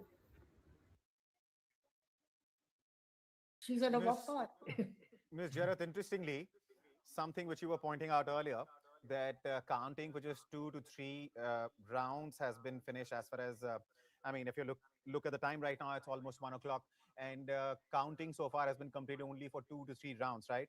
And which is what the Chief Minister has been saying. She's urging in this bite that we just heard in Bangla, her party workers and agents that they shouldn't come to this place. They should stay wherever they've been stationed, because she alleges that this was always BJP's plan.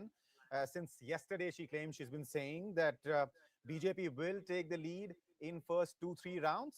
So they should still remain vigilant and stationed exactly where they have been assigned, they've been asked to.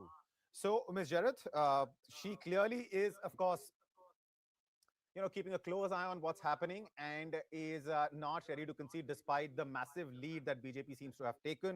She wants her party workers to remain vigilant. And the numbers, if I can read out for my viewers before I seek your comment, BJP at this point in time is leading on 180 seats. The halfway mark, viewers, is 148.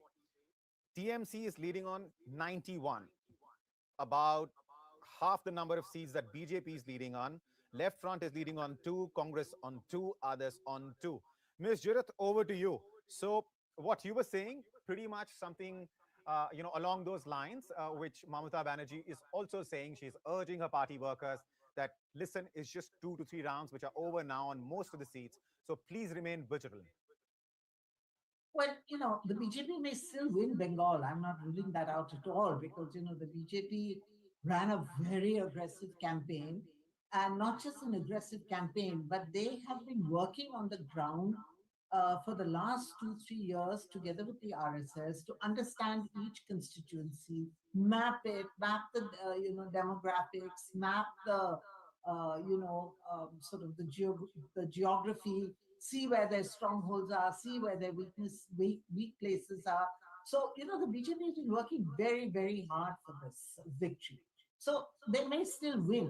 I'm only saying, because I have seen, how sometimes we've jumped the gun. And I remember one election very clearly, the 2015 election in Bihar, which ultimately the Mahagathbandhan of Nitish Kumar and Lalu Yadav won. But early trends were giving BJP a massive lead. And every TV channel was calling the elections in favor of the BJP. And ultimately, it came out completely differently. So, it's just because of my experience, and maybe because I'm not like a Gen Z person, I'm much more, cautious. I would like to hold my horses on Bengal. I think only about 20 or less than 20% of the votes have been counted. So, I mean, there's still 80% votes left to be counted, and about 80 odd constituencies from the presidency area, which is Mamata Banerjee's stronghold. Those results are not being released yet. I'm sure the counting is going on, but the EC is not releasing the trends. So who knows, we may have a Bihar-like situation. On the other hand, these trends may just consolidate and the BJP may be headed for a massive victory. But I do believe that given Bengal's history and given the kind of massive turnout we saw this time, whichever party wins is going to get a solid mandate from the people of West Bengal. Yeah, and historically, that's been true in Bengal. Whichever party comes to power with a decisive mandate. Having said that, in the meantime, we have an in-house translation of what Mamata Banerjee just said ready, and it goes something like this. She is, of course, accusing the BJP of scamming counting, and she is claiming that BJP votes being shown first in counting and has called the process of counting biased. Ms. Shankar, would you like to come in, please?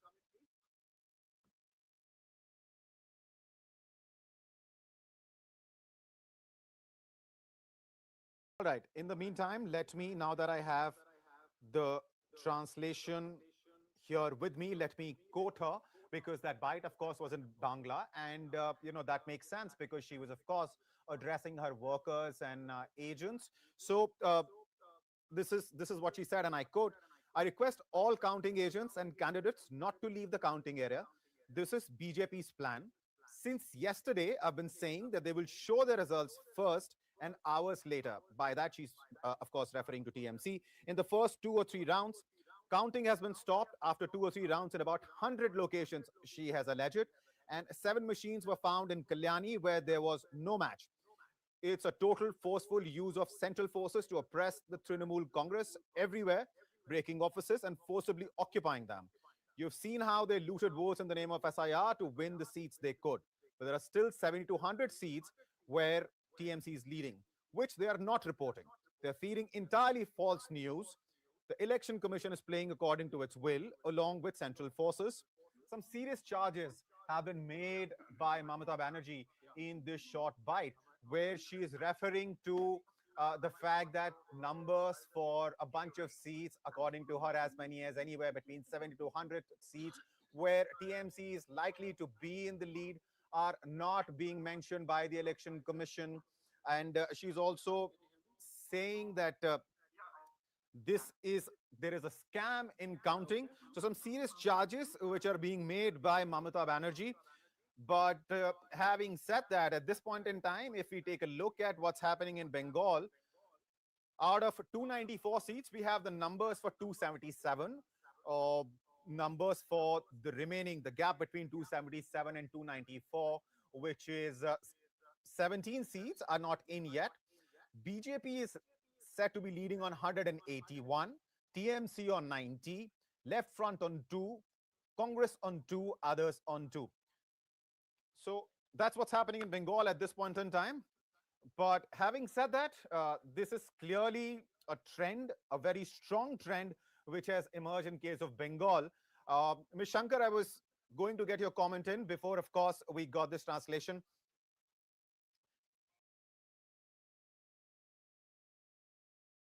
Ms. Singh, welcome. I hope you could hear some of the translation that I did of Mamata Banerjee's bite, where she has alleged that there is a scam in counting, and she is not really a fan of the process or the counting process, because she claims that numbers are not being reported for anywhere between 70 to 100 seats, basically where her party is leading or could be leading. And she has urged in a bite in Bangla, because of course she was talking to party workers and agents, that they should remain where they've been stationed, because she further claimed that BJP's plan was exactly this, to show the lead in the first 2 to 3 rounds, and they wanted the TMC workers perhaps to be complacent. So she urged them to go back to their stations and not come there. Ms. Singh, what do you make of what's happening in Bengal? Because at this point in time, a very clear trend has been established, and the lead that BJP seems to have taken, it is leading on 181 seats.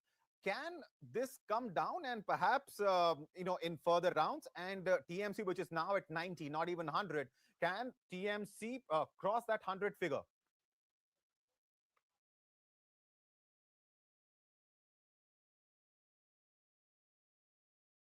Are you asking me? Because I can't really hear very well. All right, let me repeat the question. Just if you can just raise the volume from your end, please. Thank you. Sure. I'm sure my PCR is listening and would do the needful.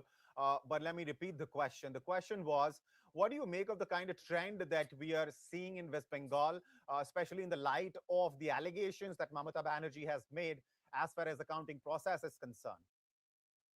Well, I think that these allegations don't seem to be something which one should take extremely seriously, although every allegation has, carries some weight in the eyes of the person making the allegation, the complaint. But I think that if you look at trends, as we might have looked at for several elections, scores of elections in the past, when it is this kind of the leads are of this magnitude, I think that one should say that there is something which has definitely worked for the BJP, and even if it's not gone against Mamata, but it has certainly worked for the BJP. But a few things have also gone against Mamata Banerjee, I think. And one of them, what has worked for the BJP, let me start with that, is that there is definitely a Hindu consolidation, which I would say appears, in many parts of the country, except for South India. We'll come to that later. But Hindu consolidation, to a much lesser extent, the SIR exercise, and also with the anxiety that it bred, saying that if one is not seen with the forces that will come into power, one stands to lose a lot. And I think also that the BJP promised 3,000 rupees to women, and although Mamata Banerjee has a slew of welfare schemes, including the fact that she's given 1,500 rupees now, or before that 500 rupees per month, to crores of women for a very long time. But I think what's really happened is, and one should praise Mamata Banerjee for that she did not give that kind of money per month as a dole. It became a right, an adhikar of the people, so especially of the women. So park that on one side. So women are accustomed to getting the money. When a powerful party is promising 3,000 rupees, then it carries that much more credibility that the money will come into the account if it has been promised at election time. But I would say, please, also that there has been an element of Joy Bangla against Jai Shri Ram. Whether it is Joy Bangla plus Jai Shri Ram, which BJP has packaged and depicted, or whether it was only Joy Bangla, despite the fact that in the last few units of time, Mamata Banerjee has actually inaugurated the temple at Digha. She consecrated it. She has also inaugurated other temples. So was this a realization that You have a Hindu assertion which had been triggered off by a very targeted campaign by the BJP's, the people who are figuring out how they have won the past elections. Whether this became evident to her too late is something that we can look at. But definitely, the answer to your question is that this seems to be now. I think that the dice is cast. One can see the colors and the writing on the wall, and also that Mamata Banerjee is saying, if I could hear her correctly, that this is the third or fourth round. But it, even though the rounds come from perhaps at least the EVMs come from contiguous booths. So it's possible that one area votes in a certain way. But I doubt that in that 150 village, it's about 150 to 200 villages. If it is that people will be extremely against each other, and one will vote for the BJP and the other will go to the TMC. I doubt it. I think that this is the result that I think the TMC should settle for and see, if analyze first what happened. But I would also say that there has when analysts look at it later, they have to look at the role of the SIR, either perceived or actual role of the SIR, because it has huge implications for later on for delimitation, which is going to be the big exercise in the country.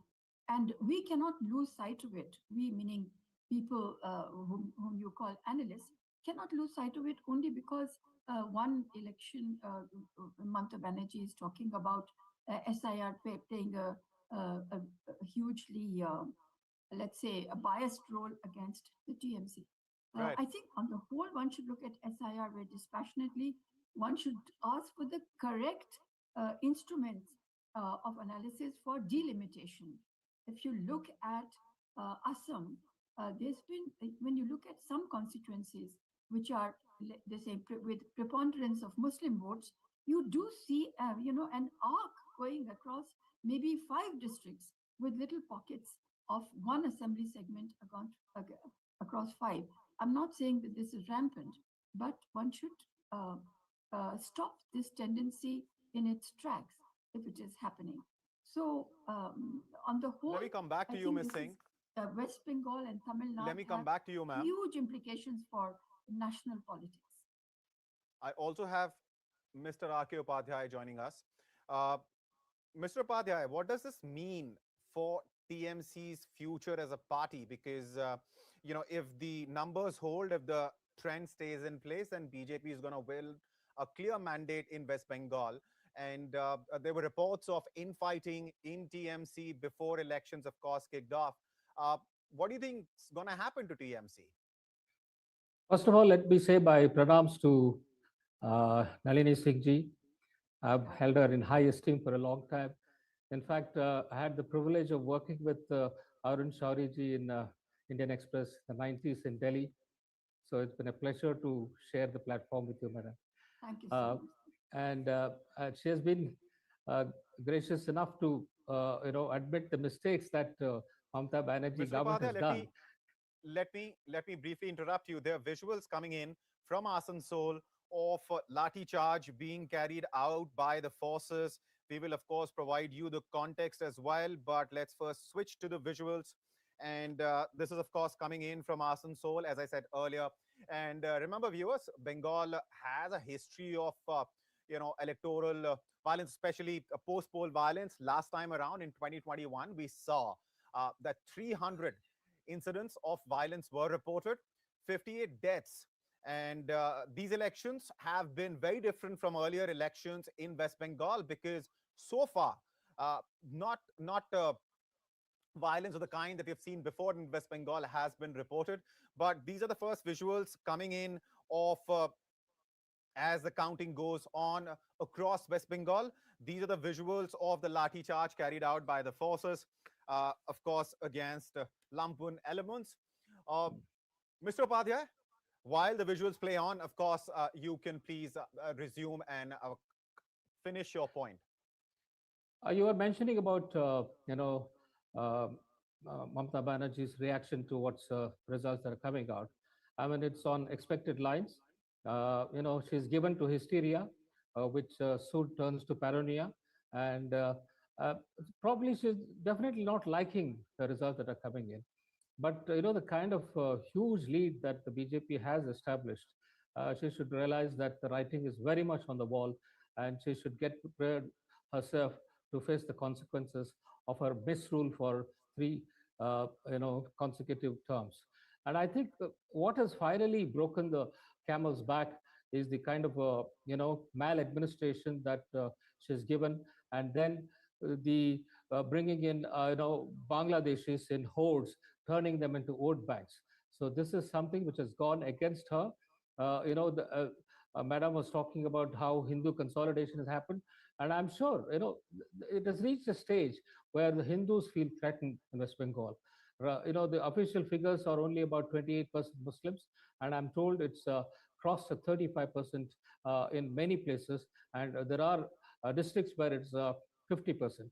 So this is something which is unacceptable, because you can't have so many foreigners living in your country and enjoying the fruits of the labor of the other people. And this has to come to a stage where the stern action needed to be taken. That is where I think the BJP has made a big issue of this, and it has resonated with the people. And I hope the timely action will be taken by the next government which comes in. Talking about the TMC, I'm sure they will realize that this is an election that they've lost. But given the kind of track record the TMC has, the kind of violence that has just begun, probably is just the beginning of some kind of a reaction that we will see throughout the day today and tomorrow. There have been a very violent people. We have seen even earlier in these elections, and I just have the figures.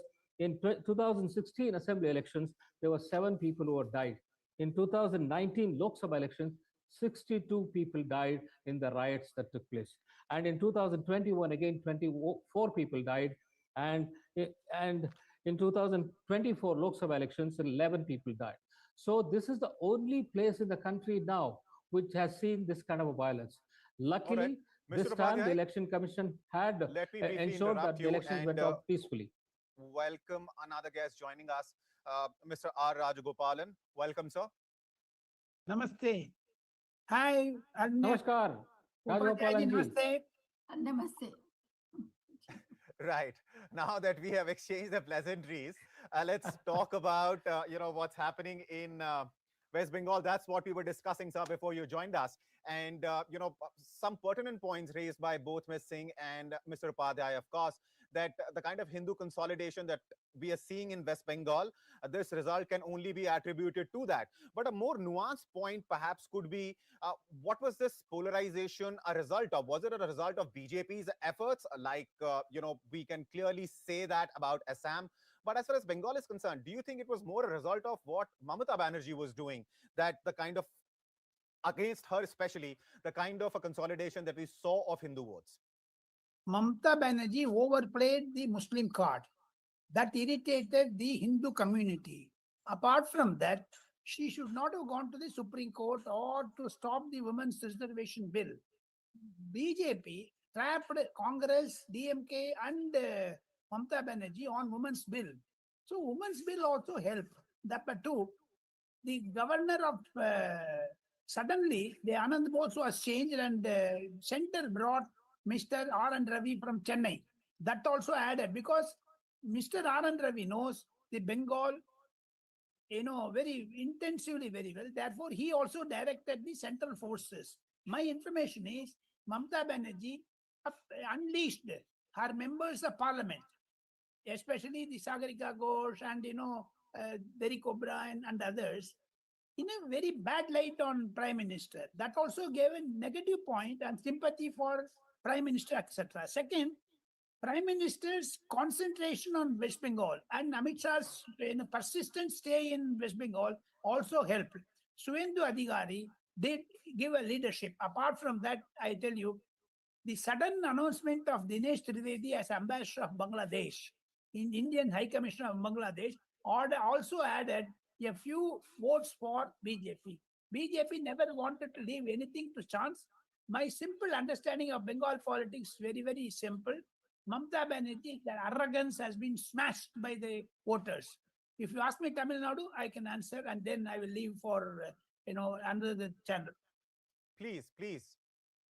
Tamil Nadu, as you asked me very interestingly, Nalini and Ramakrishna Upadhyaya may know very well, Stalin was not interested in keeping Congress because Stalin thought TVK will go with Congress and Congress will go with TVK. Therefore, he expressed his desire, let the Congress go. But suddenly, Sonia Gandhi intervened and gone against her son Rahul Gandhi to forge an alliance with DMK. That is the root cause. And second thing, non-appearance of Rahul Gandhi with MK Stalin in public meetings also sent a signal that Rahul Gandhi was with Vijay. Now, things are very different. MK Adagiri, the brother of Stalin, told me, who was union minister under Manmohan Singh's government, he told me that the anti-incumbency is due to drug menace, illicit liquor, universities like RJ Kar in Anna University also, rapes repeatedly taking place. R.N. Ravi, when the governor of Tamil Nadu was to address the state assembly, 22,000 murders have taken place last year. 6,500 women have become widow because of arak and drug. So these are all negative facts. Added to that, Udayanidhi Stalin irresponsible remark on Sanathan that also had an echo effect on Tamil Nadu politics. BJP might not have won more than 3 or 4 seats, but still that Hindutva has entered in 2031, it will definitely boomerang on, even on Vijay. Now Vijay is a Arvind Kejriwal type, or for that matter, VP Singh type of prime minister, because he has to take left and right together. What will Vijay do? We do not know. He is running short of 8 or 9 members. Governor will definitely call Vijay as a chief minister. Will ADMK go with Vijay, or ADMK, DMK will join against Vijay? We draw certain permutation combination. We wait for 1 or 2 more days. And today I expect Prime Minister Narendra Modi at 6 o'clock at the BJP office, when he addresses the BJP Karyakartas, he will also throw some light on Tamil Nadu. All right, all right. Interesting, because what we're seeing in Tamil Nadu. I was talking to Dayanidhi Maran the other day, and he was very dismissive of TVK. In fact, he said movie stars, they do have fan following, but that doesn't mean it will necessarily translate into vote. And his argument was that AIDMK and DMK, being political parties, have the ecosystem, have the infrastructure, and the support that they generate through their policies and promises can be translated into votes because they have that mechanism. Vijay, on the other hand, is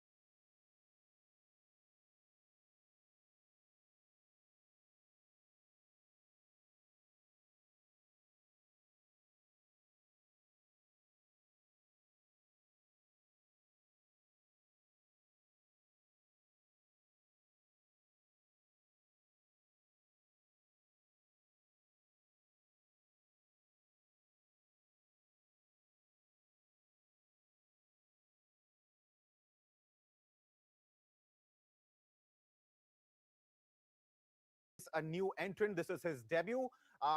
Yes, he will make a lot of headlines. He will cause a lot of flutter, but he might not necessarily be able to even make an impact on Tamil Nadu elections. But the numbers that we're looking at, and this question is for both you, sir, and Ms. Singh, and that question is, Vijay, in absence of any kind of support, no ground, set of workers, how could he have won such a number of seats? I shouldn't say one, I should say leading on, but it is a clear trend, and he's clearly, ahead on 114 seats at this point in time in Tamil Nadu. Vijay had a positive impact on the voters. He did not give advertisement. He did not give interview to anyone. He stayed away from media. But he had only one issue. In Karur stampede, 41 persons were killed. He understood that it was the DMK's act. He openly said it also, and the Supreme Court, there is a case pending from the CBI side. Yeah. Now, my understanding that 41 persons killing, no, it's accident, they say, but Vijay suspects that DMK had a role in it. That gave a sympathy for Vijay in all the constituencies. Vijay did not go more than 16 places in Tamil Nadu. Whereas Udayanidhi Stalin, MK Stalin visited at least all 334 constituencies, including Edappadi Palaniswamy. Sympathy factor worked in the favor of Vijay, number one. Number two, you asked me about the government formation. It is for the governor because he never had an alliance with anyone. Pre-poll alliance, ADMK, DMK had, they cannot come together because they are diametrically opposite ideologies, they have. Second thing, the option is governor forms a minority government like Vishwanath Pratap Singh and Inder Gujarat and Devagowda, or go for next election. 50,000 crore rupees have been spent in this election. No one will go for another election. 2 or 3 years, this type of things will go. I foresee Vijay consolidating his position in 6 months' time. The Tamil Nadu financial situation is very, very, very bad. There is a financial emergency in Tamil Nadu because everyone wanted to give free. Everyone wanted to give free, except that's a joke in WhatsApp. Except wife, everyone you get free in Tamil Nadu. So therefore, that cannot be a major attitude. Tamil Nadu is facing a financial crisis. How Vijay is going to cope it up with that? We want to finally rounding it up. Tamil Nadu election results will definitely have a bearing on the national politics, especially on Congress. Congress has been totally routed in Tamil Nadu and Puducherry. It will have a long cascading effect. We want in India a strong, vibrant opposition, but Rahul Gandhi is failing in that. All right. Let me get Ms. Singh in on this at this point in time. Ms. Singh, what's your assessment of Vijay's success in Tamil Nadu? The numbers, of course, will change because counting is still underway, and in fact, quite a few hours left actually for the counting to finish. But in terms of number of seats that Vijay is leading on, this is unprecedented for a party which was formed just a couple of months ago. He's leading on 115 seats. NDA is in second place. It's not DMK INC combined. It is NDA which is in second place, leading on 60 odd seats, and DMK INC combined is in third place in the state, leading on just 47 seats. Well, as far as TVK is concerned, look, your own screen is showing 115, and he only needs 3 more to get past the majority mark. And I'm sure those 3 will be forthcoming. They will run to him.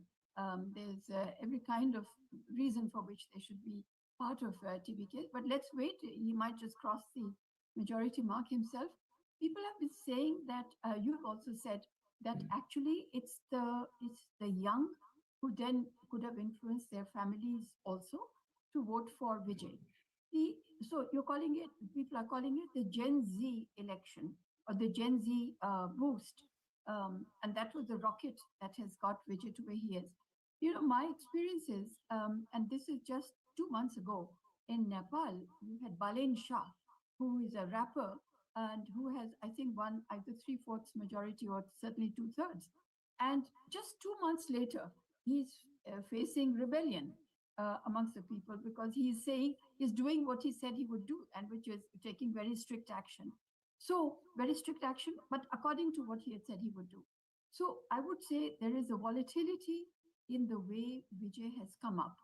And that is something that should make him pause But what should also make the so-called Dravidian parties pause is that Vijay not only seems to have taken the minority vote, being a Christian himself, and I think the Muslims have also done their calculation, probably voted for TVK.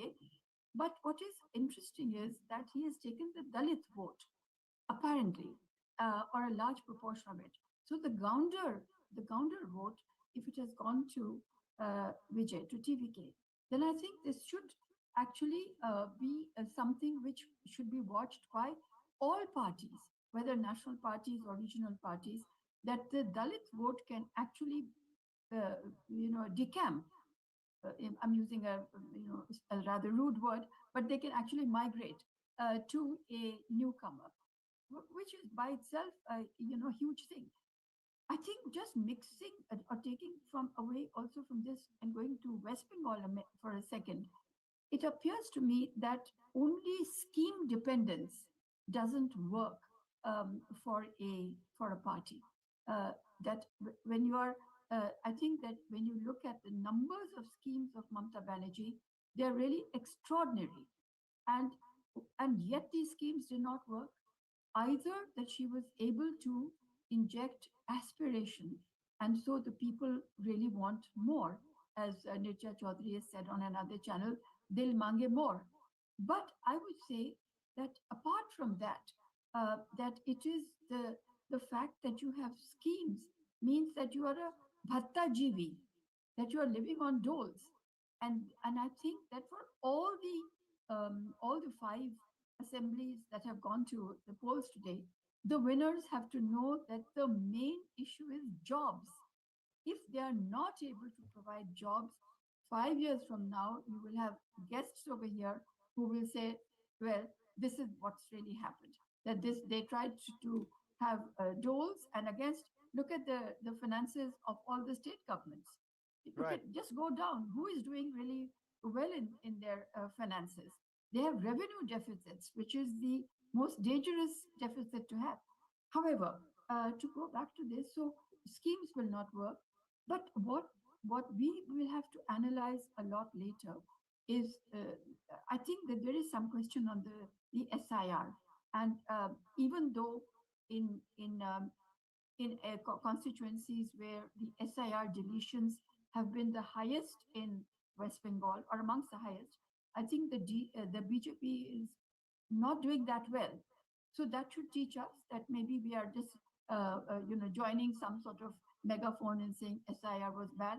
But I think the way it has been done, the dissatisfaction, the anxieties that it has generated amongst ordinary voters, that must be looked at carefully. We as citizens must demand that the SIR is something where the Election Commission discharges itself in a manner where everybody says, well done. But at the moment, people are not saying well done. Not everybody is saying well done to the EC. That also seems to have split as per the ruling party and the opposition. But coming to the fact of the opposition, I would say that we should really be concerned about what's happening. This is going to be an opposition mukt Bharat, an opposition free India. And it's just the southern states which are kind of holding out. And they're also, although this is controversial, but I would say that the minorities, where the minorities are, they can provide a ballast to the total number of voters, they are not letting the BJP slip through. As I said, the Christians and the Muslims in Tamil Nadu, if you look at the Christians and Muslims in Kerala, you might just get some sort of a subterranean message that the minorities are giving again by these assembly elections, that we do not feel happy voting for the dominant ruling party of the country, which is the BJP or the BJP alliances. So I would say that once in our country, once you are branded an anti-Hindu party, it's very difficult for that party to win big. We should we should just accept that. And therefore, my question to people like you people like your esteemed guest is, how does secular politics survive in our country if this is what's going to happen? All right. Mr. Upadhyay, thank you for being so patient. Uh, the No, I wanted question to for you, comment on and of course, I want to Vijay's discuss victory. You know, there's no the point. TVK and Vijay phenomena with you as well. But a pertinent point being raised by Ms. Singh here is the fact that if you look at opposition in the country, doesn't matter at the national level or at the state level, now you're looking at a situation where BJP is stronger. Nationally, perhaps not because it is at just 240 seats in the Lok Sabha. But that aside, in states, it is coming and emerging very strongly. And do you also see the fact that BJP is emerging so strongly in these elections that midterm polls where BJP could perhaps seek a clearer mandate, a stronger mandate for itself are also likely? Now, before going to that question about the opposition, I would like to point out that Vijay has come riding a tornado. You know, it's not just an ordinary election. This kind of election happens only in about 20, 30 years. The last time we saw was when N.T. Ramarao swept through the elections. I mean, he had formed a party just 9 months before that. And, you know, he came with 180 odd seats. So that is a kind of election that Vijay has won. It's not just any caste or community or, you know, anything that has come in the way. He has got votes from across the board in Tamil Nadu. I think we need to be clear about that. And he has got the support from all over. Why is that? Why has that happened? You see, there are two established parties in Tamil Nadu, AIDMK and DMK. They have ruled for the last 60 years. Between them, it has been either this or that, and only once Ms. Jayalalitha was able to have two consecutive terms. Otherwise, each party has, you know, displaced the other. And I think it has reached a flashpoint where people are fed up with the kind of politics that these, you know, established parties are indulging in. All that they do is, you know, indulge in a lot of corruption, help themselves with crores of rupees in the name of various projects. And I think it has peaked during the DMK's rule. And the DMK, the kind of the number of you know, corrupt ministers who were jailed and then who came back, and even on bail they become the ministers again.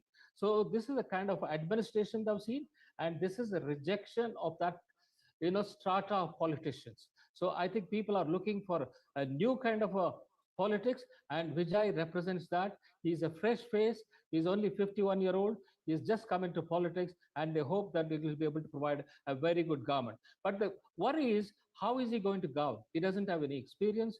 He's just new to politics. He's new to administration. How does he? And what kind of people he has around him? Nobody knows. He never addressed any press conference. He never addressed, you know, even media. He never gave any interview, and still he managed it through the social media. I mean, the kind of reach that he had with the people is phenomenal. And we hear that, you know, some of the names that I heard today, you know, is among Sangotian, who was a former AIDMK minister. He's among his closest advisors. And then there is Arun Raja, Arokya Swami, Vishnu, and Jagadish. We want to know who these people are. How are they going to advise him? Will they be able to give a good government? I think that is a issue which is going to, you know, engage us in the next few weeks. Coming back to the issue of opposition parties, I think they have been, you know, waiting for this to happen, and they did not know that, you know, they would get it so badly. Since the BJP has been taking up this issue of infiltrators in Assam, West Bengal, and many other places where, you know, the foreigners have been allowed to come and stay. I mean, no other country allows this kind of a, you know, freedom to anyone to come and stay and enjoy the facilities of the country, and then you also become part of the citizenry. You also have a vote. I mean, is it, you know, ever can be tolerated in any democratic setup? And I think that is where the tipping point has been reached, even in West Bengal, and the Hindu consolidation is a result of that. And you know, Malini Madam was asking about the secularism. Yes, secularism is an issue, and then we need to ensure that this doesn't go beyond a point where we start attacking each other. No, that should never happen. But the point is, can you allow this kind of a administration where you allow the foreigners to come and settle down, and then you think that, you know, nothing is going to happen? So this is a realization that should come in, and let us hope that the West Bengal government now will take up the cleanup job, but it will do it in a very humane manner. You need to do it in a humane manner. We have to convince the Bangladesh government to take back the citizens. So there is no way that you can allow so many crores of people being part of our country illegally, being here in this country. And the opposition parties have to realize that they have been playing the wrong kind of politics, the wrong kind of politics, giving you know bad governments, and indulging in all kinds of corruption. So this will not help them. They need to sit together and then form out a strategy as to how to take on the BJP. So what is happening to India Alliance now? The India Alliance, among them, they fought these elections, and how are they going to sit together and work out, how to go forward? I'm sure they should find a way for their own survival. All right. Ms. Singh, Mr. Upadhyay raised a very interesting point there, that India should start a dialogue with Bangladesh and discuss the situation of illegal immigrants. But that's easier said than done, right? Absolutely. It's not going to be easy. And Hemant Biswas himself has said in the last 2 years, he has been able to send back 1,024 people. So you realize the difficulty of that situation, because it's not easy. You have to convince that, because we don't have any kind of a treaty. But then we have to find a way out as to how we go about doing it. All right. I don't know whether what do you think about? Madam has a solution. Upadhyayji and Anchor Abhishek, is it? Yes. I would say to you, please look at it a little bit like this: that the SIR's axe fell the deepest, it cut the deepest in Murshidabad. Now, that means that the most illegal Bangladeshis, illegal voters were in Murshidabad. Murshidabad happens to be a completely backward district of West Bengal. It is, now it used to be about 150 years ago, the glory of the British Raj in the East. They had a gold mint, they had all kinds of, it was historically a very, very important economic center. But over the decades and after independence, etc., with a high minority population, and let us assume, I'm conceding that there was a lot of Bangladeshi population. I want to ask one thing: why would Bangladeshis come to Murshidabad, which is not going to give them income, which is not going to give them jobs, which is not even going to give them a confirmed status, except that Mamata Banerjee will put her hand on their heads, which will do even if they went to Hooghly and Howrah. So therefore I keep telling you that we can take this the statements and the claims of the ruling parties wherever that this has happened, but kindly look at, analyze it, and this is where you will have to come up with a lot of question marks that that you must answer. And I just want to go back a little bit to. Now, what is the answer for this? Well, the answer people is who are living illegally. Can we allow that to continue? Can we allow that to continue? Yeah, I just want to say to you that you are saying exactly that what is being said by the powers that be, that they have come in illegally. I am saying that how come we are saying that they came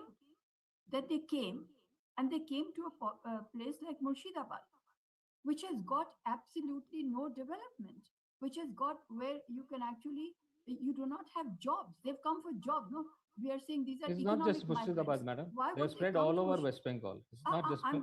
I think so just one Ms. Singh and example Mr. Upadhyay, where the SIR deletions were amongst the maximum, which means the assumption was that there were maximum number of Bangladeshis there, because the Indians would not, they would be able to trace their grandfathers and their fathers, etc. These people could not, so they were said, go, because you cannot vote here anyway. So I'm just saying there is something to be said there. But let me just jump from that to the fact that the combined vote of the Congress Party and the CPM in West Bengal is just about half a percentage point or a little bit more than an entity called Others. That means that these two, large parties have sunk to this, or have shrunk to this, this level, that the others have overtaken, which could be Owaisi, which could be the other Muslim parties, etc. But this is something that we should look at.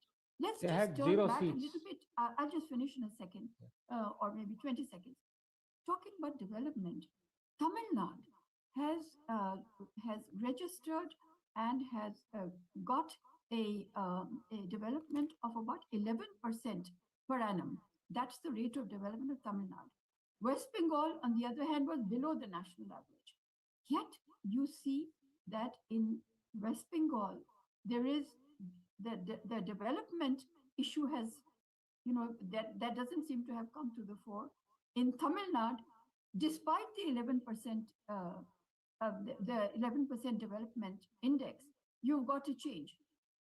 So how is it that you don't develop and yet you can in this case you lost votes, but in Tamil Nadu they developed a lot and yet they lost votes. That is why I feel a deep dive, whether it is into the question of illegal migrants or into the question of development or into the question of welfare scheme dependent this thing, that needs to be done. And I think that the important thing is law and order.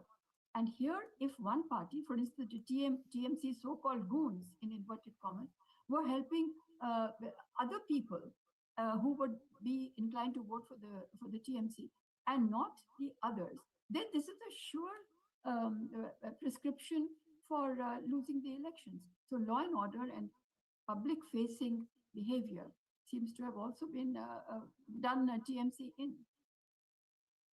All right. See, as far as the status of illegal immigrants in West Bengal is concerned, or elsewhere in the country, I think there is a due process that needs to be followed. People need to be rightly identified, because at the end of the day, we're talking about people and people's lives and what it's going to do to society at large. So that's a larger question, a broader question, a question that can be addressed later. At this point in time today, what we're talking about, of course, is what's happening in various states, the 4 states which went into elections, and of course the lone UT Puducherry. And for the benefit of our viewers at this point in time, let me just share the latest numbers state-wise. West Bengal, out of 294 seats, numbers are in for 280. BJP is leading on 189 seats. Out of those 280, TMC is leading on 86 seats. Congress is leading on 2. Left Front is leading on 2. Others are leading on 1. Looking at Tamil Nadu, out of 234, there are numbers for 227 with us at this point in time. TVK is leading on 118. Viewers, remember the magic number for Tamil Nadu to form the government is 118, and that's exactly the number of seats TVK is leading on. Earlier, a few hours ago, TVK was in fact leading on more than 170 odd seats. Its lead since then has come down. But what's also happening and what is also worth noting is the fact that NDA seems to be gaining in strength. It is not DMK and Congress alliance which is in the second position, as perhaps a lot of people were saying when the exit polls came in, and after that, it is in fact NDA with 57 seats. Others are leading on 5. That's the situation in Tamil Nadu. A newbie, a debutant coming in and taking the whole state by storm. We are, of course, talking about movie star Vijay and his party TVK. Now, moving to Kerala. In the morning, it was neck to neck between UDF and LDF. Now, the picture is pretty clear, quite clear. And if this trend holds, then by a thumping majority, UDF will form the government, which will also be in alignment with what has historically happened in Kerala, that government, the power swings like a pendulum between these two factions, UDF and LDF. LDF is leading on just 31 seats compared to 97 seats that UDF is leading on. And in fact, 3 seats have been declared in favor of UDF. So UDF has won on 3 seats. LDF has won on 1 seat in Kerala.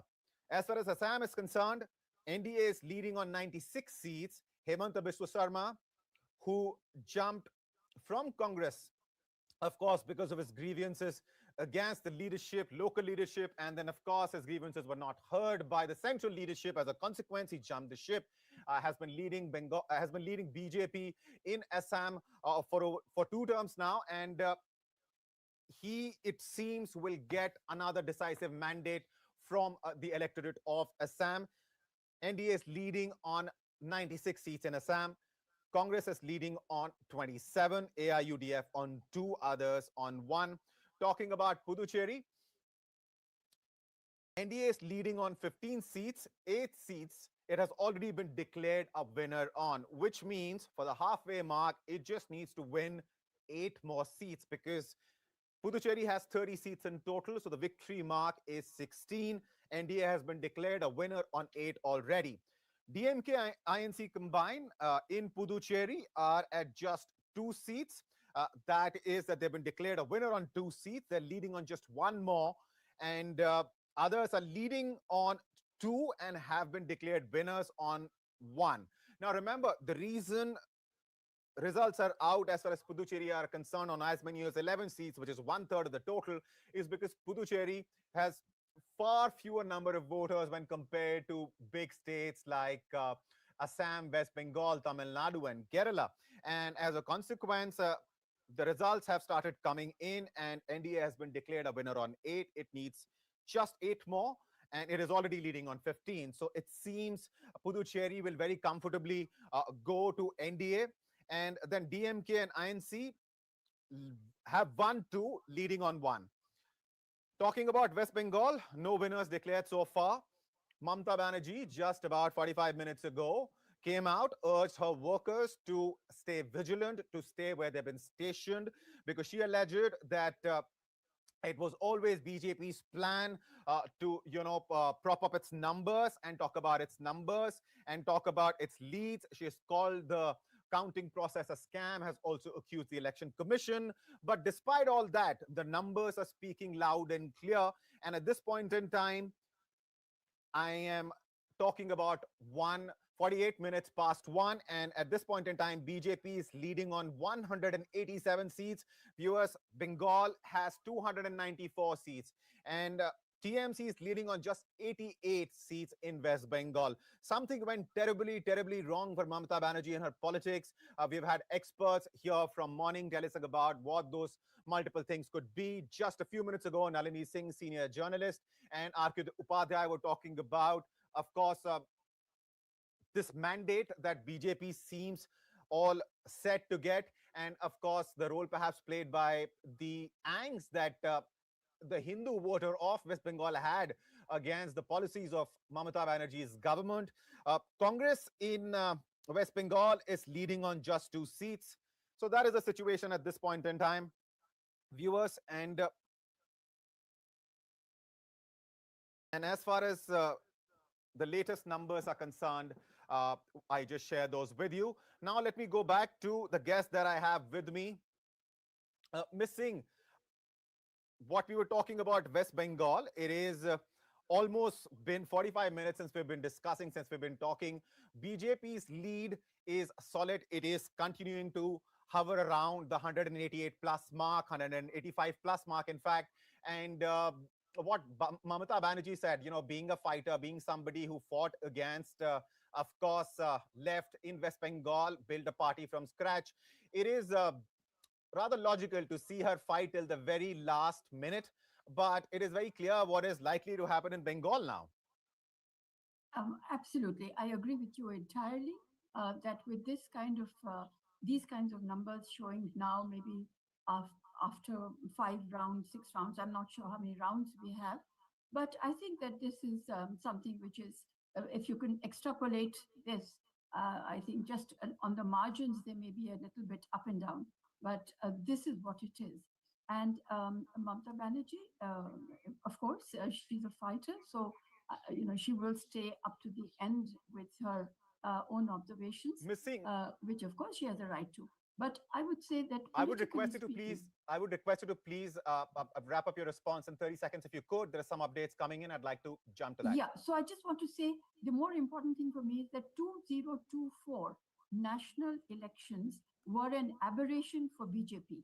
From what you see, one should absolutely now understand that the BJP actually is the dominant party, and it is not it's not a party which fell below the simple majority in 2024. That was an aberration. This is what I'd like to see at the end. All right. I'm joined by senior journalist Prakash M. Swami. Thank you so much for taking out the time, sir, and talking to us. Thank you. All right. The floor is yours. Do let us know, what do you make of these numbers? Because a clear trend has been established in every single state. The winner, the parties which are leading, for example, in West Bengal, Tamil Nadu, Kerala, Assam, and Puducherry, have managed to get a very clear and clean lead ahead of the competition. Let's first think about West Bengal. Sure. You want me to start with West Bengal? You want me to start with Tamil Nadu? Please go ahead. Please go ahead. Take your pick. Okay. West Bengal, Mamata Banerjee thought she is like another Jyoti Basu. She can rule forever. But then the hard work put in by Prime Minister Modi and Home Minister Amit Shah has dethroned her. Because there are only two chief ministers who are deadly against BJP government in Delhi. One is Mamata Banerjee, the second is M.K. Stalin of Tamil Nadu. But Mamata Banerjee's kind of opposition bordered on violence. So kind of raiding the BD office and everything. So Bengal is one of the most educated society state which produced people like Rabindranath Tagore, Swami Vivekananda, Bhagwan Ramakrishna, and intellectual people that love it. So those people decided enough is enough and we need a change. As you know, the changes are the only thing permanent in the world. And Congress is nowhere near there. And communists which ruled that state for about 40, 50 years have been decimated totally. So the only option for the people of Bengal is to choose a government which will be aligned with the government in the center. So they chose the BJP. And BJP effort didn't come through just like that. It's not a luck. The hard work put in by Prime Minister and Home Minister ensured the victory in West Bengal. Coming to Tamil Nadu, a tsunami has taken place in Tamil Nadu. I'm from Tamil Nadu. I'm talking to you from Chennai. After 1967, after the Congress lost the elections to the DMK, it was always ruled by ADMK and DMK and DMK and ADMK for the past 60 years. For the first time, a non-Dravidian party is closer to power. I wouldn't call it, definitely they want to form the government, but they're closer to power with 109 seats as against 65 of ADMK and 60 of DMK. That's a good sign because people want to change. And the youth, the Gen X in Tamil Nadu, were impatient with the Dravidian parties because they didn't do anything much. People, they talked a lot, high-level corruption, which hit the sky. So Tamil Nadu was an example of a misruled state in India, where all the states are developing. Tamil Nadu was much in the forefront of development in India and lagged behind, and all the MOUs with foreign countries remained only on the paper. So nothing came through. And the loans but got by the state government is more than 10 lakh crores. And that means every Tamilian living in the state carries a heavy burden of the state government loan, which are spent not on development or welfare purposes, free bus ride to women. Because women is entitled, we're not arguing that. But you should know when the transport department is running at a huge loss, bankruptcy, almost going bankruptcy. They're not paying the money to the transport employees who retired. They're not paying their gratuity. They're not paying the sum which is due on retirement. And this time, 90% of the state government employees, including teachers, sanitary workers, nurses, and the government employees, it's running about 1 crore, did not vote for DMK. They chose Vijay for a simple reason.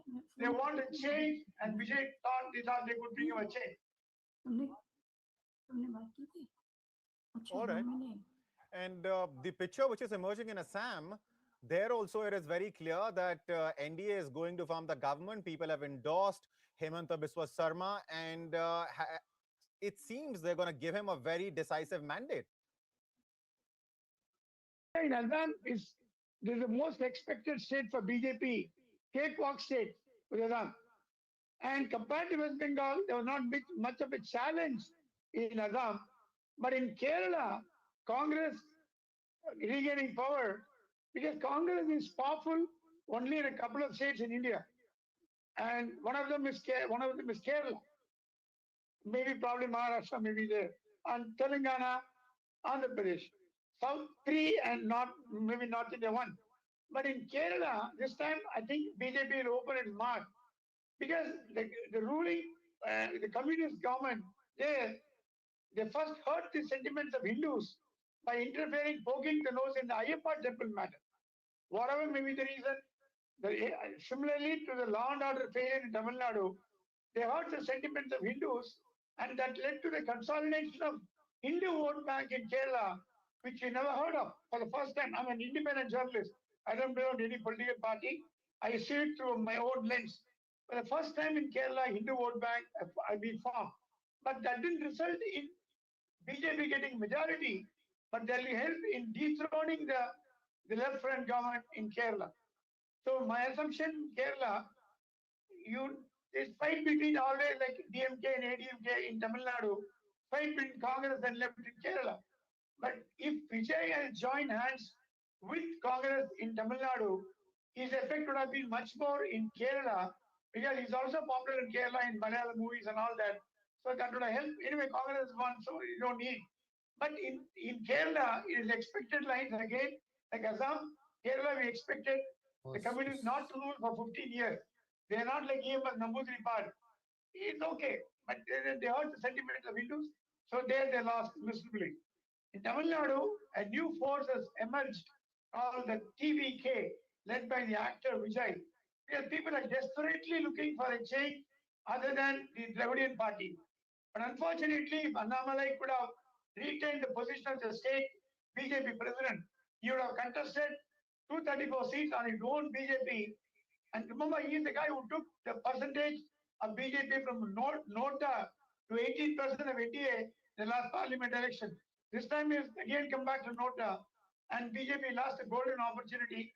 All the important leaders, like former governors, the union minister, L. Murugan, they are on the verge of defeat, which is a very unfortunate situation. However much Annamalai tried to improve the BJP, they're pulling legs because of the internal struggle. In just BJP as we are is going talking, very high. just as we're talking, and you were talking about Vijay, once again, TVK has crossed the halfway mark. It is on the other side of 120. It's now leading on 122 seats. So, Vijay indeed could be in a position. Because now, of course, we're talking about a few rounds earlier in the morning, leading on 170 seats might not have meant much. But so later in the day, it clearly indicates that his lead is solid. And if this trend holds, he'll be able to form the government perhaps on his own, all by himself. Having said that, there are some key reactions lined up, viewers, for you. Listen in. For the big day, so it's a huge victory for Tamilaga Vetri Kazagam and your son Vijay Talapati. How do you see this victory for your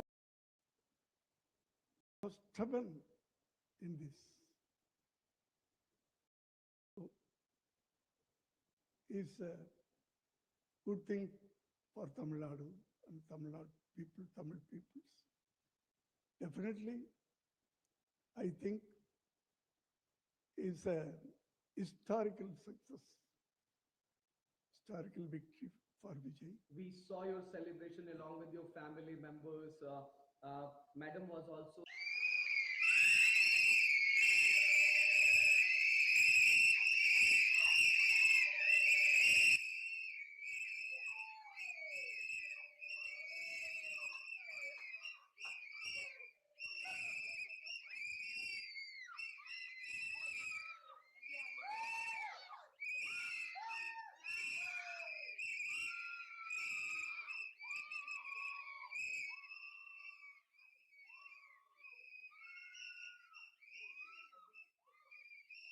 एक बहुत ही चालाक खेल रहा है चुनाव आयोग।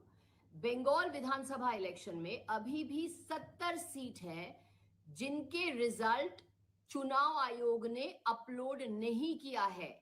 चुनाव आयोग ने 70 सीट के रिजल्ट अभी भी अपलोड नहीं किए हैं और जो अपडेटेड राउंड्स होते हैं उनको अपलोड नहीं कर रहा है चुनाव आयोग। जैसे आपको मालूम है कि काउंटिंग राउंड्स में होते हैं और जो अपडेटेड राउंड्स के रिजल्ट है ये चुनाव आयोग अपलोड नहीं कर रहा है।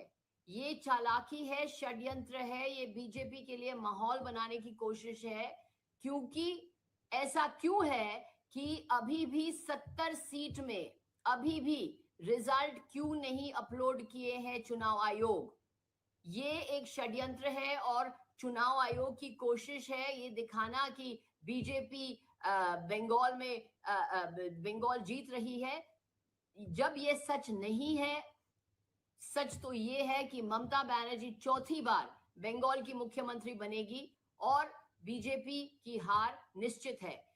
प्रश्न ये है कि अभी भी 70 सीट में जो रिजल्ट है ये अभी भी अपलोड क्यों नहीं किए हैं चुनाव आयोग?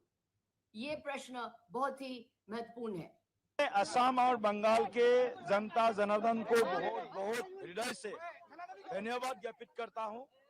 और ये जो हिस्टोरिक मैंडेट है, इस मैंडेट के लिए असम के जनता, बंगाल के जनता जो आशाएं, जो आकांक्षाएं भाजपा नेतृत्व के सामने रखा है और हमारे ऊपर प्रधानमंत्री नरेंद्र मोदी जी और असम के लोकप्रिय मुख्यमंत्री हिमंता शर्मा के प्रति जो भरोसा जताया है उसके लिए बहुत बहुत धन्यवाद ज्ञापित करता हूँ।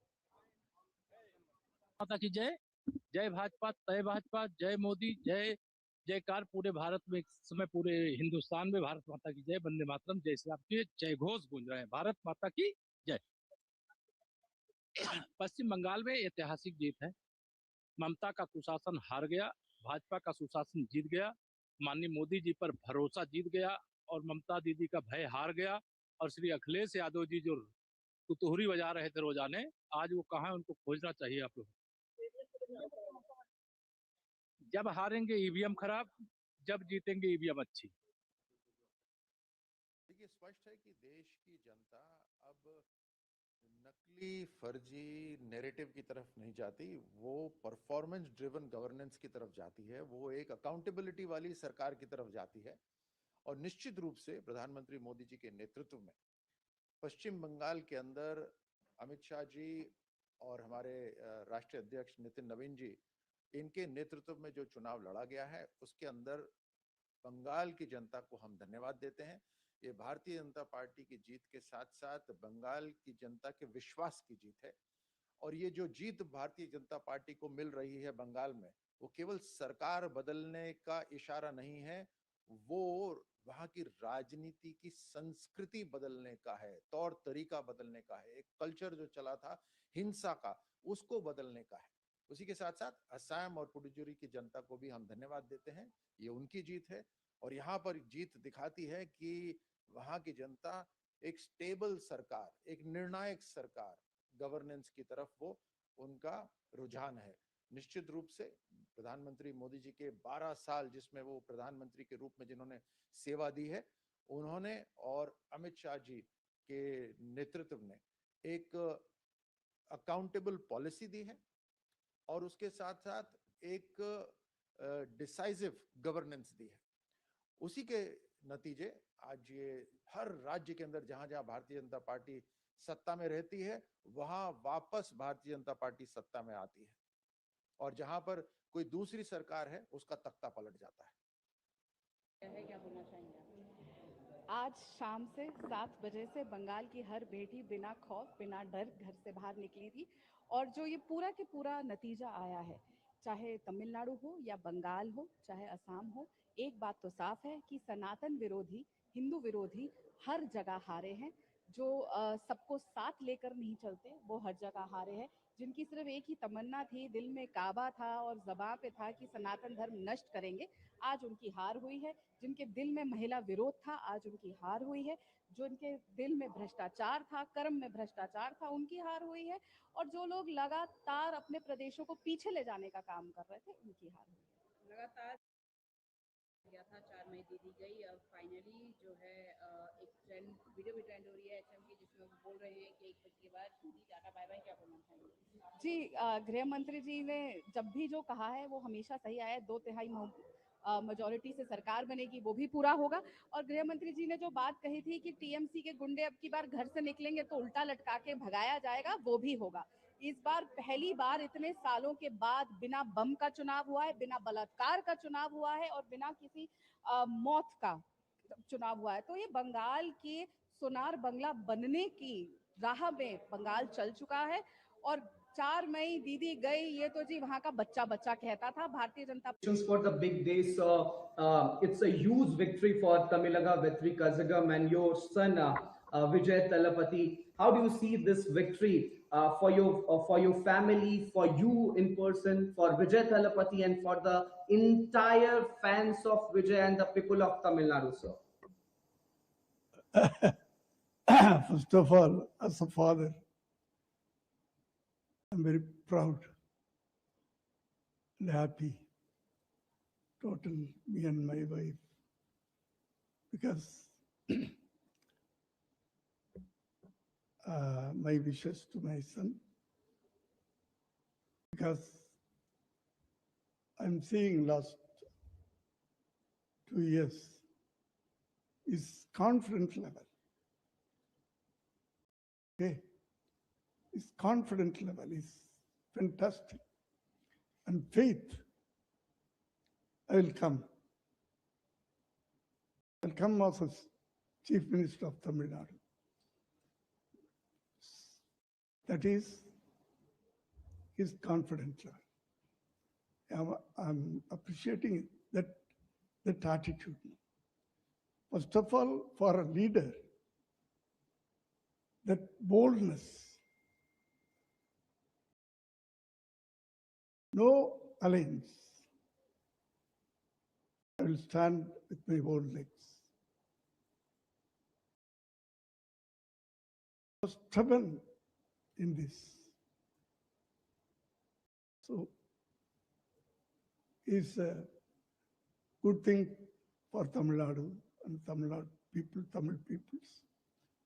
Definitely, I think is a historical success, historical victory for Vijay. We saw your celebration along with your family members. Madam was also.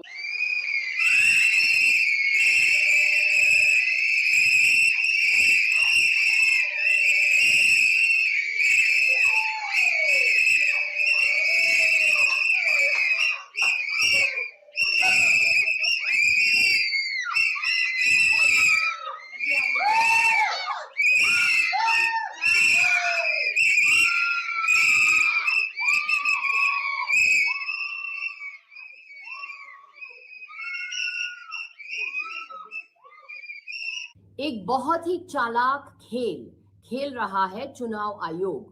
Bengal Vidhan Sabha election में अभी भी 70 सीट है जिनके रिजल्ट चुनाव आयोग ने अपलोड नहीं किया है।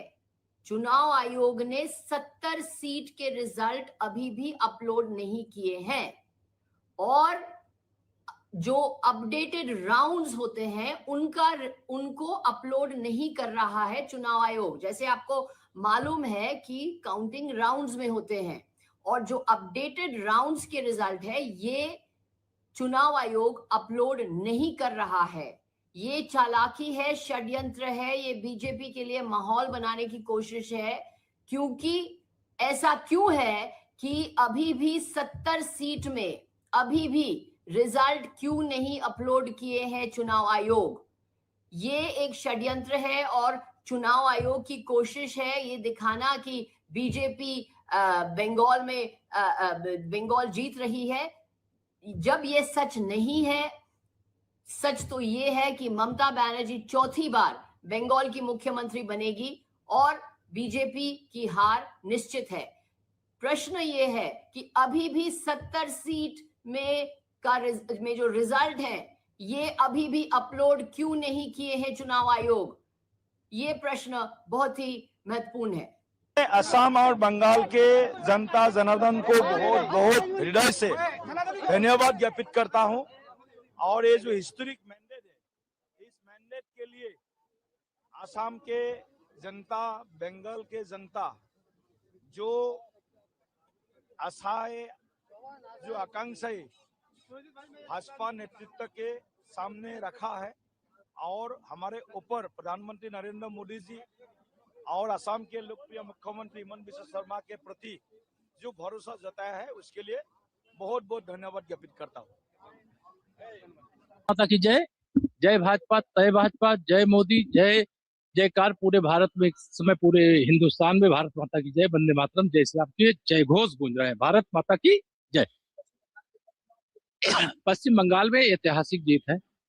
ममता का कुशासन हार गया, भाजपा का सुशासन जीत गया, माननीय मोदी जी पर भरोसा जीत गया और ममता दीदी का भय हार गया। और श्री अखिलेश यादव जी जो तुतुहरी बजा रहे थे रोजाने, आज वो कहाँ है, उनको खोजना चाहिए आप लोग। जब हारेंगे ईवीएम खराब, जब जीतेंगे ईवीएम अच्छी। देखिए, स्पष्ट है कि देश की जनता अब नकली फर्जी नैरेटिव की तरफ नहीं जाती, वो परफॉर्मेंस ड्रिवन गवर्नेंस की तरफ जाती है, वो एक अकाउंटेबिलिटी वाली सरकार की तरफ जाती है। और निश्चित रूप से प्रधानमंत्री मोदी जी के नेतृत्व में पश्चिम बंगाल के अंदर अमित शाह जी और हमारे राष्ट्रीय अध्यक्ष नितिन नवीन जी, इनके नेतृत्व में जो चुनाव लड़ा गया है उसके अंदर बंगाल की जनता को हम धन्यवाद देते हैं। ये भारतीय जनता पार्टी की जीत के साथ साथ बंगाल की जनता के विश्वास की जीत है। और ये जो जीत भारतीय जनता पार्टी को मिल रही है बंगाल में, वो केवल सरकार बदलने का इशारा नहीं है, वो वहां की राजनीति की संस्कृति बदलने का है, तौर तरीका बदलने का है, एक कल्चर जो चला था हिंसा का, उसको बदलने का है। उसी के साथ साथ असम और पुडुचेरी की जनता को भी हम धन्यवाद देते हैं, ये उनकी जीत है। और यहाँ पर जीत दिखाती है कि वहां की जनता एक स्टेबल सरकार, एक निर्णायक सरकार, गवर्नेंस की तरफ वो उनका रुझान है। निश्चित रूप से प्रधानमंत्री मोदी जी के 12 साल जिसमें वो प्रधानमंत्री के रूप में जिन्होंने सेवा दी है, उन्होंने और अमित शाह जी के नेतृत्व में एक अकाउंटेबल पॉलिसी दी है और उसके साथ साथ एक डिसाइसिव गवर्नेंस दी है। उसी के नतीजे आज ये हर राज्य के अंदर जहां जहां भारतीय जनता पार्टी सत्ता में रहती है, वहां वापस भारतीय जनता पार्टी सत्ता में आती है, और जहां पर कोई दूसरी सरकार है उसका तख्ता पलट जाता है। क्या बोलना चाहेंगे आज शाम से 7 बजे से बंगाल की हर बेटी बिना खौफ बिना डर घर से बाहर निकली थी, और जो ये पूरा के पूरा नतीजा आया है, चाहे तमिलनाडु हो या बंगाल हो, चाहे असम हो, एक बात तो साफ है कि सनातन विरोधी, हिंदू विरोधी हर जगह हारे हैं। जो सबको साथ लेकर नहीं चलते वो हर जगह हारे हैं। जिनकी सिर्फ एक ही तमन्ना थी, दिल में काबा था और ज़बां पे था कि सनातन धर्म नष्ट करेंगे, आज उनकी हार हुई है। जिनके दिल में महिला विरोध था, आज उनकी हार हुई है। जो उनके दिल में भ्रष्टाचार था, कर्म में भ्रष्टाचार था, उनकी हार हुई है। और जो लोग लगातार अपने प्रदेशों को पीछे ले जाने का काम कर रहे थे, उनकी हार हुई है। लगातार गया था, 4 मई दे दी गई, अब फाइनली जो है एक ट्रेंड, वीडियो भी ट्रेंड हो रही है एचएम की, जिसमें वो बोल रहे हैं कि 1 बजे के बाद टाटा बाय बाय। क्या बोलना चाहिए जी? गृह मंत्री जी ने जब भी जो कहा है वो हमेशा सही आया है। 2/3 मेजॉरिटी से सरकार बनेगी, वो भी पूरा होगा। और गृह मंत्री जी ने जो बात कही थी कि टीएमसी के गुंडे अब की बार घर से निकलेंगे तो उल्टा लटका के भगाया जाएगा, वो भी होगा।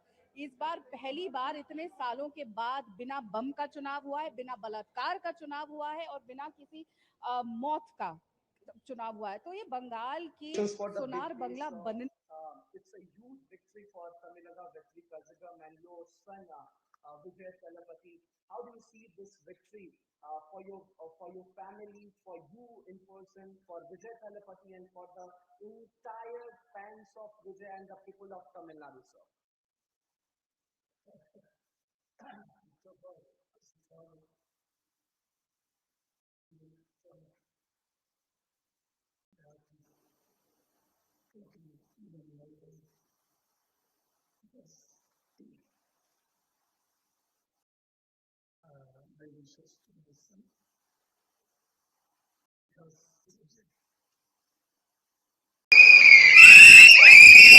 खेल रहा है चुनाव आयोग। बंगाल विधानसभा इलेक्शन में अभी भी 70 सीट है जिनके रिजल्ट चुनाव आयोग ने अपलोड नहीं किया है। चुनाव आयोग ने 70 सीट के रिजल्ट अभी भी अपलोड नहीं किए हैं। और जो अपडेटेड राउंड्स होते हैं उनको अपलोड नहीं कर रहा है चुनाव आयोग। जैसे आपको मालूम है कि काउंटिंग राउंड्स में होते हैं, और जो अपडेटेड राउंड्स के रिजल्ट है ये चुनाव आयोग अपलोड नहीं कर रहा है। ये चालाकी है, षड्यंत्र है, ये बीजेपी के लिए माहौल बनाने की कोशिश है। क्योंकि ऐसा क्यों है कि अभी भी 70 सीट में अभी भी रिजल्ट क्यों नहीं अपलोड किए हैं चुनाव आयोग? ये एक षड्यंत्र है और चुनाव आयोग की कोशिश है ये दिखाना कि बीजेपी बंगाल में बंगाल जीत रही है, जब ये सच नहीं है। सच तो ये है कि ममता बनर्जी चौथी बार बंगाल की मुख्यमंत्री बनेगी और बीजेपी की हार निश्चित है।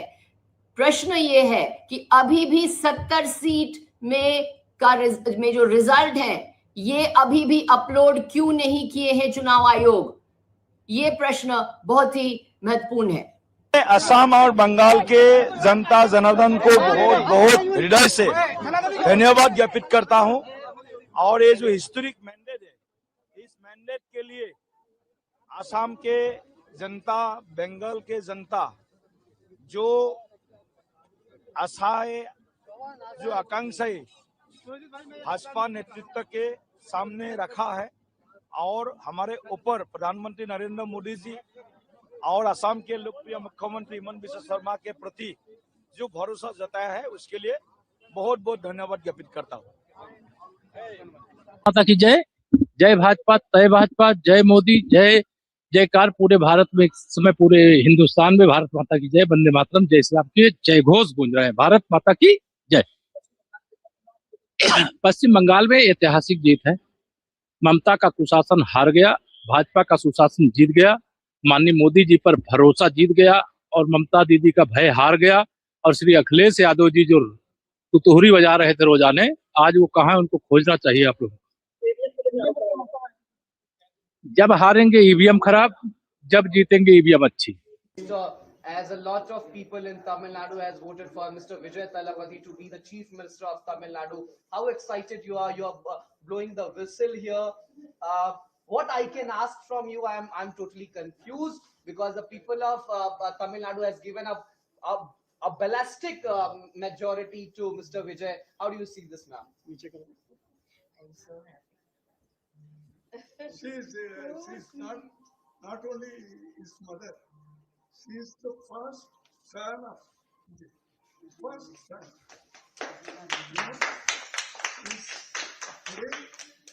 He's so happy. From morning 3:30. हमारे न केवल भारतीय जनता पार्टी के कार्यकर्ताओं के लिए बल्कि भारत देश की पूरी जनता जनार्दन के लिए नरेंद्र मोदी जी एक इंस्पिरेशन है, एक प्रेरणा है। जिस तरह का लीडरशिप उन्होंने देश को दिया है, जिस तरह का लीडरशिप उन्होंने पार्टी को दिया है, आज उसी का परिणाम है कि भारत को पूरी दुनिया एक बहुत बड़े संभावना के रूप में देख रही है और बहुत सारी ताकतें भारत को एक थ्रेट के रूप में देख रही हैं। तो नरेंद्र मोदी जी का नेतृत्व है जिसने भारत को एक नए आयाम पर पहुंचाया है, हमारी पार्टी को एक नए आयाम पर पहुंचाया है। आज उनका संबोधन सुनने को मिलेगा, हम सब के लिए फिर से एक प्रेरक विषय होगा। इसलिए लोग खुश हैं और उनका मानना है बीजेपी रहेगा, हमारा और भी विकास होगा और भी प्रगति होगा। सारा देश में आज बीजेपी का ही माहौल है। परम आदरणीय प्रधानमंत्री जी ने जिस हिसाब से नेतृत्व दी है, उनकी नेतृत्व पर देश की जनता का भरोसा है, विश्वास है और यही मानना है कि मोदी जी के नेतृत्व में ही भारत आत्मनिर्भर भारत बनेगा। सर, जितु आशा কৰা হৈছিল, যি ধৰণৰ ফলাফল নিৰ্বাচনী প্ৰচাৰৰ সময়তো আপুনি কৈছিল, তেনে ধৰণৰ ফলাফল আহিছে। আৰম্ভণি পৰা কৈ আছিলো, we are close to 100 along with your allies। शुरुआत से भी मैं आज भी बोलता हूँ, तो यही साबित हुई क्योंकि जनता की जो मूड बड़े पॉजिटिव, बड़े सकारात्मक रहे। शुरुआत से ही जनता का ही कहना था कि बीजेपी हमारे लिए सबसे बड़े विश्वास का ये है, जगह है और बीजेपी के जरिए ही हमारे जीवन को हम आगे बढ़ाने के लिए हम प्रतिबद्ध है। इसलिए जनता ने आज हमें इतनी बड़े ऐतिहासिक उन्होंने मदद की है। বিৰোধী আৰম্ভণিৰ পৰা কৈছো, কেৱল কাকতৰ পাতত সংবাদ মাধ্যমে বিৰোধীক ঘেৰা ৰাখিছিল।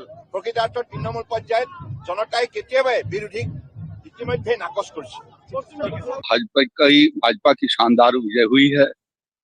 बंगाल की जनता ने आदरणीय प्रधानमंत्री नरेंद्र मोदी जी, अमित शाह जी गृह मंत्री जी, भारतीय जनता पार्टी के राष्ट्रीय नेतृत्व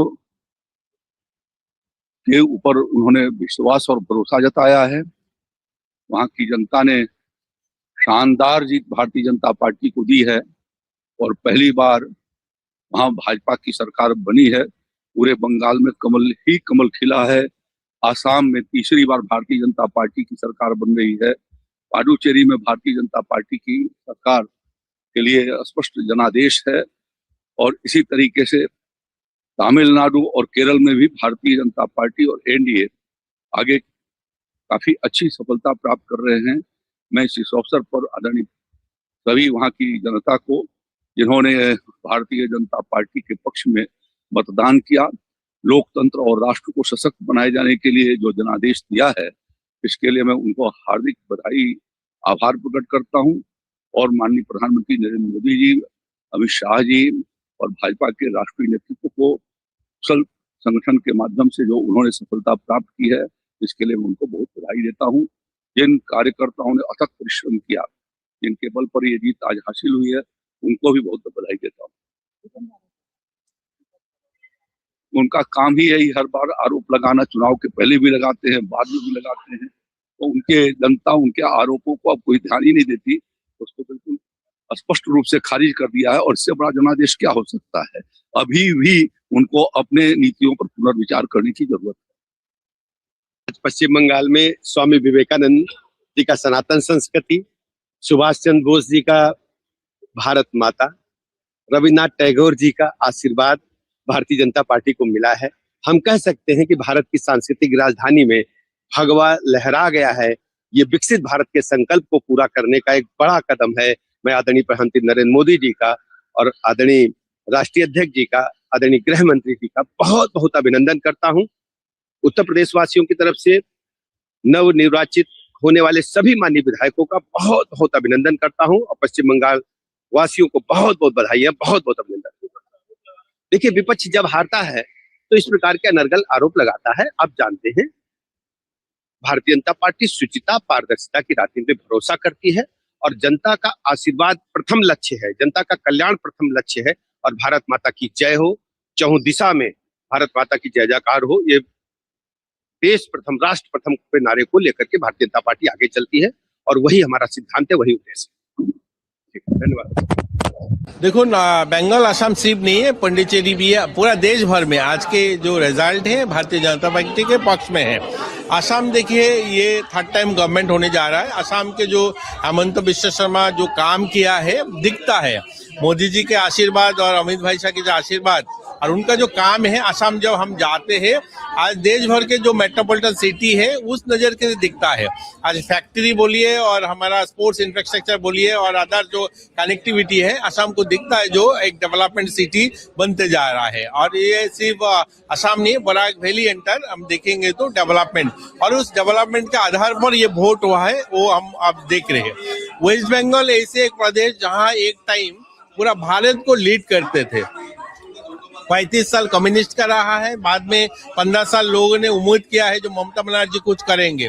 पहले ही सारे फैक्ट्री बंद होके चला गया था। बाद में ममता बनर्जी आने के बाद लोगों का उम्मीद था कुछ फैक्ट्री वहाँ पे होगा, रोजगार की व्यवस्था होगा। लेकिन 15 साल में करीब 50,000 फैक्ट्री आज गाजियाबाद, नोएडा, फरीदाबाद, ये जो इंडस्ट्रियल स्टेट बना है, ये सब बंगाल के फैक्ट्री जाके है। और उस बंगाल में क्या होगा, लोगों का रोजगार के लिए बाहर जाना पड़ रहा है। तो ये वहाँ के जो यूथ है और जो एलिट लोग हैं और जो पढ़े लिखे लोग हैं, बंगाल के जो इंटेलेक्चुअल बोला जाता है, उनको सबके मन में आया जो ममता बनर्जी से और होगा नहीं है। तो उसका जो एक रिएक्शन और मोदी जी का जो डेवलपमेंट है पूरा देश का, उसके आधार पर वोट हुआ है। तो अभी तक का जो रुझान हम देख रहे हैं, जो वहाँ पे सरकार बनना सुनिश्चित है, बीजेपी का है। तो हम बधाई देते हैं बंगाल के जो भारतीय जनता पार्टी के कार्यकर्ता है और मोदी जी, अमित शाह जी को जिस तरीके से उन्होंने मेहनत किया है, और त्रिपुरा के भी हमारा बहुत सारे कार्यकर्ता वहाँ पे मेहनत किया है, उनको भी बधाई देता हूँ आज के दिन में। और पूरा देश भर में बहुत बहुत अच्छा रिजल्ट बीजेपी के। आज पुडुचेरी में भी अच्छा हुआ है, हमने देखा केरल में भी, और धर्मनगर जो है हमारा 8 साल की सरकार है और 8 साल के सरकार के जो काम है धर्मनगर में काम हुआ। मैं नॉर्थ से आता हूँ, आपको पता है, मैं नॉर्थ में पहले मेरे को जाने में धर्मनगर 8 घंटा लगता था, 6 घंटा लगता था, आज 2-2.5 घंटा में जाता हूँ। वो डेवलपमेंट के आधार पर वोट हुआ है और उस डेवलपमेंट के आधार पर हम देखे हैं करीब 18,000 वोटों में हमारा वहाँ पे कैंडिडेट जीते हैं। तो धन्यवाद है भारतीय जनता पार्टी सारे कार्यकर्ता को इतना अच्छा रिजल्ट के लिए है। और आप लोगों भी सब लोग मेहनत किया है, सब लोगों ने इतना दिखाया, आप लोग आज भी रिजल्ट दिखा रहे हो, आप लोगों को भी धन्यवाद है आज की इस खुशी में।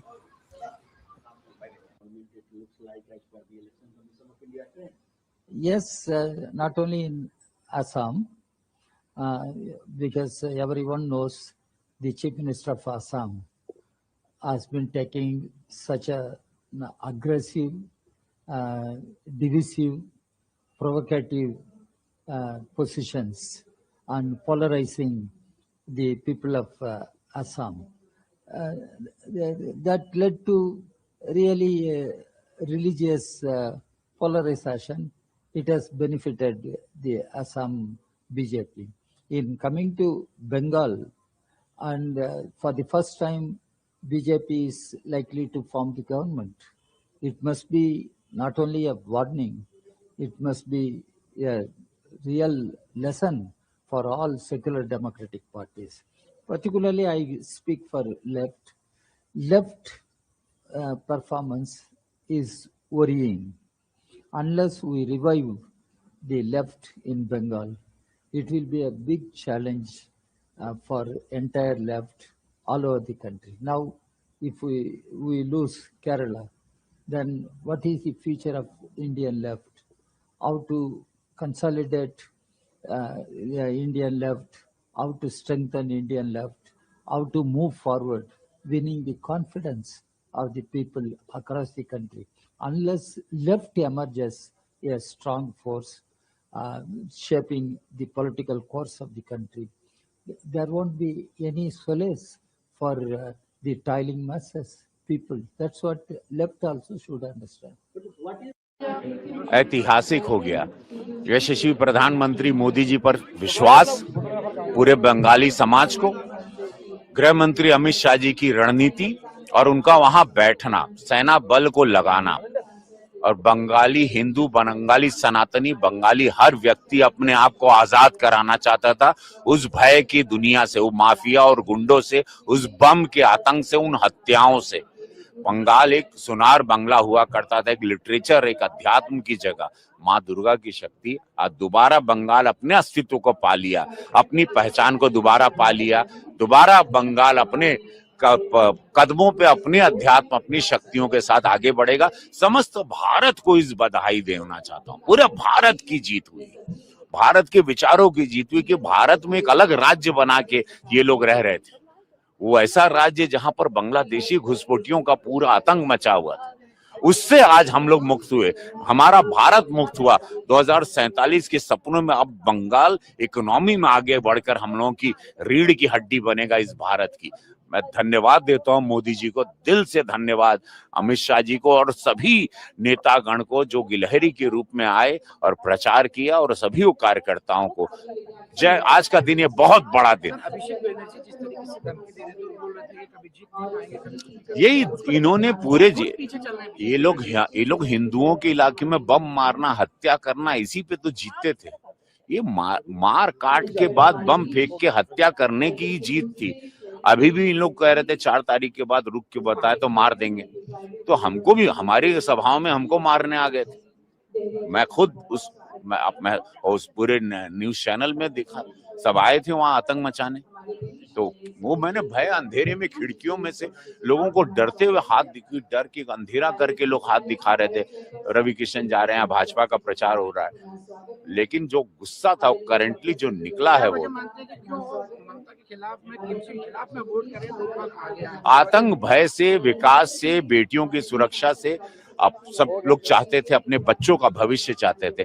बंगाल ने अपने लिए वोट किया, अपनी अस्मिता को बचाने के लिए, अपने हिंदुत्व को बचाने, अपनी सनातन विचारधारा को, अपनी पूजा पाठ और अपनी हर चीज को। नहीं तो बंगाल खत्म हो जाता। बंगाल को बता दो ये चुनाव अगर हार जाते तो बंगाल हमेशा के लिए खत्म हो जाता। अक्सर देखते हैं चुनाव के बाद में ईवीएम पे आरोप लगने लगते हैं इस बार। अब वो छाती पीटे जो भी बंगालियों ने जिताया है, एक एक बंगाली निकला है, वोट किया है मोदी जी, एक एक बंगाली ने वोट किया, एक एक महिलाओं ने वोट किया, उनमें आक्रोश था, ये आक्रोश से निकला हुआ वोट। और मोदी जी की जय हो, उन्होंने विश्वास दिलवाया, भाजपा ने विश्वास दिलाया उन बंगाली समाज को। अभी भी 70 सीट है जिनके रिजल्ट चुनाव आयोग ने अपलोड नहीं किया है। चुनाव आयोग ने 70 सीट के रिजल्ट अभी भी अपलोड नहीं किए हैं और जो अपडेटेड राउंड्स होते हैं उनको अपलोड नहीं कर रहा है चुनाव आयोग। जैसे आपको मालूम है कि काउंटिंग राउंड्स में होते हैं और जो अपडेटेड राउंड्स के रिजल्ट है ये चुनाव आयोग अपलोड नहीं कर रहा है। ये चालाकी है, षड्यंत्र है, ये बीजेपी के लिए माहौल बनाने की कोशिश है। क्योंकि ऐसा क्यों है कि अभी भी 70 सीट में अभी भी रिजल्ट क्यों नहीं अपलोड किए हैं चुनाव आयोग? ये एक षड्यंत्र है और चुनाव आयोग की कोशिश है ये दिखाना कि बीजेपी बंगाल में बंगाल जीत रही है, जब ये सच नहीं है। सच तो ये है कि ममता बनर्जी चौथी बार बंगाल की मुख्यमंत्री बनेगी और बीजेपी की हार निश्चित है।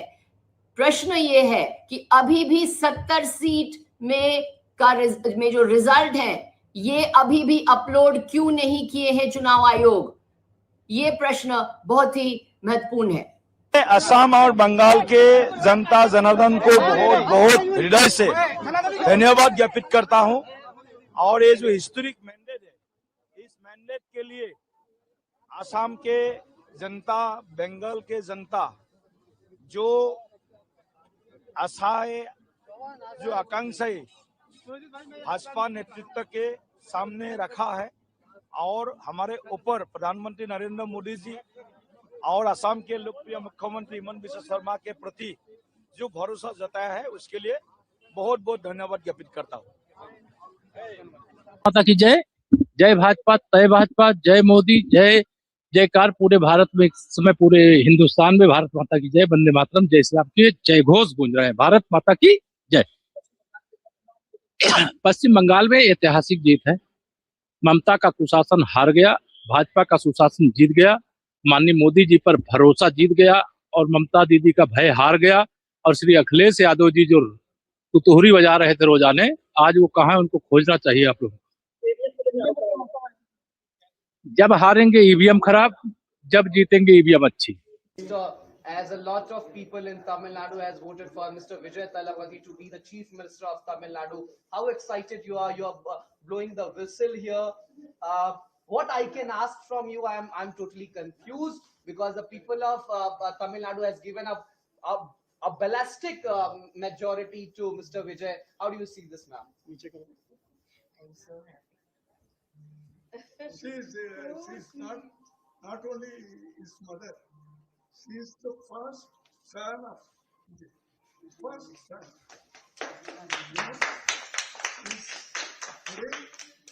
He's so happy. From morning 3:30.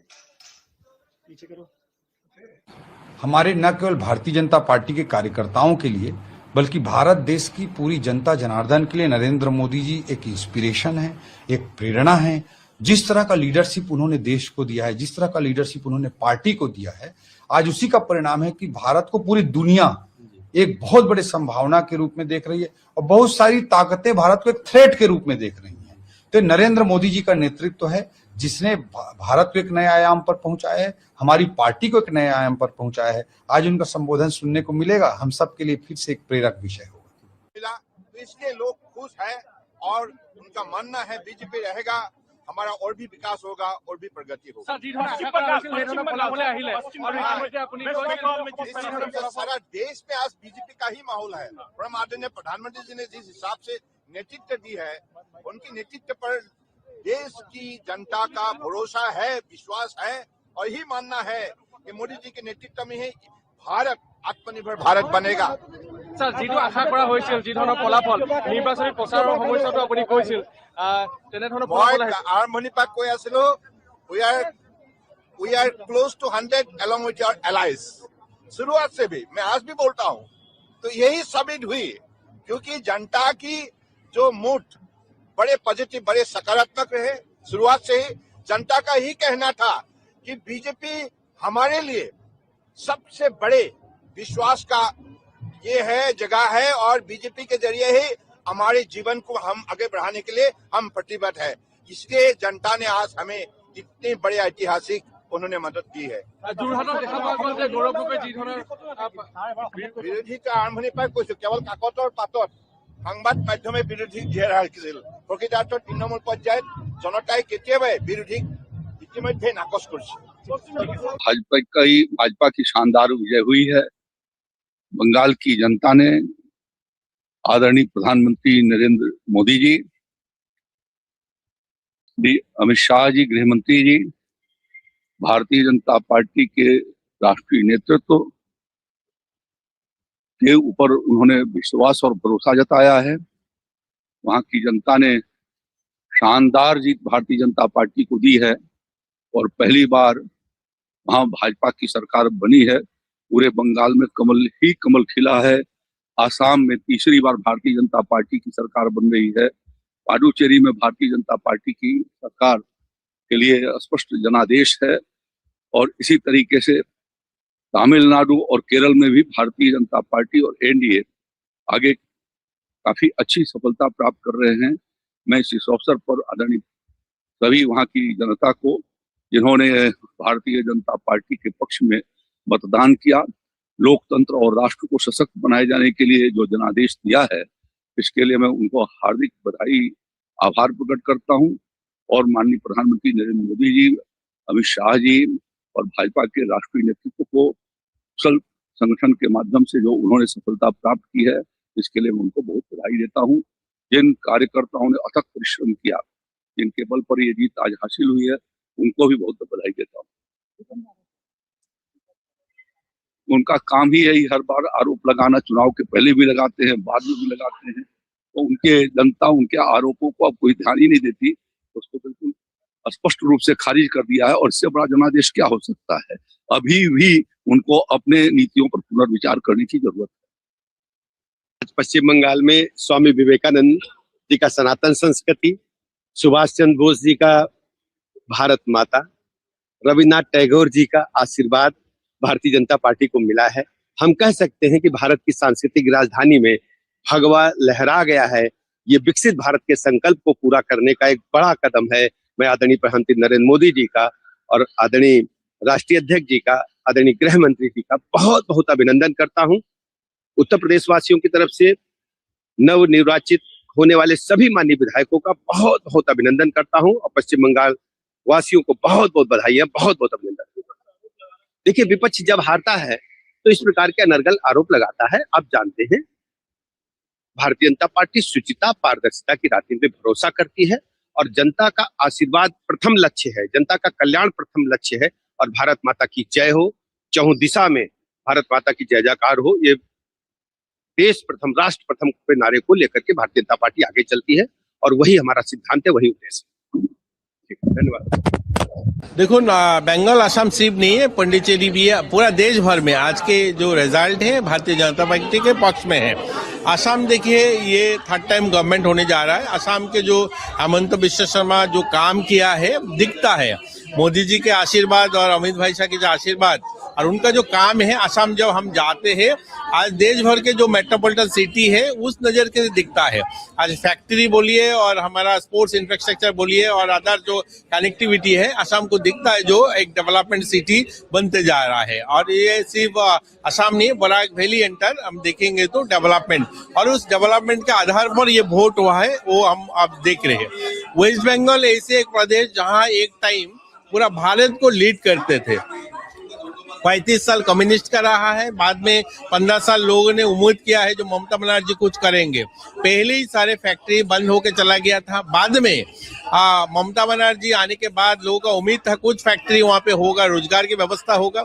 लेकिन 15 साल में करीब 50,000 फैक्ट्री आज गाजियाबाद, नोएडा, फरीदाबाद, ये जो इंडस्ट्रियल स्टेट बना है, ये सब बंगाल के फैक्ट्री जाके है। और उस बंगाल में क्या होगा, लोगों का रोजगार के लिए बाहर जाना पड़ रहा है। तो ये वहाँ के जो यूथ है और जो एलिट लोग हैं और जो पढ़े लिखे लोग हैं, बंगाल के जो इंटेलेक्चुअल बोला जाता है, उनको सबके मन में आया जब ममता बनर्जी से और होगा नहीं है, तो उसका जो एक रिएक्शन और मोदी जी का जो डेवलपमेंट है पूरा देश का, उसके आधार पर वोट हुआ है। तो अभी तक का जो रुझान हम देख रहे हैं, जो वहाँ पे सरकार बनना सुनिश्चित है बीजेपी का है। तो हम बधाई देते हैं बंगाल के जो भारतीय जनता पार्टी के कार्यकर्ता है और मोदी जी, अमित शाह जी को जिस तरीके से उन्होंने मेहनत किया है, और त्रिपुरा के भी हमारा बहुत सारे कार्यकर्ता वहाँ पे मेहनत किया है, उनको भी बधाई देता हूँ आज के दिन में। और पूरा देश भर में बहुत अच्छा रिजल्ट बीजेपी के। आज पुडुचेरी में भी अच्छा हुआ है, हमने देखा, केरल में भी, और धर्मनगर जो है हमारा 8 साल की सरकार है और 8 साल के सरकार के जो काम है धर्मनगर में काम हुआ। मैं नॉर्थ से आता हूँ, आपको पता है, मैं नॉर्थ में पहले मेरे को जाने में धर्मनगर 8 घंटा लगता था, 6 घंटा लगता था, आज 2-2.5 घंटा में जाता हूँ। वो डेवलपमेंट क्या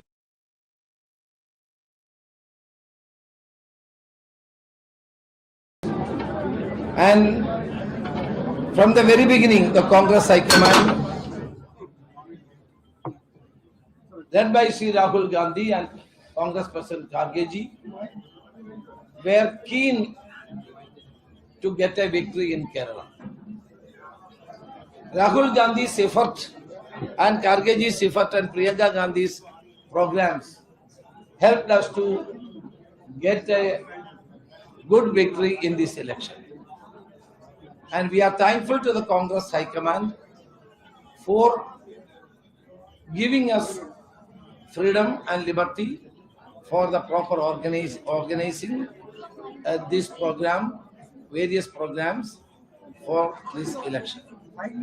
The 5 guarantees announced by Sri Rahul Gandhi, the 5 guarantees announced by Sri Rahul Gandhi in Trivandrum helped us to get this victory. And this is a joint effort. This victory is a joint effort of all congressmen and leaders as well as the UDF partners. So we are all thankful to everybody. As the chairman of the campaign committee, I would like to express thanks to all the Congress workers, leaders and the UDF partners and their leaders. And the joint effort of all the leaders has given this victory. And we will continue to do better administration for the state of Kerala, and the people's dreams and their thinking will be translated into reality by our government. And I once again I express deep gratitude to the people of Kerala for giving this kind of a victory for us. Is there any kind of vote consolidation in favor of the UDF or any community in this election? The positive agenda proposed by the Congress-led UDF as well as the anti-incumbency of this government both helped us to get this kind of a victory. Sir, in 5 decades, this is the first time that left government is not in India. This is the last government of the Communist Party in India was Pinarayi Vijay's government. It is now lost this election, and I think that they will learn lessons from this defeat. Their authoritarian attitude and their dictatorial policies had led to this kind of a rout in the Kerala, in the state of Kerala. So can we expect that you will take the oath of the chief ministerial position very soon? No, that our High Command will decide who will be the chief minister and what are our course of action. The party High Command will decide. Is there any issue over the chief minister's post inside the party? Any kind? See, Congress is a democratic party. We have a democratic tradition. Congress High Command is Sri Rahul Gandhi, Congress President, and Srimati Sonia Gandhi has got enough experience and capacity to decide all these things. Whatever they decide, we will agree. Sir, when will be the MLA's meeting, sir? MLA's meeting? That will be informed you by the Congress High Command and the General Secretary in charge. मैं बचपन से भारतीय जनसंघ से जुड़ा था। भारतीय जनसंघ जिसकी स्थापना डॉक्टर श्यामा प्रसाद मुखर्जी जी ने की थी। हमेशा मन में एक ही सवाल उठता था कि आखिर बंगाल में कब जीतेंगे। एक कार्यकर्ता के नाते अंदर से इतना संतोष है कि शब्दों में वर्णन नहीं किया जा सकता। वर्षों की साध मोदी जी के नेतृत्व में पूरी हो गई। लाखों कार्यकर्ताओं की तपस्या सफल हुई है। आज उनका बलिदान सार्थक हुआ है। ये विजय केवल बंगाल की विजय नहीं है, ये भारत की विजय है, हमारे देश की विजय है। बंगाल में जो कुछ हो रहा था, वोट बैंक की राजनीति के कारण डेमोग्राफी बदल रही थी। अवैध घुसपैठ ने बंगाल को तबाह करके रख दिया था। गुंडे खुल के खेल रहे थे, अराजकता का राज था। और इन सबकी सरगना वहां की सरकार थी, टीएमसी की। जनता ने बंगाल के लिए, देश के लिए मोदी जी पर अगाध विश्वास किया है। ऐसी श्रद्धा कि उनके मन में विश्वास है कि मोदी जी ही विकसित बनाएंगे बंगाल को और मोदी जी ही सुरक्षित करेंगे बंगाल को। मोदी जी भारत के लिए भगवान का वरदान है और इसलिए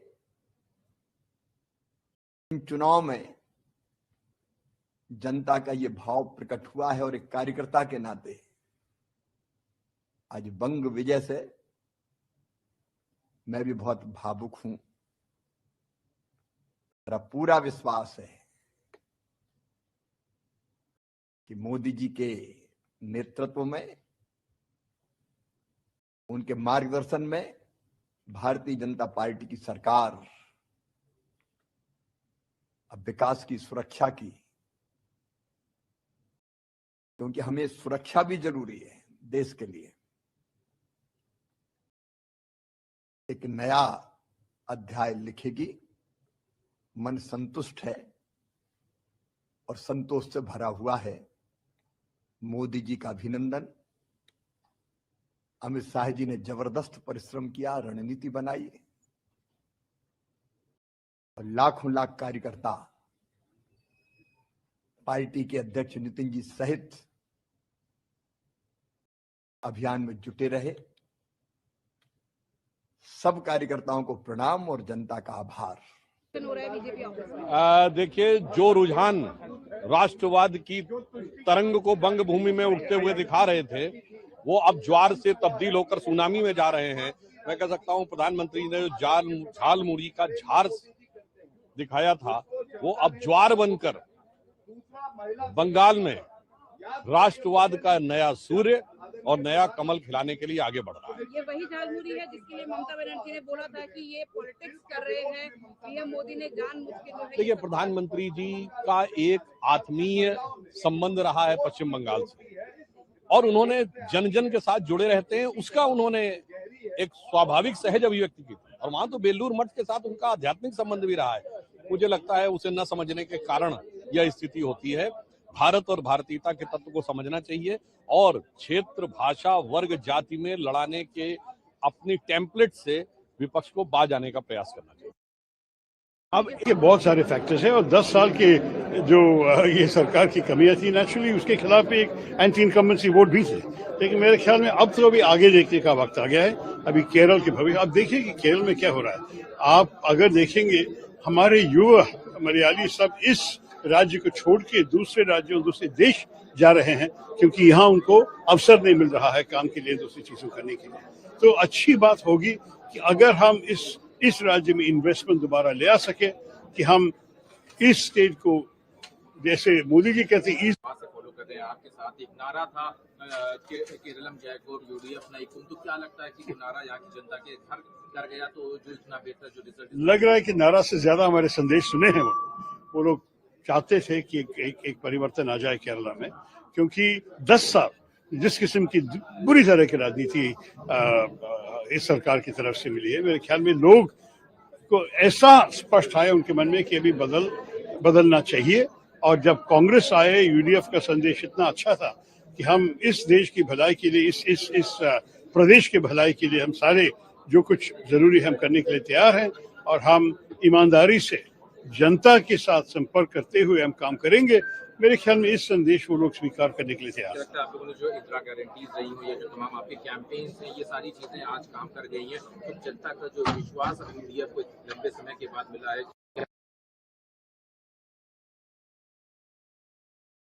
में देखा जाए कि बीजेपी का एक अच्छा वो देखने को मिला है। तमिलनाडु में कहाँ है बीजेपी? आपको पता है कि वो टीवी के विजय का आश्चर्यजनक रिजल्ट था।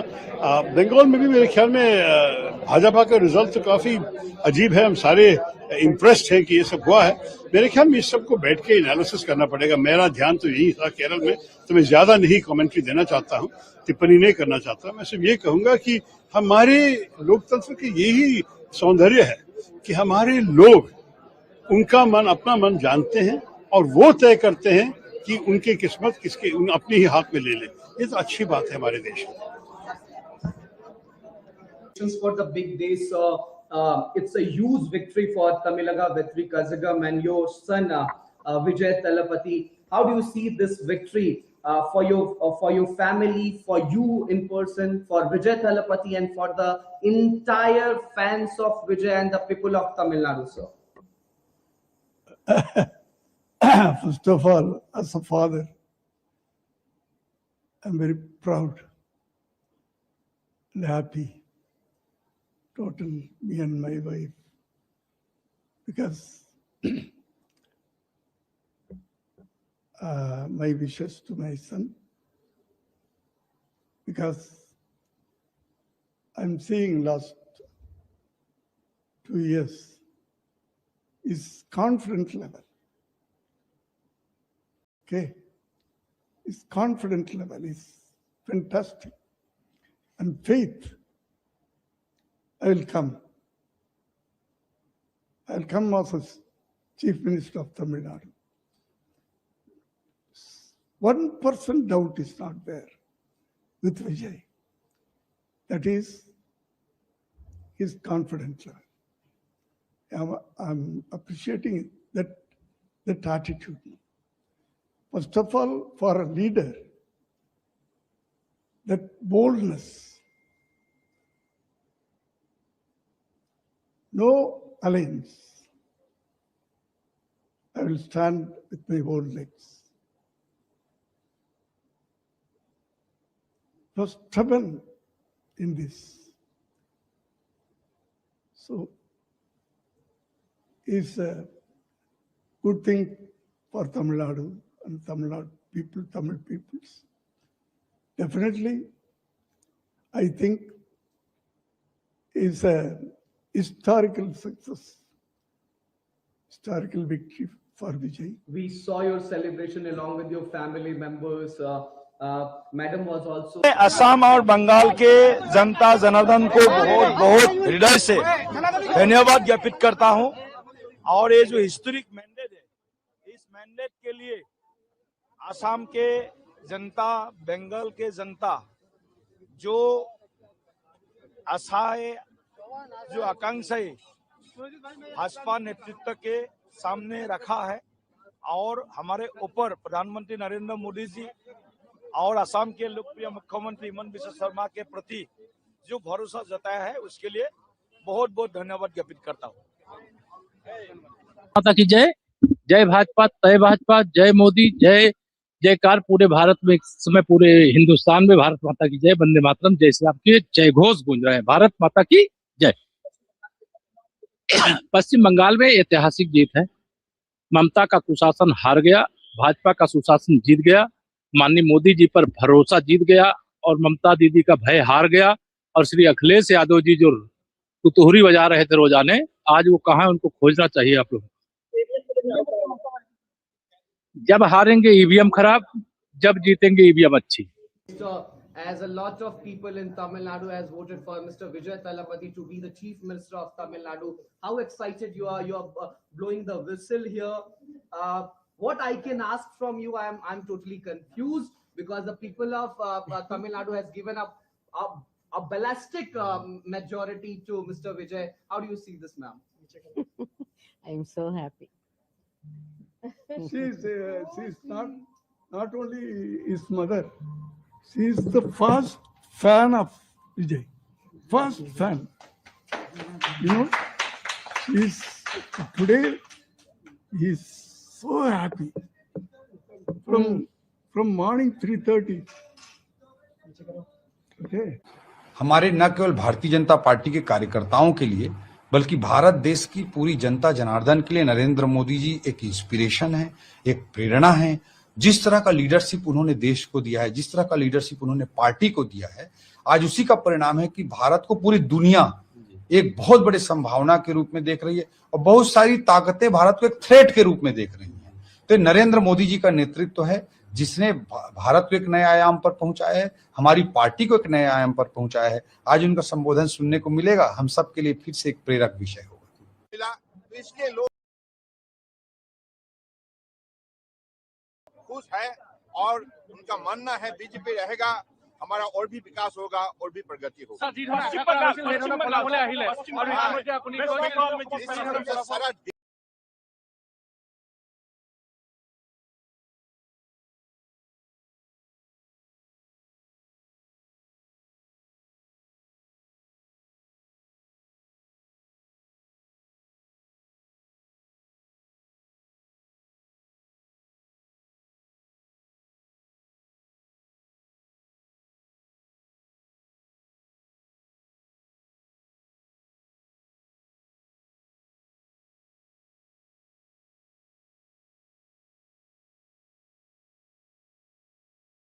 इसमें आज बीजेपी का ही माहौल है। परम आदरणीय प्रधानमंत्री जी ने जिस हिसाब से नेतृत्व दी है, उनके नेतृत्व पर देश की जनता का भरोसा है, विश्वास है और यही मानना है कि मोदी जी के नेतृत्व में ही भारत आत्मनिर्भर भारत बनेगा। सर, जितो आशा करा হৈছিল, যি ধৰণৰ ফলাফল নিৰ্বাচনী প্ৰচাৰৰ সময়তো আপুনি কৈছিল, তেনে ধৰণৰ ফলাফল আহিছে। আৰম্ভণিৰ পৰা কৈ আছিলো, we are close to 100 along with your allies। शुरुआत से भी मैं आज भी बोलता हूं, तो यही साबित हुई क्योंकि जनता की जो मूड बड़े पॉजिटिव, बड़े सकारात्मक रहे। शुरुआत से ही जनता का ही कहना था कि बीजेपी हमारे लिए सबसे बड़े विश्वास का ये है, जगह है और बीजेपी के जरिए ही हमारे जीवन को हम आगे बढ़ाने के लिए हम प्रतिबद्ध है। इसलिए जनता ने आज हमें इतने बड़े ऐतिहासिक उन्होंने मदद दी है।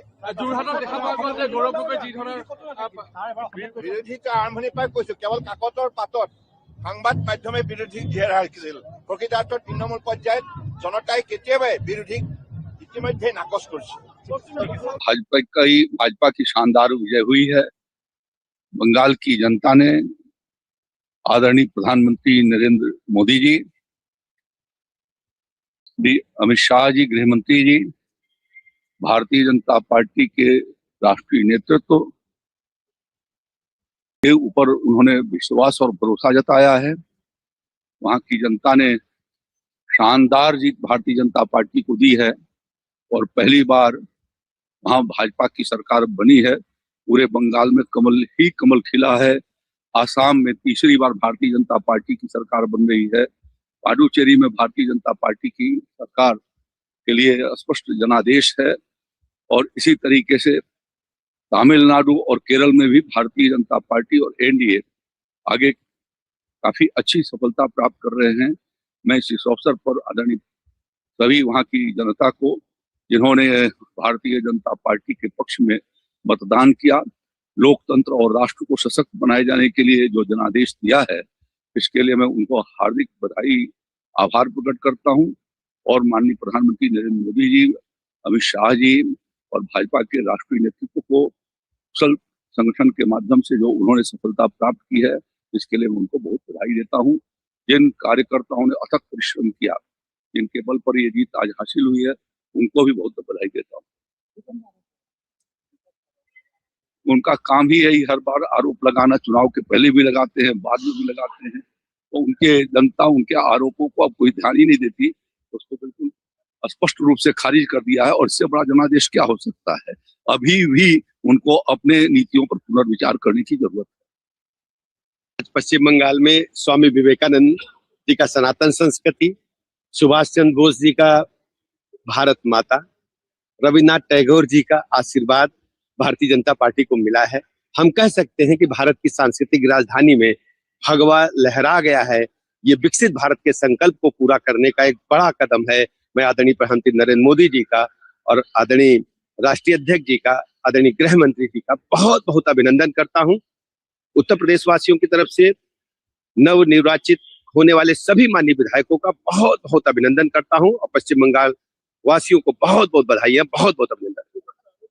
देखिए, विपक्ष जब हारता है तो इस प्रकार के अनर्गल आरोप लगाता है। आप जानते हैं, भारतीय जनता पार्टी शुचिता, पारदर्शिता की राजनीति में भरोसा करती है और जनता का आशीर्वाद प्रथम लक्ष्य है, जनता का कल्याण प्रथम लक्ष्य है। और भारत माता की जय हो, चहुं दिशा में भारत माता की जय जयकार हो। ये देश प्रथम, राष्ट्र प्रथम के नारे को लेकर के भारतीय जनता पार्टी आगे चलती है और वही हमारा सिद्धांत है, वही उद्देश्य है। धन्यवाद। देखो, बंगाल असम सिर्फ नहीं है, पुडुचेरी भी है। पूरा देश भर में आज के जो रिजल्ट है भारतीय जनता पार्टी के पक्ष में है। असम देखिए, ये थर्ड टाइम गवर्नमेंट होने जा रहा है। असम के जो हेमंत बिश्व शर्मा जो काम किया है दिखता है। मोदी जी के आशीर्वाद और अमित भाई शाह के जो आशीर्वाद और उनका जो काम है, असम जब हम जाते हैं, आज देश भर के जो मेट्रोपोलिटन सिटी है उस नजर के दिखता है। आज फैक्ट्री बोलिए और हमारा स्पोर्ट्स इंफ्रास्ट्रक्चर बोलिए और अदर जो कनेक्टिविटी है, असम को दिखता है जो एक डेवलपमेंट सिटी बनते जा रहा है। और ये सिर्फ असम नहीं, बराक वैली एंटर हम देखेंगे तो डेवलपमेंट, और उस डेवलपमेंट के आधार पर ये वोट हुआ है, वो हम अब देख रहे हैं। वेस्ट बंगाल ऐसे एक प्रदेश जहाँ एक टाइम पूरा भारत को लीड करते थे। 35 साल कम्युनिस्ट का रहा है, बाद में 15 साल लोगों ने उम्मीद किया है जो ममता बनर्जी कुछ करेंगे। पहले ही सारे फैक्ट्री बंद होके चला गया था। बाद में ममता बनर्जी आने के बाद लोगों का उम्मीद था कुछ फैक्ट्री वहां पे होगा, रोजगार की व्यवस्था होगा। लेकिन 15 साल में करीब 50,000 फैक्ट्री आज गाजियाबाद, नोएडा, फरीदाबाद, ये जो इंडस्ट्रियल स्टेट बना है, ये सब बंगाल के फैक्ट्री जाके है। और उस बंगाल में क्या होगा, लोगों का रोजगार के लिए बाहर जाना पड़ रहा है। तो ये वहाँ के जो यूथ है और जो एलिट लोग हैं और जो पढ़े लिखे लोग हैं, बंगाल के जो इंटेलेक्चुअल बोला जाता है, उनको सबके मन में आया जब ममता बनर्जी से और होगा नहीं है।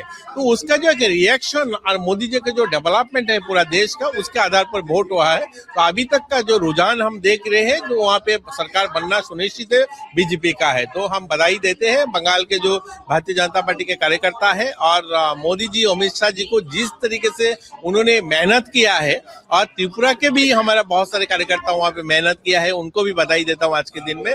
और पूरा देश भर में बहुत अच्छा रिजल्ट बीजेपी के।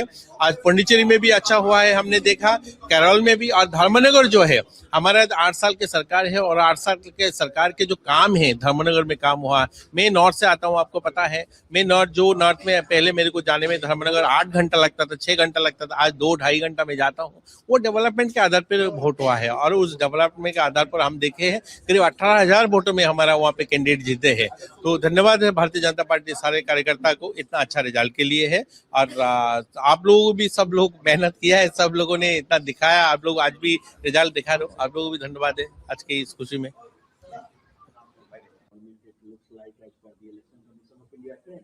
Yes, not only in Assam, because everyone knows the Chief Minister of Assam has been taking such a aggressive, divisive, provocative positions on polarizing the people of Assam. That led to really religious polarization. It has benefited the Assam BJP. In coming to Bengal, and for the first time, BJP is likely to form the government. It must be not only a warning, it must be a real lesson for all secular democratic parties. particularly I speak for left. Left performance is worrying. Unless we revive the left in Bengal, it will be a big challenge for entire left all over the country. Now, if we lose Kerala, then what is the future of Indian left? How to consolidate Indian left, how to strengthen Indian left, how to move forward, winning the confidence of the people across the country. Unless left emerges a strong force shaping the political course of the country, there won't be any solace for the toiling masses, people. That's what left also should understand. ऐतिहासिक हो गया। यशस्वी प्रधानमंत्री मोदी जी पर विश्वास पूरे बंगाली समाज को, गृह मंत्री अमित शाह जी की रणनीति और उनका वहां बैठना, सेना बल को लगाना, और बंगाली हिंदू, बंगाली सनातनी, बंगाली हर व्यक्ति अपने आप को आजाद कराना चाहता था उस भय की दुनिया से, वो माफिया और गुंडों से, उस बम के आतंक से, उन हत्याओं से। बंगाल एक सुनार बंगला हुआ करता था, एक लिटरेचर, एक अध्यात्म की जगह। माँ दुर्गा की शक्ति आज दोबारा बंगाल अपने अस्तित्व को पा लिया, अपनी पहचान को दोबारा पा लिया। दोबारा बंगाल अपने कदमों पे अपने अध्यात्म, अपनी शक्तियों के साथ आगे बढ़ेगा। समस्त भारत को इस बधाई देना चाहता हूँ। पूरे भारत की जीत हुई, भारत के विचारों की जीत हुई कि भारत में एक अलग राज्य बना के ये लोग रह रहे थे। वो ऐसा राज्य जहां पर बांग्लादेशी घुसपैठियों का पूरा आतंक मचा हुआ था, उससे आज हम लोग मुक्त हुए, हमारा भारत मुक्त हुआ। 2047 के सपनों में अब बंगाल इकोनॉमी में आगे बढ़कर हम लोगों की रीढ़ की हड्डी बनेगा इस भारत की। मैं धन्यवाद देता हूं मोदी जी को, दिल से धन्यवाद अमित शाह जी को और सभी नेतागण को जो गिलहरी के रूप में आए और प्रचार किया, और सभी कार्यकर्ताओं को जय। आज का दिन ये बहुत बड़ा दिन, यही इन्होंने पूरे ये लोग हिंदुओं के इलाके में बम मारना, हत्या करना, इसी पे तो जीतते थे। ये मार काट के बाद बम फेंक के हत्या करने की ही जीत थी। अभी भी इन लोग कह रहे थे 4 तारीख के बाद रुक के बताए तो मार देंगे, तो हमको भी हमारी सभाओं में हमको मारने आ गए थे। मैं खुद मैं उस पूरे न्यूज चैनल में देखा, सब आए थे वहां आतंक मचाने, तो वो मैंने भय अंधेरे में खिड़कियों में से लोगों को डरते हुए डर के अंधेरा करके लोग हाथ दिखा रहे थे। रवि किशन जा रहे हैं, भाजपा का प्रचार हो रहा है, लेकिन जो गुस्सा था वो करेंटली जो निकला है वो आतंक भय से, विकास से, बेटियों की सुरक्षा से। अब सब लोग चाहते थे, अपने बच्चों का भविष्य चाहते थे। बंगाल ने अपने लिए वोट किया, अपनी अस्मिता को बचाने के लिए, अपने हिंदुत्व को बचाने, अपनी सनातन विचारधारा को, अपनी पूजा पाठ और अपने हर चीज को। नहीं तो बंगाल खत्म हो जाता। बंगाल को बता दो, ये चुनाव अगर हार जाते तो बंगाल हमेशा के लिए खत्म हो जाता। चुनाव के बाद में ईवीएम पे आरोप लगने लगते हैं। अब वो छाती पीटे, जो भी बंगालियों ने जिताया है, एक एक बंगाली निकला है, वोट किया है मोदी जी, एक एक बंगाली ने वोट किया, एक एक महिलाओं ने वोट किया। उनमें आक्रोश था, ये आक्रोश से निकला हुआ वोट। और मोदी जी की जय हो, उन्होंने विश्वास दिलवाया, भाजपा ने विश्वास दिलाया उन बंगाली समाज को। And from the very beginning, the Congress High Command, led by Sri Rahul Gandhi and Congress President Kharge ji, were keen to get a victory in Kerala.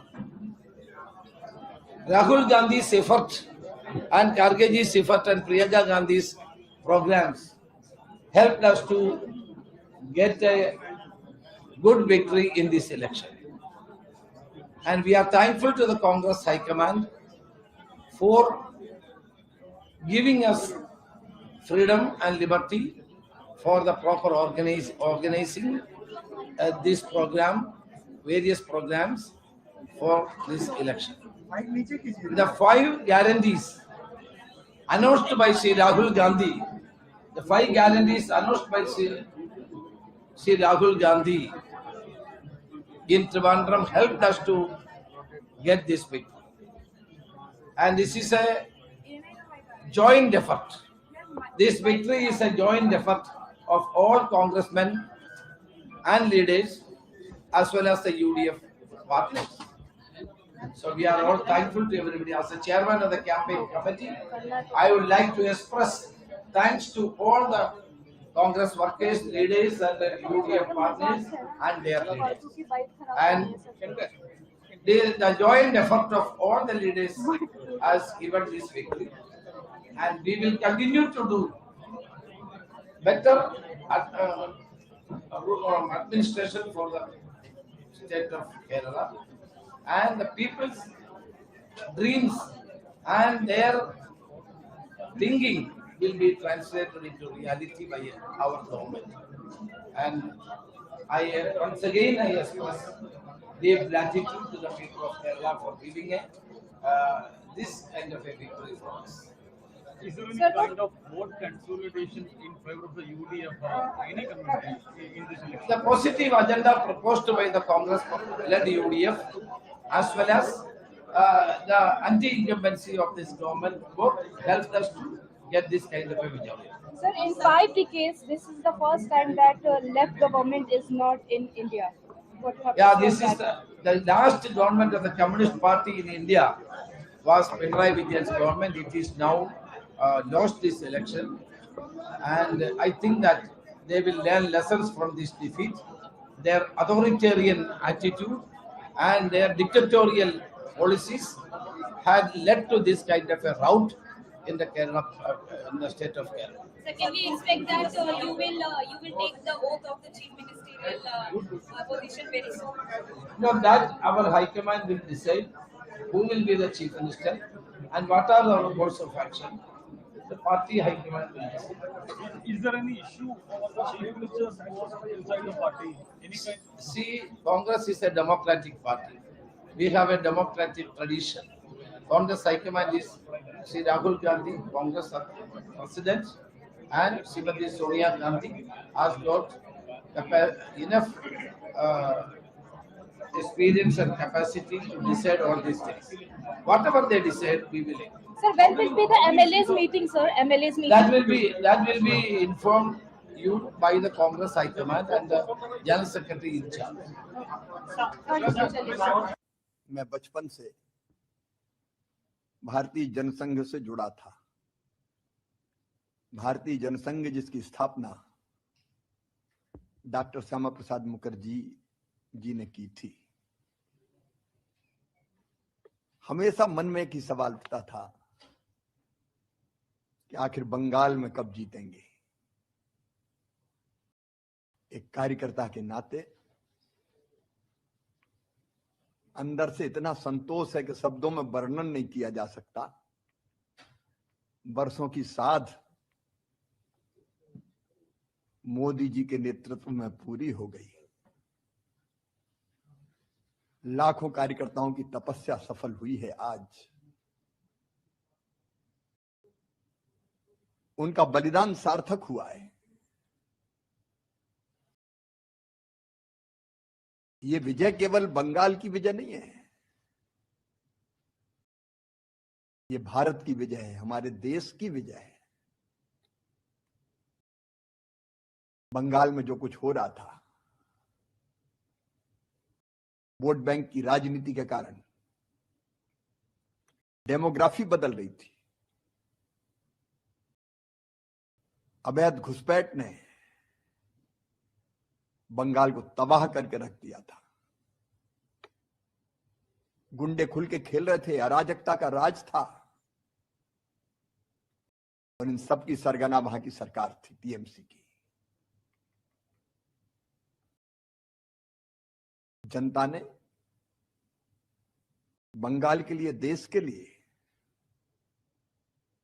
Modi ji पर अगाध विश्वास किया है।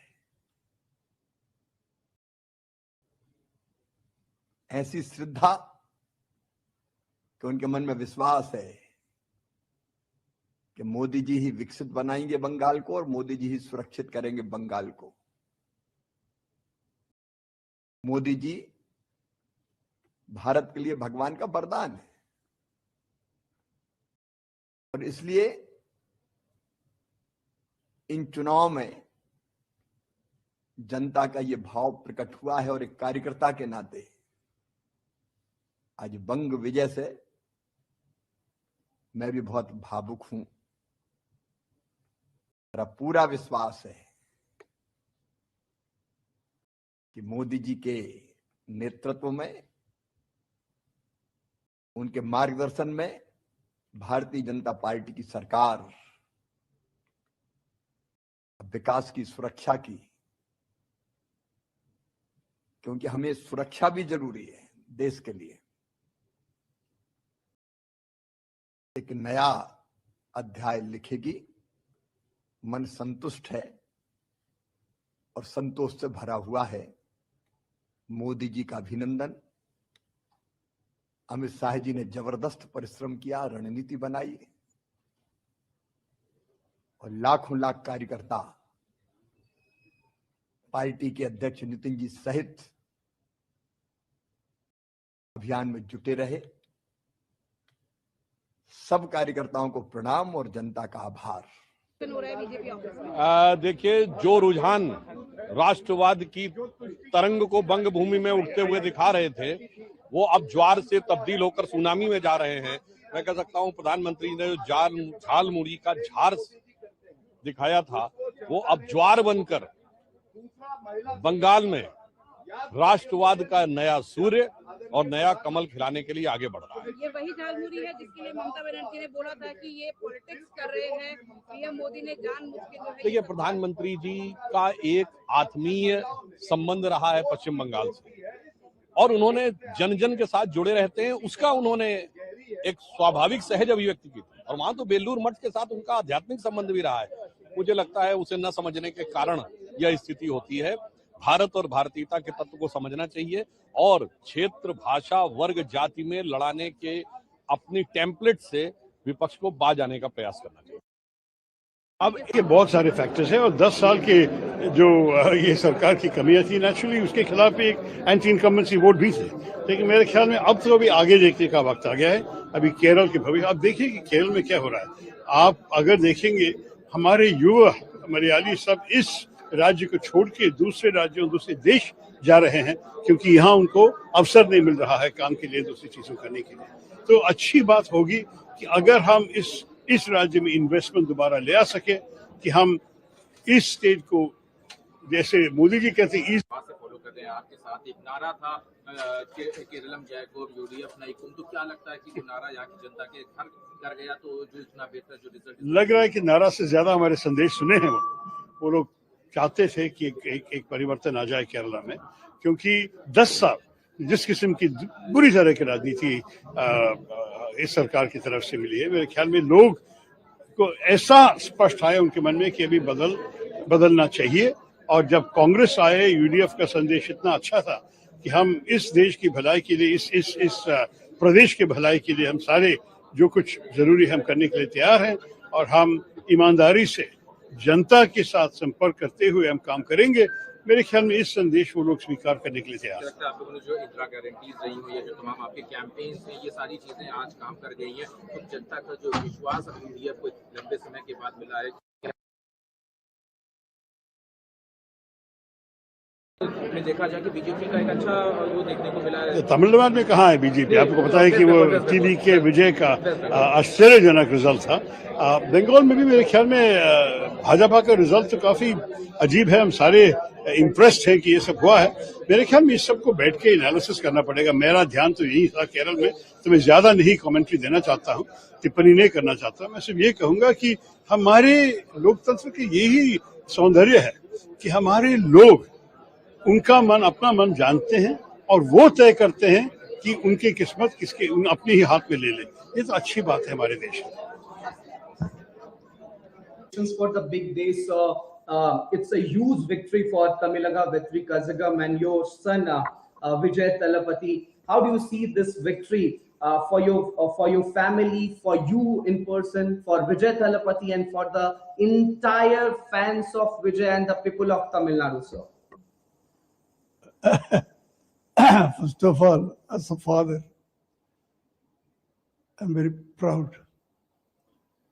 and happy. Total, me and my wife, because my wishes to my son, because I'm seeing last 2 years is confidence level. Okay, his confidence level is fantastic, and faith. I'll come as Chief Minister of Tamil Nadu. 1% doubt is not there with Vijay. That is his confidence level. I'm appreciating that attitude. First of all, for a leader, that boldness, no alliance. I will stand with my own legs. Was stubborn in this. So it's a good thing for Tamil Nadu and Tamil Nadu people, Tamil peoples. Definitely, I think is a historical success, historical victory for Vijay. We saw your celebration along with your family members. Madam was also. Assam और बंगाल के जनता जनार्दन को बहुत बहुत हृदय से धन्यवाद ज्ञापित करता हूं। और ये जो हिस्टोरिक मैंडेट है, इस मैंडेट के लिए असम के जनता, बंगाल के जनता जो आशाएं, जो आकांक्षाएं भाजपा नेतृत्व के सामने रखा है और हमारे ऊपर प्रधानमंत्री नरेंद्र मोदी जी और असम के लोकप्रिय मुख्यमंत्री हिमंत बिस्वा शर्मा के प्रति जो भरोसा जताया है, उसके लिए बहुत बहुत धन्यवाद ज्ञापित करता हूँ। माता की जय, जय भाजपा, तय भाजपा, जय मोदी, जय जयकार पूरे भारत में, इस समय पूरे हिंदुस्तान में भारत माता की जय, वंदे मातरम, जय श्री राम के जय घोष गूंज रहे हैं। भारत माता की जय। पश्चिम बंगाल में ऐतिहासिक जीत है। ममता का कुशासन हार गया, भाजपा का सुशासन जीत गया, माननीय मोदी जी पर भरोसा जीत गया और ममता दीदी का भय हार गया। और श्री अखिलेश यादव जी जो कुतूहरी बजा रहे थे रोजाने, आज वो कहाँ है, उनको खोजना चाहिए आप लोग। जब हारेंगे ईवीएम खराब, जब जीतेंगे ईवीएम अच्छी। As a lot of people in Tamil Nadu has voted for Mr. Vijay Thalapathy to be the Chief Minister of Tamil Nadu, how excited you are? You are blowing the whistle here. What I can ask from you, I'm totally confused because the people of Tamil Nadu has given up a ballistic majority to Mr. Vijay. How do you see this, ma'am? I'm so happy. She's not only his mother. She is the first fan of Vijay. First fan. You know, today he's so happy. From morning 3:30. Okay. हमारे न केवल Bharatiya Janata party के कार्यकर्ताओं के लिए बल्कि भारत देश की पूरी जनता जनार्दन के लिए नरेंद्र मोदी जी एक इंस्पिरेशन है, एक प्रेरणा है। जिस तरह का लीडरशिप उन्होंने देश को दिया है, जिस तरह का लीडरशिप उन्होंने पार्टी को दिया है, आज उसी का परिणाम है कि भारत को पूरी दुनिया एक बहुत बड़े संभावना के रूप में देख रही है और बहुत सारी ताकतें भारत को एक थ्रेट के रूप में देख रही हैं। तो नरेंद्र मोदी जी का नेतृत्व है जिसने भारत को एक नए आयाम पर पहुंचाया है, हमारी पार्टी को एक नए आयाम पर पहुंचाया है। आज उनका संबोधन सुनने को मिलेगा, हम सब के लिए फिर से एक प्रेरक विषय होगा। तो इसलिए लोग खुश हैं और उनका मानना है बीजेपी रहेगा, हमारा और भी विकास होगा और भी प्रगति होगा। सारा देश में आज बीजेपी का ही माहौल है। परम आदरणीय प्रधानमंत्री जी ने जिस हिसाब से नेतृत्व दी है, उनकी नेतृत्व पर देश की जनता का भरोसा है, विश्वास है और यही मानना है कि मोदी जी के नेतृत्व में ही भारत आत्मनिर्भर भारत बनेगा। सर, जिটো आशा কৰা হৈছিল, যি ধৰণৰ ফলাফল নিৰ্বাচনী প্ৰচাৰৰ সময়তো আপুনি কৈছিল, তেনে ধৰণৰ ফলাফল আহিছে। আৰম্ভণিৰ পৰা কৈ আছিলো, we are close to 100 along with your allies। शुरुआत से भी मैं आज भी बोलता हूँ, तो यही साबित हुई क्योंकि जनता की जो मूड बड़े पॉजिटिव, बड़े सकारात्मक रहे। शुरुआत से ही जनता का ही कहना था कि बीजेपी हमारे लिए सबसे बड़े विश्वास का ये है, जगह है, और बीजेपी के जरिए ही हमारे जीवन को हम आगे बढ़ाने के लिए हम प्रतिबद्ध है। इसलिए जनता ने आज हमें इतनी बड़ी ऐतिहासिक उन्होंने मदद दी है। বিৰোধী আৰম্ভণিৰ পৰাই কৈছো, কেৱল কাকতৰ পাতত সংবাদ মাধ্যমে বিৰোধীক জীয়াই ৰাখিছিল। প্ৰকৃতাৰ্থত তৃণমূল পৰ্যায়ত জনতাই কেতিয়াবাই বিৰোধীক ইতিমধ্যে নাকচ কৰিছে। भाजपा की शानदार विजय हुई है। बंगाल की जनता ने आदरणीय प्रधानमंत्री नरेंद्र मोदी जी, श्री अमित शाह जी गृह मंत्री जी, भारतीय जनता पार्टी के राष्ट्रीय नेतृत्व के ऊपर उन्होंने विश्वास और भरोसा जताया है। वहां की जनता ने शानदार जीत भारतीय जनता पार्टी को दी है और पहली बार वहां भाजपा की सरकार बनी है। पूरे बंगाल में कमल ही कमल खिला है। आसाम में तीसरी बार भारतीय जनता पार्टी की सरकार बन रही है। पुडुचेरी में भारतीय जनता पार्टी की सरकार के लिए स्पष्ट जनादेश है और इसी तरीके से तमिलनाडु और केरल में भी भारतीय जनता पार्टी और एनडीए आगे काफी अच्छी सफलता प्राप्त कर रहे हैं। मैं इस अवसर पर आदरणीय सभी वहां की जनता को, जिन्होंने भारतीय जनता पार्टी के पक्ष में मतदान किया, लोकतंत्र और राष्ट्र को सशक्त बनाए जाने के लिए जो जनादेश दिया है, इसके लिए मैं उनको हार्दिक बधाई, आभार प्रकट करता हूं। और माननीय प्रधानमंत्री नरेंद्र मोदी जी, अमित शाह जी और भाजपा के राष्ट्रीय नेतृत्व को कुशल संगठन के माध्यम से जो उन्होंने सफलता प्राप्त की है, इसके लिए मैं उनको बहुत बधाई देता हूं। जिन कार्यकर्ताओं ने अथक परिश्रम किया, जिनके बल पर ये जीत आज हासिल हुई है, उनको भी बहुत बधाई देता हूँ।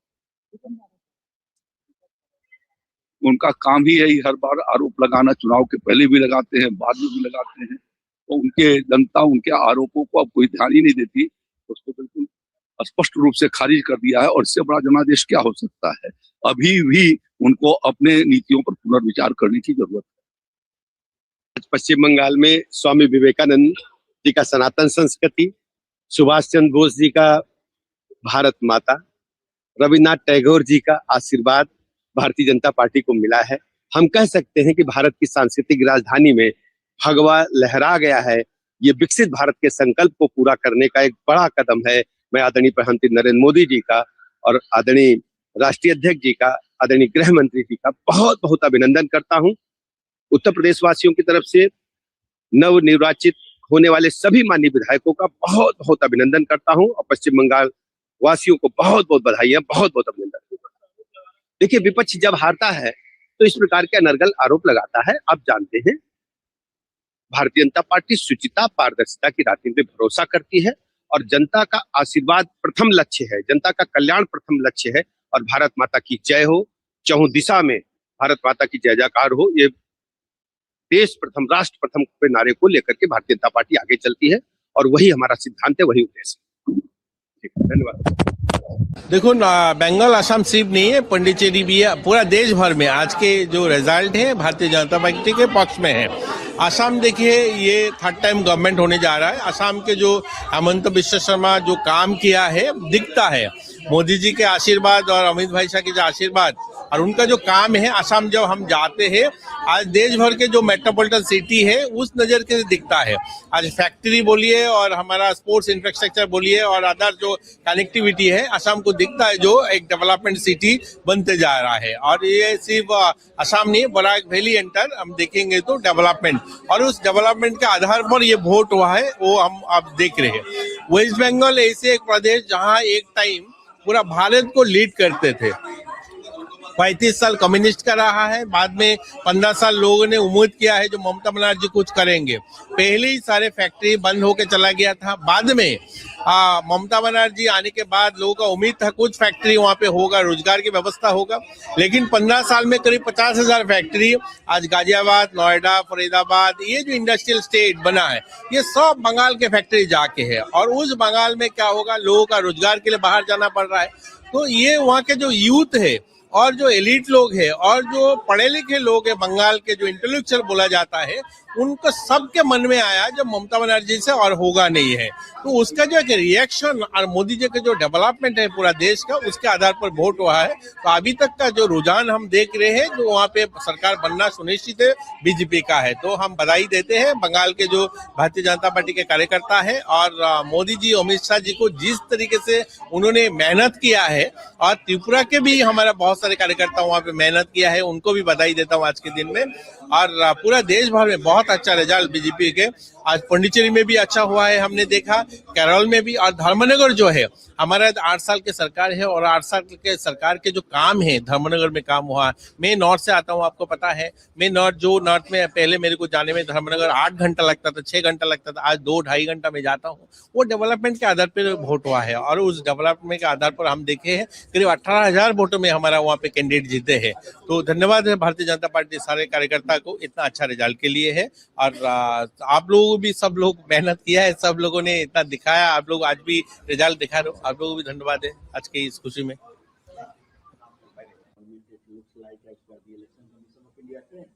Yes, not only in Assam, because everyone knows the Chief Minister of Assam has been taking such an aggressive, divisive, provocative positions on polarizing the people of Assam.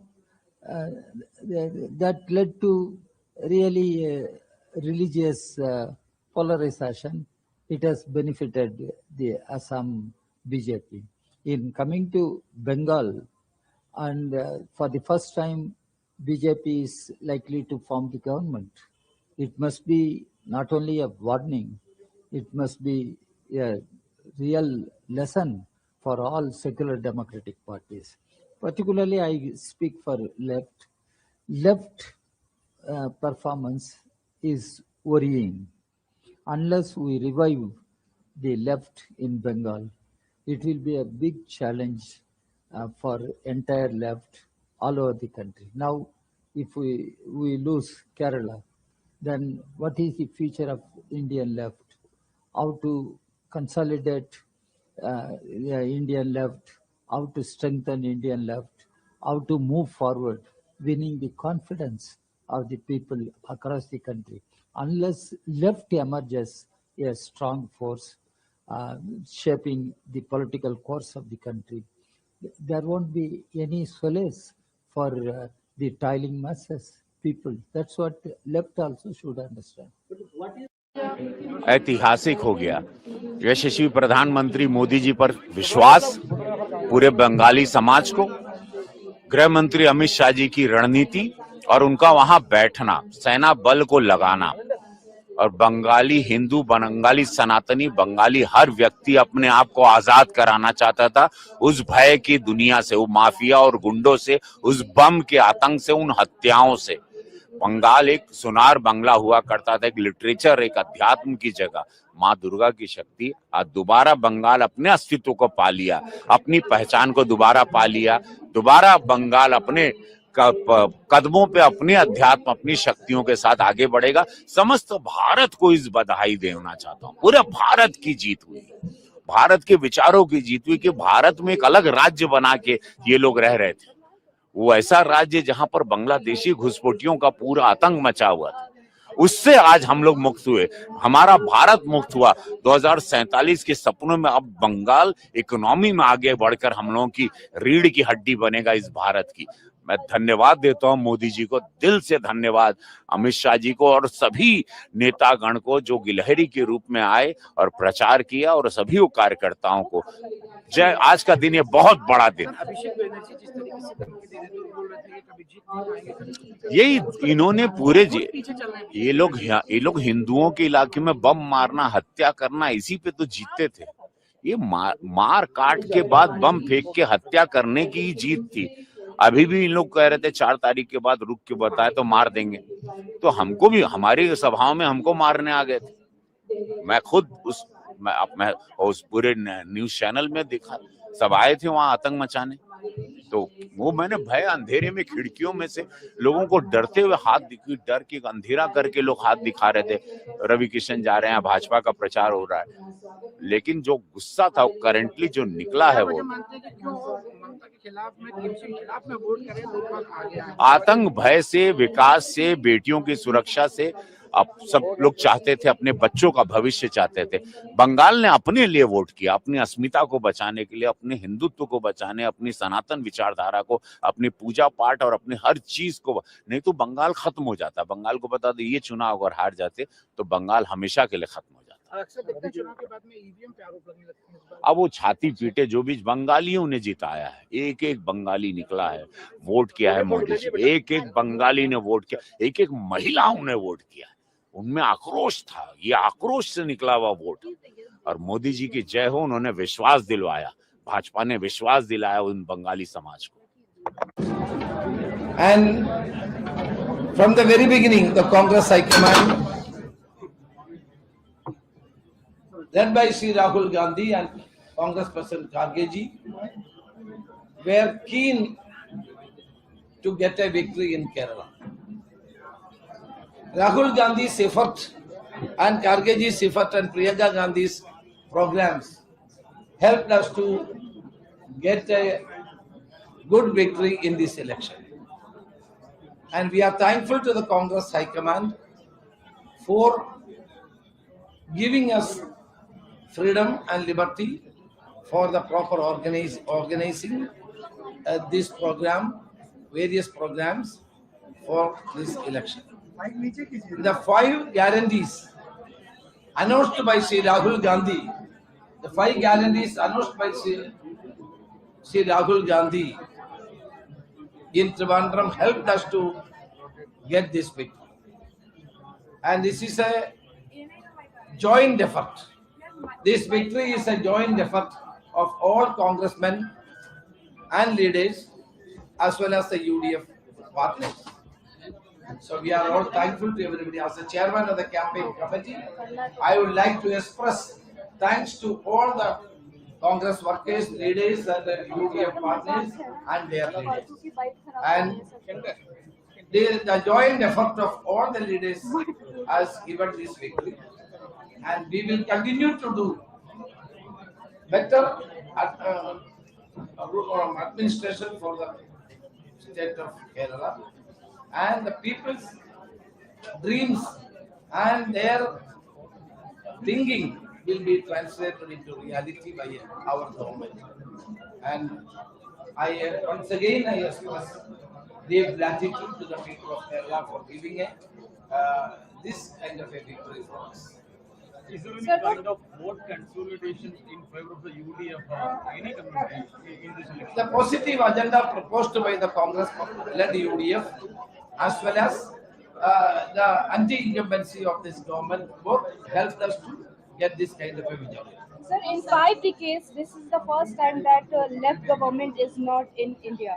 What you have to This say is the last government of the Communist Party in India was Pinarayi Vijayan's government. It is now lost this election, and I think that they will learn lessons from this defeat. Their authoritarian attitude and their dictatorial policies had led to this kind of a rout in the Kerala, in the state of Kerala. So can we expect that you will take the oath of the chief ministerial position very soon? No, that our High Command will decide who will be the chief minister and what are our course of action. The party High Command will decide. Is there any issue over the chief minister's post inside the party? Any kind? See, Congress is a democratic party. We have a democratic tradition. Congress High Command is Sri Rahul Gandhi, Congress President, and Srimati Sonia Gandhi has got enough experience and capacity to decide all these things. Whatever they decide, we will. Sir, when will be the MLA's meeting, sir? MLA's meeting. That will be informed you by the Congress High Command and the General Secretary in charge. मैं बचपन से भारतीय जनसंघ से जुड़ा था। भारतीय जनसंघ जिसकी स्थापना डॉक्टर श्यामा प्रसाद मुखर्जी जी ने की थी। हमेशा मन में एक ही सवाल उठता था कि आखिर बंगाल में कब जीतेंगे। एक कार्यकर्ता के नाते अंदर से इतना संतोष है कि शब्दों में वर्णन नहीं किया जा सकता। वर्षों की साध मोदी जी के नेतृत्व में पूरी हो गई। लाखों कार्यकर्ताओं की तपस्या सफल हुई है। आज उनका बलिदान सार्थक हुआ है। ये विजय केवल बंगाल की विजय नहीं है, ये भारत की विजय है, हमारे देश की विजय है। बंगाल में जो कुछ हो रहा था, वोट बैंक की राजनीति के कारण डेमोग्राफी बदल रही थी। अवैध घुसपैठ ने बंगाल को तबाह करके रख दिया था। गुंडे खुल के खेल रहे थे, अराजकता का राज था, और इन सब की सरगना वहां की सरकार थी, टीएमसी की। जनता ने बंगाल के लिए, देश के लिए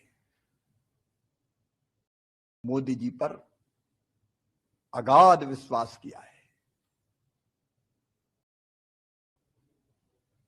ऐसी श्रद्धा कि उनके मन में विश्वास है कि मोदी जी ही विकसित बनाएंगे बंगाल को और मोदी जी ही सुरक्षित करेंगे बंगाल को।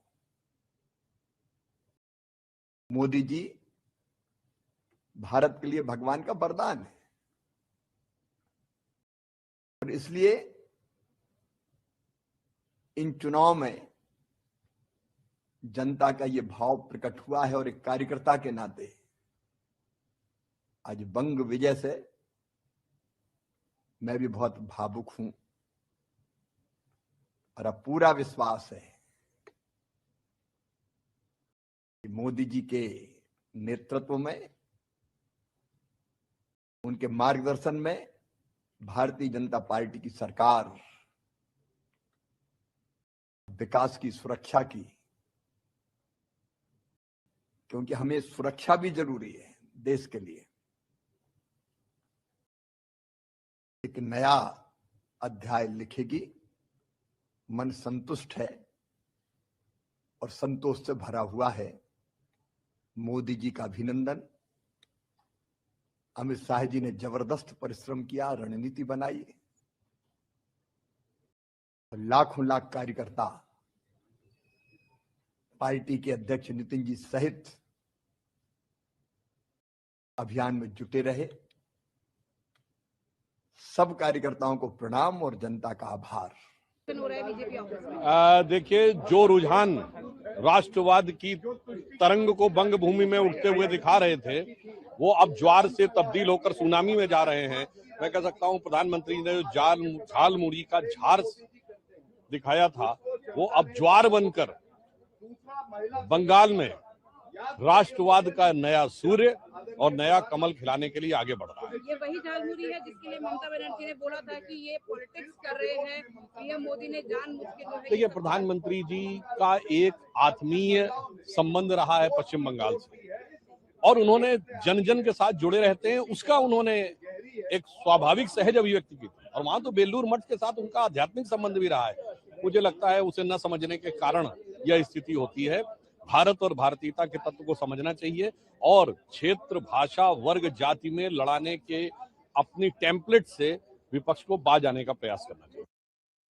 अब ये बहुत सारे फैक्टर्स हैं, और 10 साल के जो ये सरकार की कमियां थी, नेचुरली उसके खिलाफ एक एंटी इनकम्बेंसी वोट भी थे। लेकिन मेरे ख्याल में अब तो अभी आगे देखने का वक्त आ गया है। अभी केरल के भविष्य, अब देखिए कि केरल में क्या हो रहा है। आप अगर देखेंगे, हमारे युवा मलयाली सब इस राज्य को छोड़ के दूसरे राज्यों, दूसरे देश जा रहे हैं, क्योंकि यहाँ उनको अवसर नहीं मिल रहा है काम के लिए, दूसरी चीजों करने के लिए। तो अच्छी बात होगी कि अगर हम इस राज्य में इन्वेस्टमेंट दोबारा ले आ सके, कि हम इस स्टेट को जैसे मोदी जी कहते ईस्ट फॉलो कर रहे हैं आपके साथ एक नारा था केरलम जयपुर यूडीएफ नहीं, तो क्या लगता है कि वो नारा यहाँ की जनता के घर कर गया, तो जो इतना बेहतर जो रिजल्ट लग रहा है कि नारा से ज्यादा हमारे संदेश सुने हैं वो लोग चाहते थे कि एक परिवर्तन आ जाए केरला में, क्योंकि 10 साल जिस किस्म की बुरी तरह की राजनीति इस सरकार की तरफ से मिली है, मेरे ख्याल में लोग को ऐसा स्पष्ट आया उनके मन में कि अभी बदलना चाहिए। और जब कांग्रेस आए, यूडीएफ का संदेश इतना अच्छा था कि हम इस देश की भलाई के लिए, इस प्रदेश के भलाई के लिए हम सारे जो कुछ जरूरी है हम करने के लिए तैयार हैं, और हम ईमानदारी से जनता के साथ संपर्क करते हुए हम काम करेंगे। मेरे ख्याल में इस संदेश वो लोग स्वीकार करने के लिए तैयार हैं। आप लोगों ने जो इंदिरा गारंटीज रही हुई है, जो तमाम आपके कैंपेन से ये सारी चीजें आज काम कर गई हैं, तो जनता का जो विश्वास अब यूडीएफ को लंबे समय के बाद मिला है,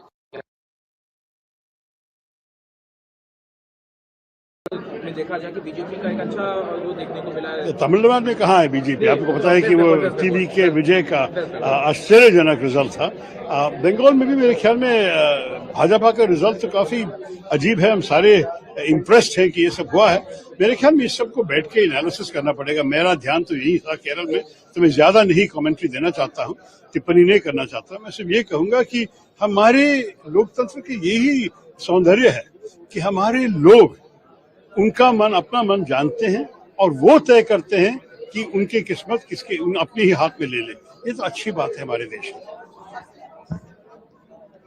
For the big day, so it's a huge victory for Tamilaga Vetri Kazagam and your son Vijay Talapati. How do you see this victory for your family, for you in person, for Vijay Talapati, and for the entire fans of Vijay and the people of Tamil Nadu, sir? First of all, as a father, I'm very proud and happy, total, me and my wife, because my wishes to my son, because I'm seeing last 2 years, his confidence level. Okay, his confidence level is fantastic, and faith. I'll come as Chief Minister of Tamil Nadu. 1% doubt is not there with Vijay. That is his confidence level. I'm appreciating that attitude. First of all, for a leader, that boldness, no alliance. I will stand with my own legs. No stubborn in this. So, it's a good thing for Tamil Nadu and Tamil Nadu people, Tamil peoples. Definitely, I think is a historical success, historical victory for Vijay. We saw your celebration along with your family members. Madam was also. Assam और बंगाल के जनता जनार्दन को बहुत बहुत हृदय से धन्यवाद ज्ञापित करता हूं। और ये जो हिस्टोरिक मैंडेट है, इस मैंडेट के लिए असम के जनता, बंगाल के जनता, जो आशाएं, जो आकांक्षाएं भाजपा नेतृत्व के सामने रखा है, और हमारे ऊपर प्रधानमंत्री नरेंद्र मोदी जी और असम के लोकप्रिय मुख्यमंत्री हिमंत बिस्वा शर्मा के प्रति जो भरोसा जताया है, उसके लिए बहुत बहुत धन्यवाद ज्ञापित करता हूँ। माता की जय।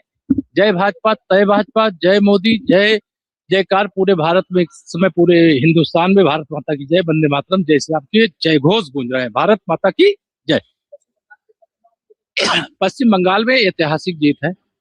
ममता का कुशासन हार गया, भाजपा का सुशासन जीत गया, माननीय मोदी जी पर भरोसा जीत गया, और ममता दीदी का भय हार गया, और श्री अखिलेश यादव जी जो कुतूहरी बजा रहे थे रोजाने, आज वो कहाँ है, उनको खोजना चाहिए आप लोग। जब हारेंगे ईवीएम खराब, जब जीतेंगे ईवीएम अच्छी। As a lot of people in Tamil Nadu has voted for Mr. Vijay Thalapathy to be the Chief Minister of Tamil Nadu, how excited you are? You are blowing the whistle here. What I can ask from you, I'm totally confused because the people of Tamil Nadu has given up a ballistic majority to Mr. Vijay. How do you see this, ma'am? I'm so happy. She's not only his mother, she is the first fan of Vijay. First fan. You know, today he's so happy. From morning 3:30. Okay. हमारे न केवल Bharatiya Janata party के कार्यकर्ताओं के लिए बल्कि भारत देश की पूरी जनता जनार्दन के लिए नरेंद्र मोदी जी एक इंस्पिरेशन है, एक प्रेरणा है। जिस तरह का लीडरशिप उन्होंने देश को दिया है, जिस तरह का लीडरशिप उन्होंने पार्टी को दिया है, आज उसी का परिणाम है कि भारत को पूरी दुनिया एक बहुत बड़े संभावना के रूप में देख रही है और बहुत सारी ताकतें भारत को एक थ्रेट के रूप में देख रही हैं। तो नरेंद्र मोदी जी का नेतृत्व है जिसने भारत को एक नए आयाम पर पहुंचाया है, हमारी पार्टी को एक नए आयाम पर पहुंचाया है। आज उनका संबोधन सुनने को मिलेगा, हम सबके लिए फिर से एक प्रेरक विषय होगा। तो इसलिए लोग खुश हैं और उनका मानना है बीजेपी रहेगा, हमारा और भी विकास होगा और भी प्रगति होगी। सारा देश में आज बीजेपी का ही माहौल है। परम आदरणीय प्रधानमंत्री जी ने जिस हिसाब से नेतृत्व दी है, उनकी नेतृत्व पर देश की जनता का भरोसा है, विश्वास है और यही मानना है कि मोदी जी के नेतृत्व में ही भारत आत्मनिर्भर भारत बनेगा। স্যার, যিটো আশা কৰা হৈছিল, যি ধৰণৰ ফলাফল নিৰ্বাচনী প্ৰচাৰৰ সময়তো আপুনি কৈছিল, তেনেধৰণৰ ফলাফল আহিছে। আৰম্ভণিৰ পৰা কৈ আছিলো, we are close to 100 along with your allies। शुरुआत से भी मैं आज भी बोलता हूँ, तो यही साबित हुई क्योंकि जनता की जो मूड बड़े पॉजिटिव, बड़े सकारात्मक रहे। शुरुआत से ही जनता का ही कहना था कि बीजेपी हमारे लिए सबसे बड़े विश्वास का ये है, जगह है और बीजेपी के जरिए ही हमारे जीवन को हम आगे बढ़ाने के लिए हम प्रतिबद्ध है। इसलिए जनता ने आज हमें इतनी बड़ी ऐतिहासिक उन्होंने मदद दी है। বিৰোধী আৰম্ভণিৰ পৰা কৈছো, কেৱল কাকতৰ পাতত সংবাদ মাধ্যমে বিৰোধী ঘেৰ ৰাখিছিল। প্ৰকৃতাৰ্থত তৃণমূল পৰ্যায়ত জনতাই কেতিয়াবাই বিৰোধীক ইতিমধ্যে নাকচ কৰিছে। भाजपा की शानदार विजय हुई है। बंगाल की जनता ने आदरणीय प्रधानमंत्री नरेंद्र मोदी जी, अमित शाह जी गृह मंत्री जी, भारतीय जनता पार्टी के राष्ट्रीय नेतृत्व के ऊपर उन्होंने विश्वास और भरोसा जताया है। वहां की जनता ने शानदार जीत भारतीय जनता पार्टी को दी है और पहली बार वहां भाजपा की सरकार बनी है। पूरे बंगाल में कमल ही कमल खिला है। आसाम में तीसरी बार भारतीय जनता पार्टी की सरकार बन रही है। पुडुचेरी में भारतीय जनता पार्टी की सरकार के लिए स्पष्ट जनादेश है और इसी तरीके से तमिलनाडु और केरल में भी भारतीय जनता पार्टी और एनडीए आगे काफी अच्छी सफलता प्राप्त कर रहे हैं। मैं इस अवसर पर आदरणीय सभी वहां की जनता को, जिन्होंने भारतीय जनता पार्टी के पक्ष में मतदान किया, लोकतंत्र और राष्ट्र को सशक्त बनाए जाने के लिए जो जनादेश दिया है, इसके लिए मैं उनको हार्दिक बधाई, आभार प्रकट करता हूं। और माननीय प्रधानमंत्री नरेंद्र मोदी जी, अमित शाह जी और भाजपा के राष्ट्रीय नेतृत्व को कुशल संगठन के माध्यम से जो उन्होंने सफलता प्राप्त की है, इसके लिए मैं उनको बहुत बधाई देता हूं। जिन कार्यकर्ताओं ने अथक परिश्रम किया, जिनके बल पर ये जीत आज हासिल हुई है, उनको भी बहुत बधाई देता हूं।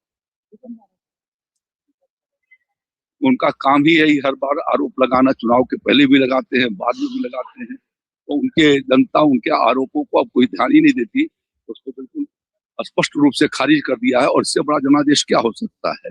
अभी भी उनको अपने नीतियों पर पुनर्विचार करने की जरूरत है। पश्चिम बंगाल में स्वामी विवेकानंद जी का सनातन संस्कृति, सुभाष चंद्र बोस जी का भारत माता, रविन्द्रनाथ टैगोर जी का आशीर्वाद भारतीय जनता पार्टी को मिला है।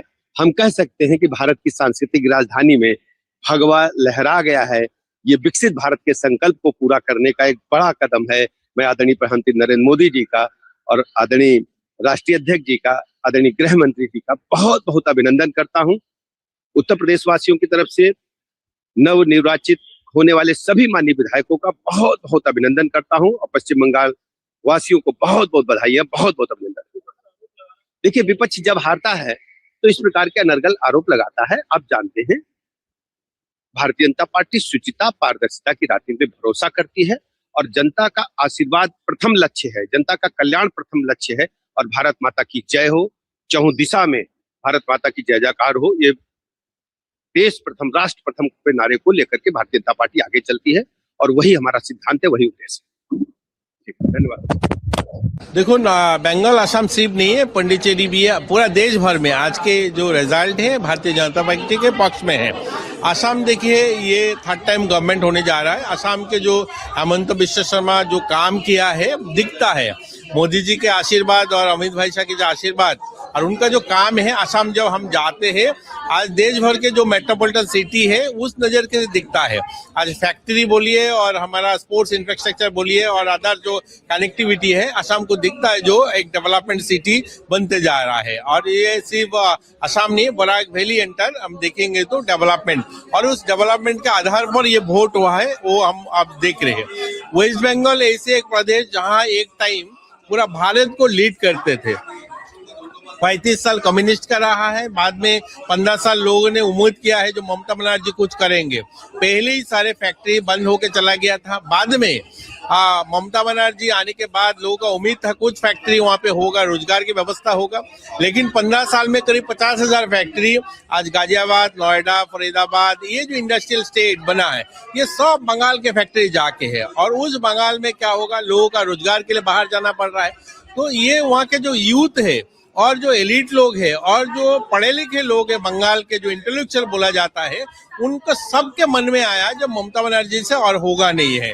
तो उसका जो रिएक्शन और मोदी जी का जो डेवलपमेंट है पूरा देश का, उसके आधार पर वोट हुआ है। तो अभी तक का जो रुझान हम देख रहे हैं, जो वहाँ पे सरकार बनना सुनिश्चित है, बीजेपी का है। तो हम बधाई देते हैं बंगाल के जो भारतीय जनता पार्टी के कार्यकर्ता है और मोदी जी, अमित शाह जी को जिस तरीके से उन्होंने मेहनत किया है, और त्रिपुरा के भी हमारा बहुत सारे कार्यकर्ता वहाँ पे मेहनत किया है, उनको भी बधाई देता हूँ आज के दिन में। और पूरा देश भर में बहुत अच्छा रिजल्ट बीजेपी के। आज पुडुचेरी में भी अच्छा हुआ है, हमने देखा, केरल में भी। और धर्मनगर जो है, हमारा 8 साल की सरकार है और 8 साल के सरकार के जो काम है धर्मनगर में काम हुआ। मैं नॉर्थ से आता हूँ, आपको पता है। मैं नॉर्थ में पहले मेरे को जाने में धर्मनगर 8 घंटा लगता था, 6 घंटा लगता था, आज 2-2.5 घंटा में जाता हूँ। वो डेवलपमेंट के आधार पर वोट हुआ है और उस डेवलपमेंट के आधार पर हम देखे हैं करीब 18,000 वोटों में हमारा वहाँ पे कैंडिडेट जीते हैं। तो धन्यवाद है भारतीय जनता पार्टी सारे कार्यकर्ता को इतना अच्छा रिजल्ट के लिए है। और आप लोगों भी, सब लोग मेहनत किया है, सब लोगों ने इतना दिखाया, आप लोग आज भी रिजल्ट दिखा रहे हो, आप लोगों को भी धन्यवाद है आज की इस खुशी में।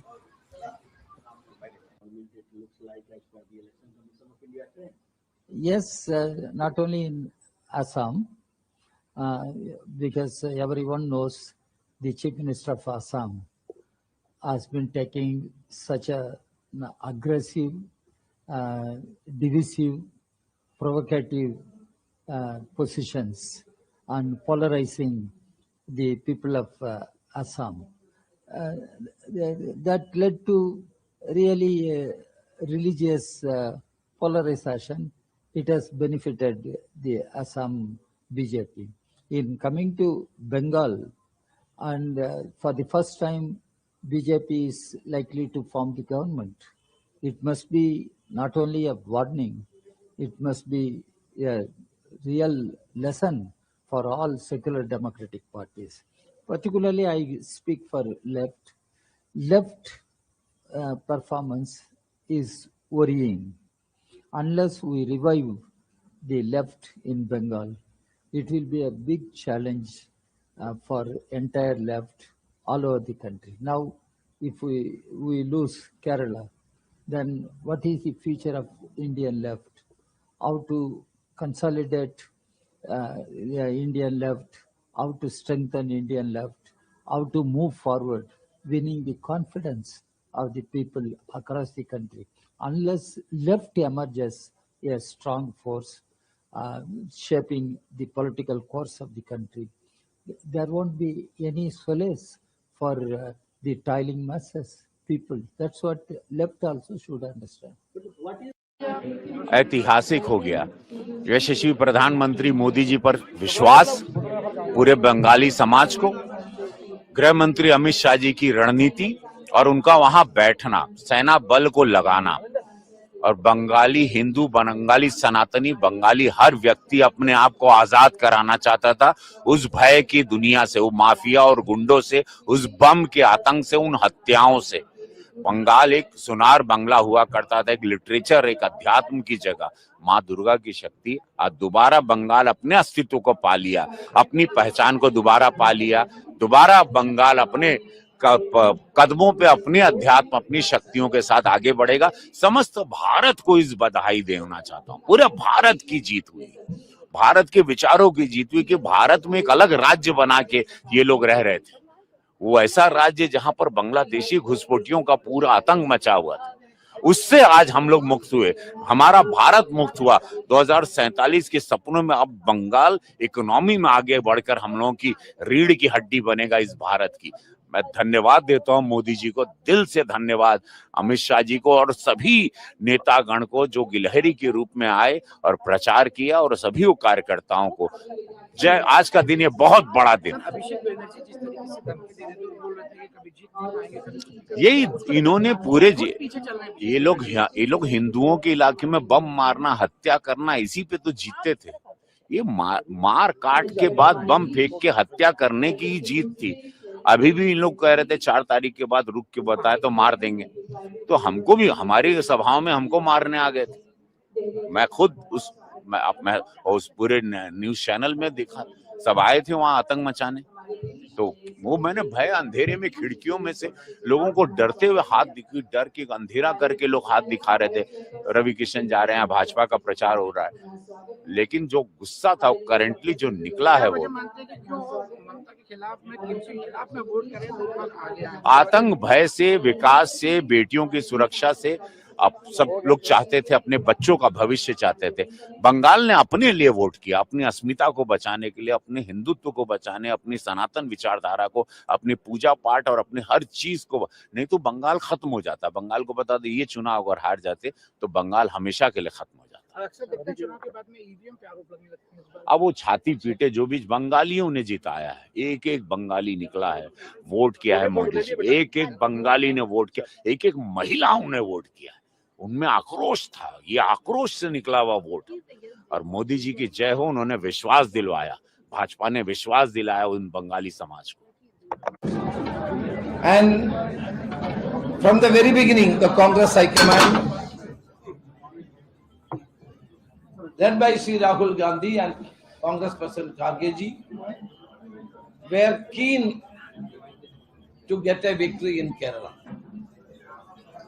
Rahul Gandhi's effort and Kharge ji's effort and Priyanka Gandhi's programs helped us to get a good victory in this election.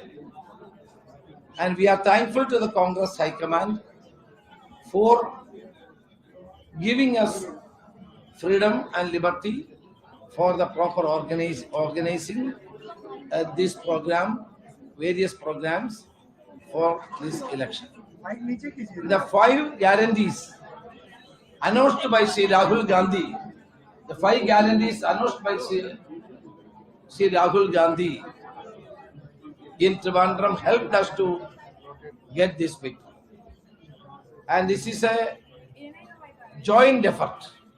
This victory is a joint effort of all congressmen and leaders as well as the UDF partners. So we are all thankful to everybody. As the chairman of the campaign committee, I would like to express thanks to all the Congress workers, leaders and the UDF partners and their leaders. And the joint effort of all the leaders has given this victory. And we will continue to do better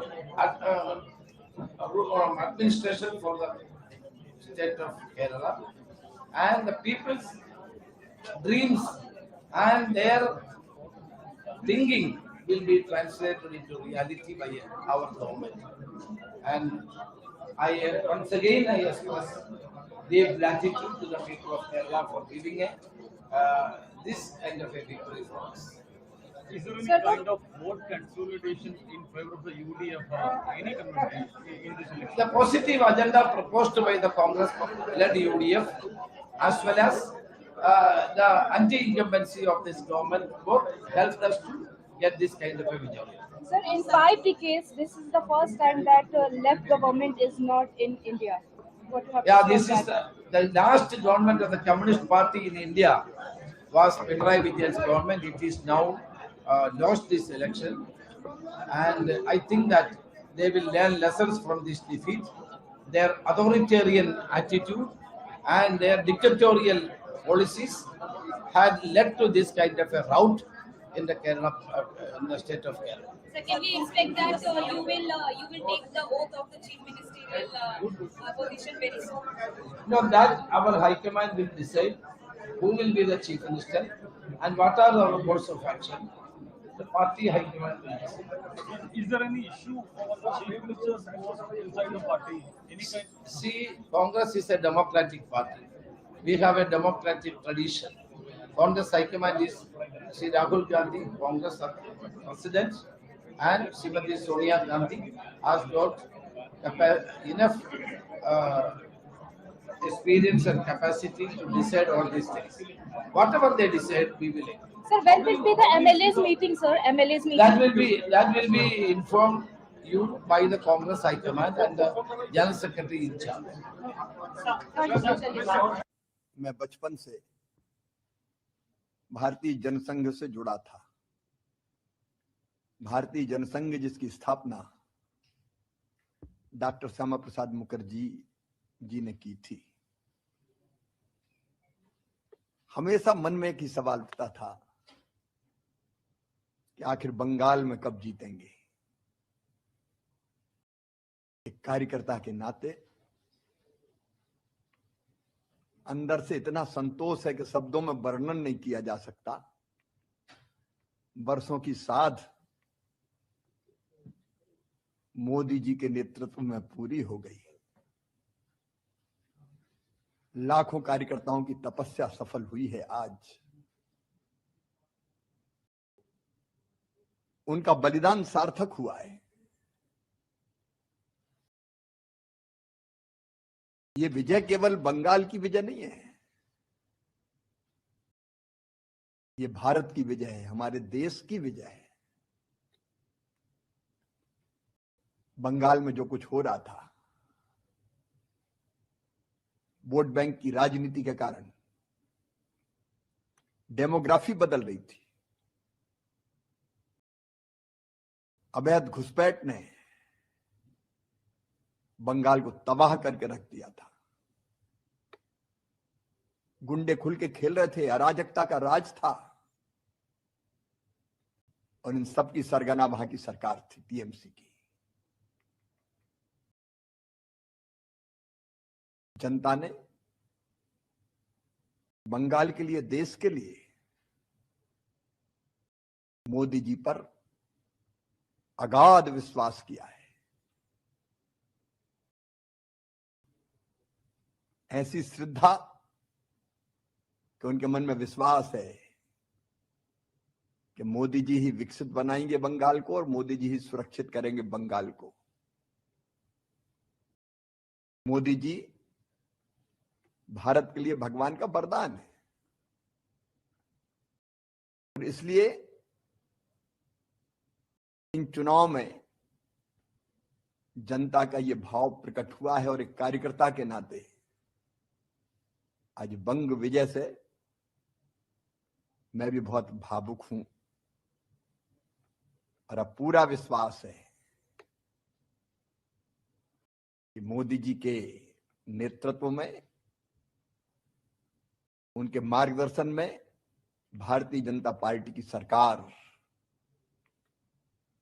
अब विकास की, सुरक्षा की, क्योंकि हमें सुरक्षा भी जरूरी है देश के लिए,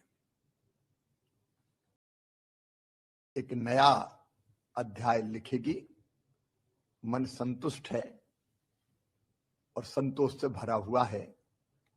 मोदी जी का अभिनंदन। अमित शाह जी ने जबरदस्त परिश्रम किया, रणनीति बनाई और लाखों लाख कार्यकर्ता पार्टी के अध्यक्ष नितिन जी सहित अभियान में जुटे रहे। सब कार्यकर्ताओं को प्रणाम और जनता का आभार। देखिए, जो रुझान राष्ट्रवाद की तरंग को बंग भूमि में उठते हुए दिखा रहे थे, वो अब ज्वार से तब्दील होकर सुनामी में जा रहे हैं। मैं कह सकता हूं प्रधानमंत्री ने जो झाल मुड़ी का झार दिखाया था, वो अब ज्वार बनकर बंगाल में राष्ट्रवाद का नया सूर्य और नया कमल खिलाने के लिए आगे बढ़ रहा है। ये वही झालमुड़ी है जिसके लिए ममता बनर्जी ने बोला था कि ये पॉलिटिक्स कर रहे हैं, पीएम मोदी ने जानबूझ के जो है। देखिए, प्रधानमंत्री जी का एक आत्मीय संबंध रहा है पश्चिम बंगाल से, और उन्होंने जन जन के साथ जुड़े रहते हैं, उसका उन्होंने एक स्वाभाविक सहज अभिव्यक्ति की थी। और वहां तो बेलूर मठ के साथ उनका आध्यात्मिक संबंध भी रहा है। मुझे लगता है उसे न समझने के कारण यह स्थिति होती है। भारत और भारतीयता के तत्व को समझना चाहिए और क्षेत्र, भाषा, वर्ग, जाति में लड़ाने के अपनी टेम्पलेट से विपक्ष को बाज आने का प्रयास करना चाहिए। अब ये बहुत सारे फैक्टर्स हैं और 10 साल के जो ये सरकार की कमियां थी, नेचुरली उसके खिलाफ एक एंटी इनकम्बेंसी वोट भी थे। लेकिन मेरे ख्याल में अब तो अभी आगे देखने का वक्त आ गया है। अभी केरल के भविष्य, अब देखिए कि केरल में क्या हो रहा है। आप अगर देखेंगे, हमारे युवा मलयाली सब इस राज्य को छोड़ के दूसरे राज्यों, दूसरे देश जा रहे हैं, क्योंकि यहाँ उनको अवसर नहीं मिल रहा है काम के लिए, दूसरी चीजों करने के लिए। तो अच्छी बात होगी कि अगर हम इस राज्य में इन्वेस्टमेंट दोबारा ले आ सके, कि हम इस स्टेट को, जैसे मोदी जी कहते हैं, फॉलो कर रहे हैं। आपके साथ एक नारा था केरलम जयकोर यूडीएफ नहीं कुम, तो क्या लगता है कि वो नारा यहाँ की जनता के घर कर गया, तो जो इतना बेहतर जो रिजल्ट लग रहा है कि नारा से ज्यादा हमारे संदेश सुने हैं। वो लोग चाहते थे कि एक परिवर्तन आ जाए केरला में, क्योंकि 10 साल जिस किस्म की बुरी तरह की राजनीति इस सरकार की तरफ से मिली है, मेरे ख्याल में लोग को ऐसा स्पष्ट आया उनके मन में कि अभी बदलना चाहिए। और जब कांग्रेस आए, यूडीएफ का संदेश इतना अच्छा था कि हम इस देश की भलाई के लिए, इस प्रदेश के भलाई के लिए हम सारे जो कुछ जरूरी हम करने के लिए तैयार हैं, और हम ईमानदारी से जनता के साथ संपर्क करते हुए हम काम करेंगे। मेरे ख्याल में इस संदेश को लोग स्वीकार करने के लिए तैयार हैं। आप लोगों ने जो इंदिरा गारंटीज रही हो, या जो तमाम आपके कैंपेन्स हैं, ये सारी चीजें आज काम कर गई हैं, तो जनता का जो विश्वास अब यूडीएफ को लंबे समय के बाद मिला है,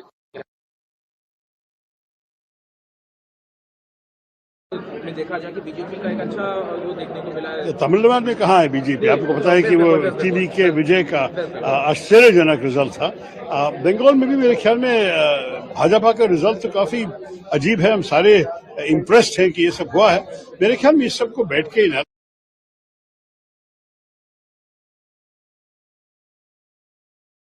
If exit polls confused everybody, the results are clearing that confusion up. If journalists, political analysts were wondering and trying to figure out who's going to win in which state, we're talking about 4 states today and 1 union territory: West Bengal, Assam, Tamil Nadu, Kerala, and Puducherry. Results and the voter have made it very clear that the mandate which they have decided to give in respective states to whichever party they have chosen, that mandate is decisive. So there was no confusion in the minds of the voters. There is one big theme emerging out of the results, the kind of results that we're seeing today. Whether it is TVK coming up with what seems like a thumping majority in Tamil Nadu, debutant Vijay has clearly shaken the roots of DMK and AINRC in Tamil Nadu, and NDA is emerging as the second largest coalition after TVK's party, after Vijay's party TVK. Third, of course, is Congress DMK alliance. That is what the numbers are throwing up. But that said, the theme in Tamil Nadu is absolutely clear, and that is that the young people of Tamil Nadu have chosen Vijay as their chief minister. Now, moving to Kerala, there too, the theme is very clear. Very decisively, the voters of Kerala have chosen to vote in favor of UDF. LDF is far, far behind in terms of numbers. This was expected, but the quantum of seats that UDF is expected to finally get, that is something which was perhaps not expected. Moving to Assam, Assam is one election where perhaps everybody was clear that Himanta Biswa Sarma will emerge as the winner, as victorious. But here too, he's comfortably ahead of the winning margin. So there too, the electorate, the voters have very decisively chosen Himanta Biswa Sarma and NDA in Assam. Talking about Puducherry, it's a small assembly of just 30-odd seats. The victory margin, even in 2021, here on various seats was wafer thin. And TVK's entry only complicated the matters. But as far as the results are concerned, it's very clear that, again, the population of Puducherry, the voters of Puducherry, have very decisively chosen the NDA there as well. The alliance which has BJP as a key partner. There, the halfway mark is, of course, just 16 seats. So that's the situation in Puducherry. Again, a very clear-cut verdict. Now, West Bengal, when we talk about West Bengal was expected to be a little complicated, especially because of the fact that Mamata Banerjee was fighting tooth and nail against the BJP. This, a lot of analysts had started saying, even before election had begun, that this could be Mamata Banerjee's last election, keeping in mind her age. And of course, she's just 71, but a lot of people were referring to her health. And also the fact that there is a lot of infighting which had been going on in TMC, but since the party was in power in Bengal for 2 terms straight, for 3 terms in fact, and this would have been the 4th term for the Mamata Banerjee government in Bengal, till the time TMC was in power, that infighting was still under the wraps. But now that BJP is going to emerge victorious in West Bengal, chances are those squabbles will be out in the open. And in that scenario, what's going to happen to 2AMC is something which remains to be seen. Now, nationally, the impact of these elections is going to be massive as well. Because remember, BJP has just 240 seats in general elections. That's the number of seats BJP won in 2024 general elections, 240. It would have liked to have a bigger mandate, but 240 is what BJP had to be satisfied with in 2024. But these elections will give BJP a lot of confidence, because for NDA to emerge as a big, second biggest coalition, in fact, second biggest seat getter in Tamil Nadu is a big deal, a massive deal, because Tamil Nadu has been a bastion of AIA, DMK and DMK. Similarly, in Kerala also, BJP has managed to make serious inroads. Assam is going to win comfortably.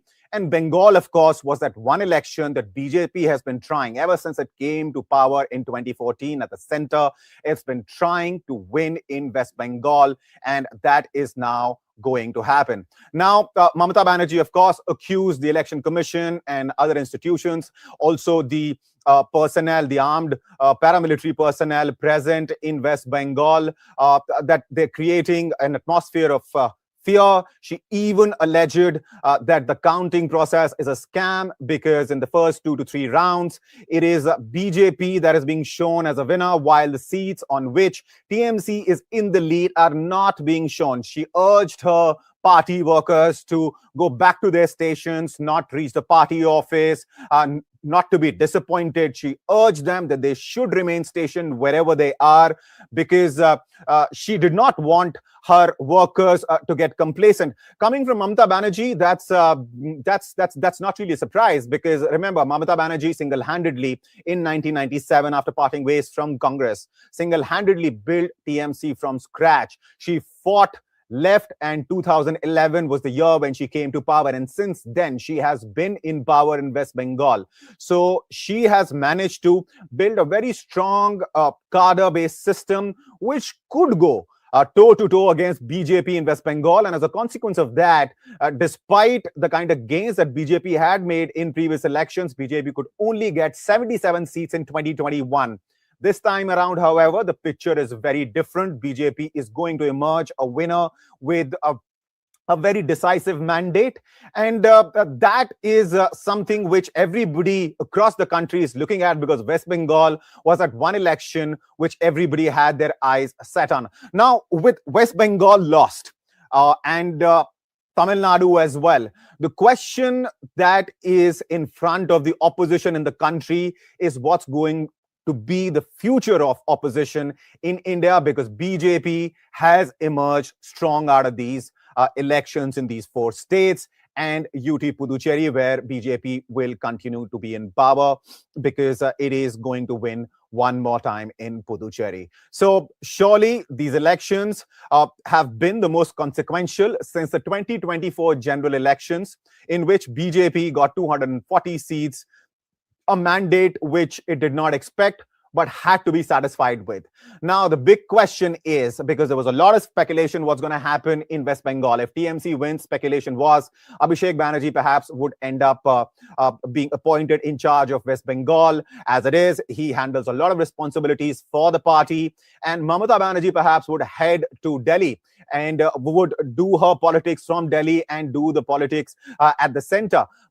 And she could perhaps also emerge as that strong leader that the opposition clearly needs, and Congress and Rahul Gandhi so far have not been successful at providing. But with that not being a possibility anymore, now the big question, another speculation which started before the elections, that in case BJP ends up winning a decisive mandate in these states and Puducherry, then perhaps BJP might want to go in for midterm polls. Why was that being speculated? That was speculated for the simple reason that BJP likes to be in power with a decisive mandate, the kind of bold moves, politically speaking, it's been making, the kind of bills it has been introducing. It definitely needs big numbers in both Lok Sabha and Rajya Sabha. Now, after defection of Raghav Chadha, Ashok Mittal, and 7 AAP MPs in Rajya Sabha, BJP is very close to the number that it wants to achieve in Rajya Sabha. And if it decides to go for midterm elections, that is something which remains to be seen, because remember, 2027 is when UP elections are due. So perhaps there is a possibility that BJP can decide that since there is a lot of support for BJP across the country in the light of the result of these elections in 4 states and Puducherry, that this is perhaps the ideal time. And the reason for this is also geopolitical, because if you look at the global situation, the chances of war between Iran on one side and Israel and US on the other side are really high. There is a pause at this point in time, but you never know when situations in the Middle East might get worse. In case that happens, India, being a big importer of gas and oil, would be in the line of fire. Prices will go up. As it is, we have seen the prices of gas cylinders have already been increased. Now that the elections are over, perhaps this was a time that the government was looking at. But having said that, the prices could go further up. If that happens, inflation going up is a real risk that India will have to deal with. Exchequer will have to pay up a whole lot more for oil, and this will have second-order effects on other industries. Now, if that happens, economically speaking, that might not be the situation, the position that the BJP and NDA would like to find themselves in going forward, and of course in 2029. So they'd much rather try to fight it out against a weak opposition. And I say weak because West Bengal, of course, was the last strong bastion of opposition. And if West Bengal wasn't last, definitely Tamil Nadu was. Now, good news for Congress in this is, of course, its coalition getting the winning numbers in Kerala. UDF, of course, is going to form the government in Kerala. And that is perhaps the only good thing the Congress can take away from this.